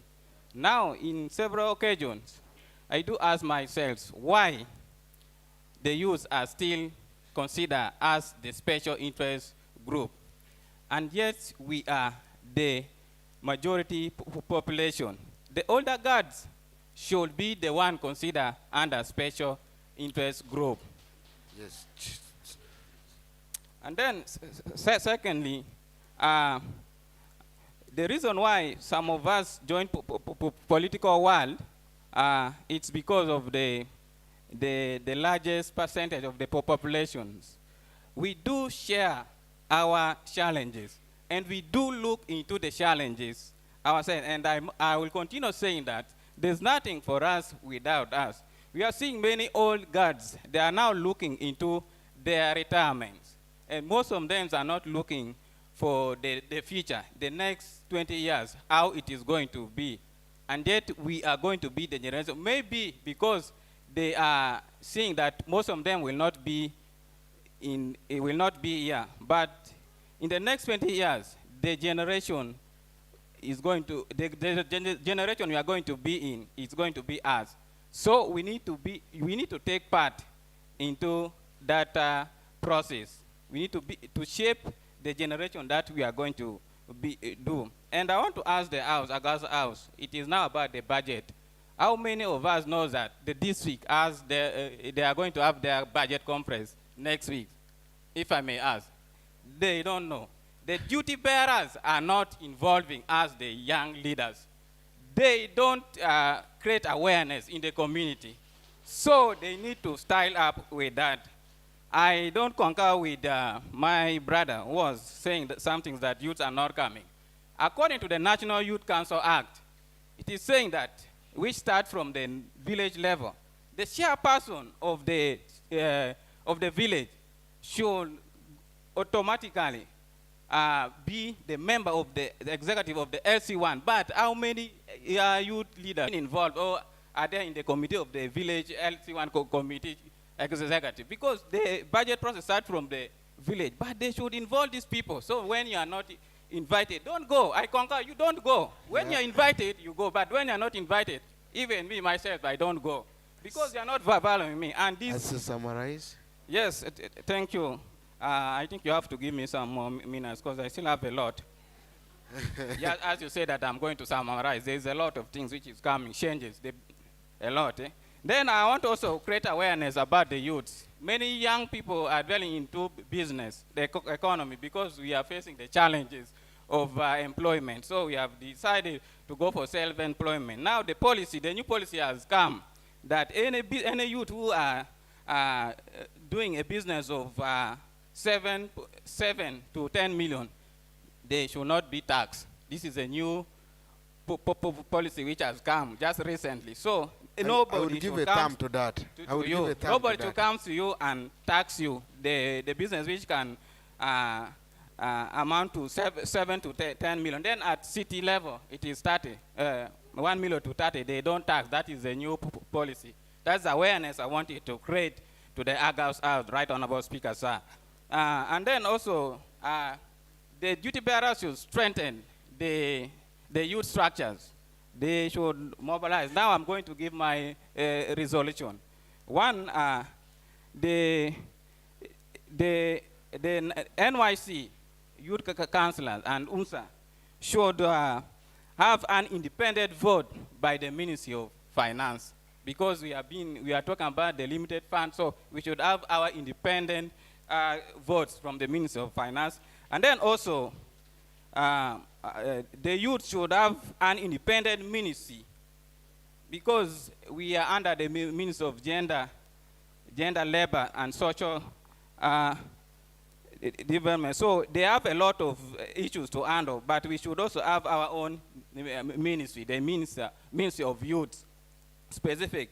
Then also at the district level, the youth council, the district youth council should have functional district secretariat and permanent staffs, because it is amended according to the National Youth Council Act of 2023, put in place the secretariat, but up to date, they have not implemented. It is, I beg to submit. Yeah, thank you. Thank you, Honorable Asa, for giving just an insightful discussion. Nothing for us without us. That's the takeaway I've learned from Honorable Asa. So, colleagues, it has been just a wonderful debate on the motion 7.4, which reads motion of the Packwach Youth Parliament, urging government to promote youth inclusion in governance and budgeting through participatory platforms, accessing information and targeted engagement strategies. Allow me at this juncture invite your votes to this motion. When I'm inviting vote, I expect everybody to look up and get very much attentive, because your decision matters. Yeah, somebody just said here, nothing is for us without us. Okay? So, at this point, allow me welcome members to vote motion of the Packwach Youth Parliament, urging government to promote youth inclusion in governance and budgeting through participatory platforms, accessing information and targeted engagement strategy. Those in support may say aye. And those to the contrary may say nay. Yeah, the aye takes it. Of course, honorable members, thank you for all the discussion. Before I allow the clerk to take us to the items, to the next item on the order paper, allow me, give a brief remark. As I welcome them, I know they are summarizing within a 2 minute their things, and they will be taking us through to give us this speech. Very short closing remarks from me.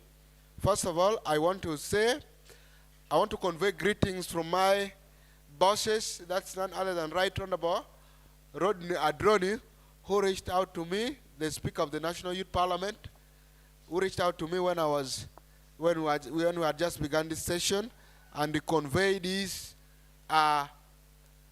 message of thanks.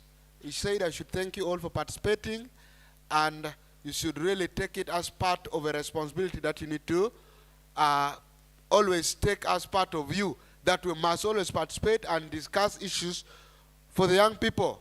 Also, allow me convey a word of thanks from Right Honorable Ambassador Joas Irahoza, the Right Honorable Speaker for the East African Youth Parliament. In a message, he wrote a message which was shared on your platform. He said, message to the members of the West Nile Youth Parliament from Uganda. Warm greetings to all the distinguished members of the West Nile Youth Parliament. As the Speaker of the East Africa Youth Parliament, I, Right Honorable Joas Irahoza, extend my sincere appreciation and encouragement to each of you for your commitment to youth empowerment, leadership, and regional development. Your dedication to representing the aspiration of the young people of West Nile stands as a testament to the strength, vision, and the resilience of Uganda's youth. I urge you to continue leading with integrity, unity, and innovation, qualities that will not only uplift your communities, but also strengthen the entire East African region. Together as young leaders, let us continue to build bridges of collaboration and shape a prosperous, inclusive, and peaceful East Africa. With utmost respect and encouragement, Right Honorable Joas Irahoza, Speaker for the East African Youth Parliament. That is his message to you all, and it wouldn't be a good thing if I really failed to deliver his message to this august house. Me to you all, thank you all for representing the matters of the youth passionately, with all the sincerity and the integrity it deserves. Let's continue the spirit rolling as we continuously engage. Clerk, push us to the item on the next agenda. Thank you very much, Right Honorable Speaker. The next item on the order paper is review of the resolutions from the parliamentary session. So I welcome the clerk to take us to the review of our resolutions that we've made. Of course, I know not all are captured. All are captured, but not all will be said right now for the purpose of time. Yes, my first clerk to the West Nile Sub-Regional Youth Parliament, I welcome you. Actually, he happens to be the first clerk. We were blessed to have sworn him in Ukoboko, that is 2 days ago. So as the first clerk to the West Nile Sub-Regional Youth Parliament. So with all the powers I have, I welcome you to speak and begin by introducing yourself so that they may know you more elaborately. Yeah, thank you. Thank you very much, Right Honorable Speaker. You almost did read my mind. I almost requested for permission to introduce myself before I could read some of the resolutions that arose from the deliberations from the honorable members of this august house. Honorable members, by name I'm called Rashul Adid. By the grace of God, I was elected in as the first clerk to Parliament for the Regional Youth Parliament. And for those who also picked keen attention to follow the political space of this particular nation, I also contested as a regional youth MP for Northern Uganda. Unfortunately, unforeseen forces couldn't permit me to proceed, but that couldn't limit me from bringing on board my ideas and working with the young people. Thank you very much. Distinguished honorable members of this august house, we had 4 resolutions that we legislated on, and out of these 4 motions that we legislated on, 1 was rejected, and therefore it means that we didn't pass it. Allow me to go through the resolutions. I'll just pray through. For the sake of building confidence, we recorded each and every resolution. But for the sake of time, I'm not going to read each and every resolution. I'll pick the key ones. Let me start with the resolutions which were passed by the honorable members in the last motion that we have just concluded. The first resolution was, or is, members believed that there should be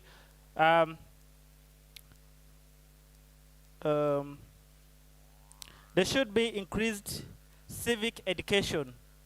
2, there should also be regulation on electoral commission in charging candidates or aspirants who would wish to come into elective positions.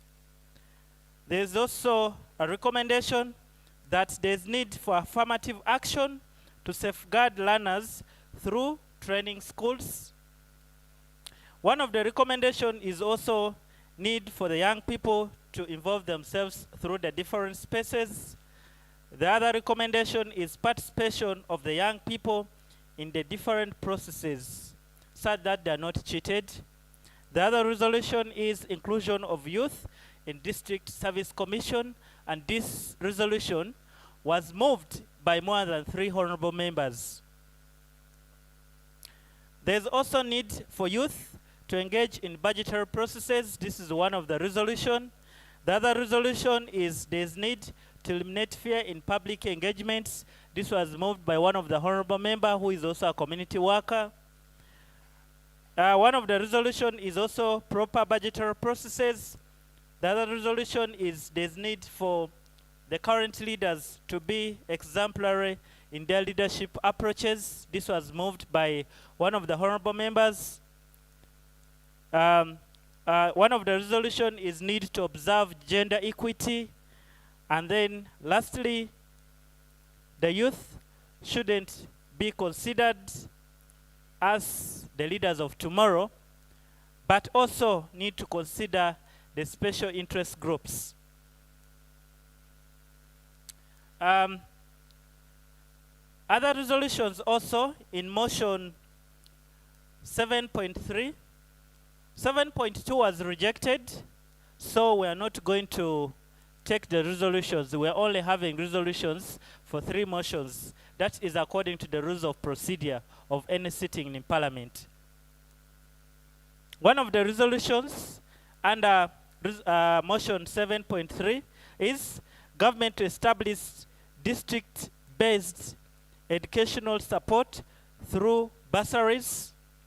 2, there's need by government to provide stationary support to the needy children. There's also need to improve school infrastructure. That's one of the recommendations. There's need to strengthen counseling and guidance for children, mobilization of community to engage in the different activities. Another honorable recommended that there should be a single job for an individual, other than an individual occupying more than 5 offices. This can create more opportunity to the young people. Another honorable also recommended that government should improve on the road accessibility to address the issues of school dropouts in Packwach district, which is our current parameter for this particular debate.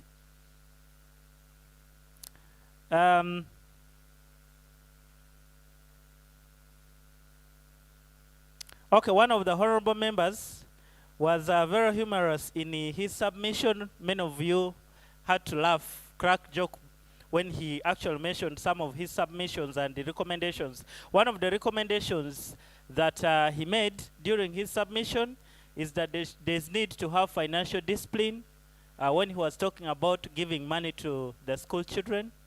And then also need to establish government scholarships across the district.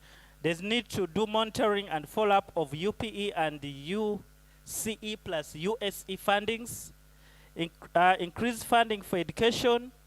The high population is not proportional to the infrastructure, so therefore there's need by government to increase more classrooms and some of the infrastructures like toilets.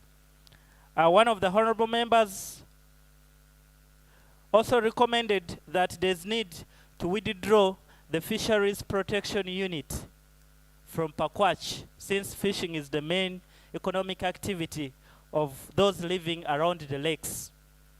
One of the recommendations is also there's need to standardize education system in this country and the Packwach per se.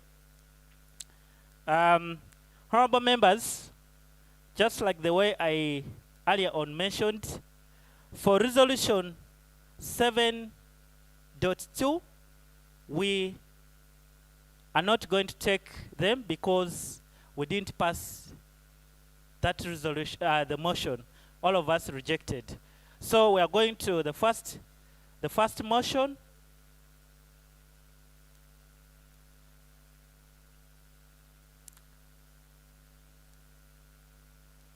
Okay, the first motion, one of the resolutions is encourage promotion of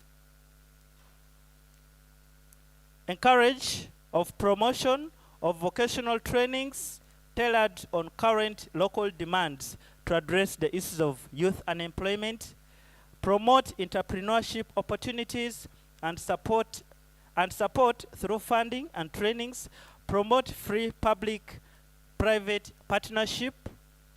There's also skills development to address some of the challenges, create more vocational skills institutes,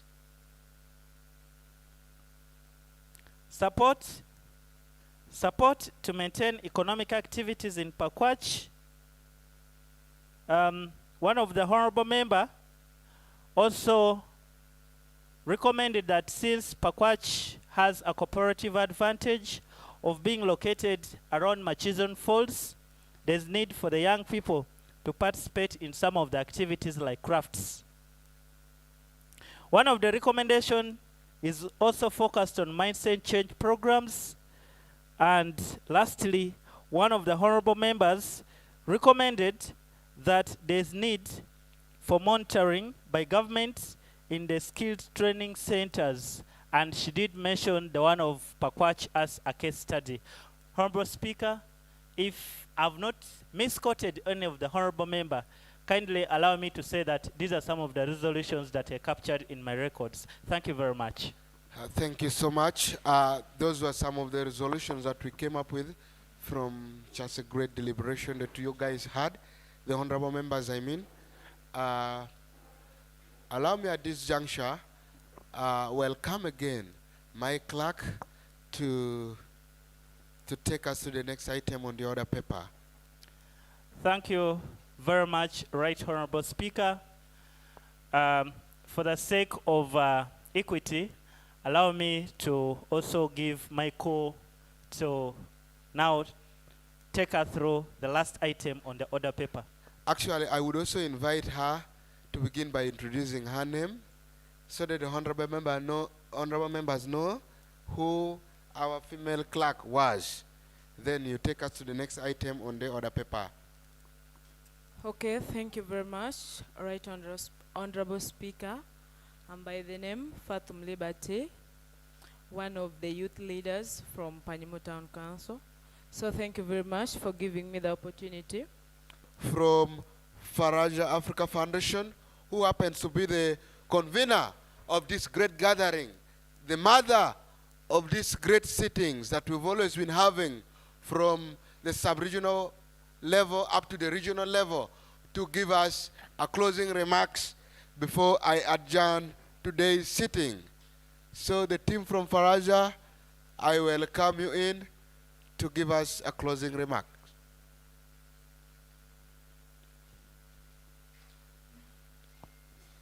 Thank you, Right Honorable Speaker. Good afternoon, the August House. Good afternoon. I am here to give a few closing remarks. My name is Phoebe Natkunda, and I work with Faraja Africa Foundation. I want to thank each one of you for taking your time to be part of this parliament in Packwach. It is an honor that you have taken off your time to come and deliberate on the issues that we've discussed today, and I'm here to reaffirm that it's not just ending here. We are going to take it on. The petitions will be taken in on to the National Youth Parliament, and this hasn't been in vain. Thank you so much. On a lighter note, Right Honorable Speaker, I would like to ask each and every one of us, we have lists at the back. We have two of them, the attendance lists and the transport refund lists. Please make sure you register your name. Do not leave before registering your name. Make sure that your numbers are clearly stated, mobile money numbers are clearly stated to avoid any conflict after this. Is that okay? Is that okay? Please do not leave before registering. Our lunch is ready. After this, we'll move outside and have our lunch. Thank you so much and have a good evening. Thank you so much for giving us that great speech. I saw everyone is like I think everybody is smiling about the last speech because something to do with right numbers, eh? So, me to you, all the best. Have the best of your time. The item 10 will be done when we are already gone here. With all the powers vested upon me, I adjourn this sitting until the next session is summoned.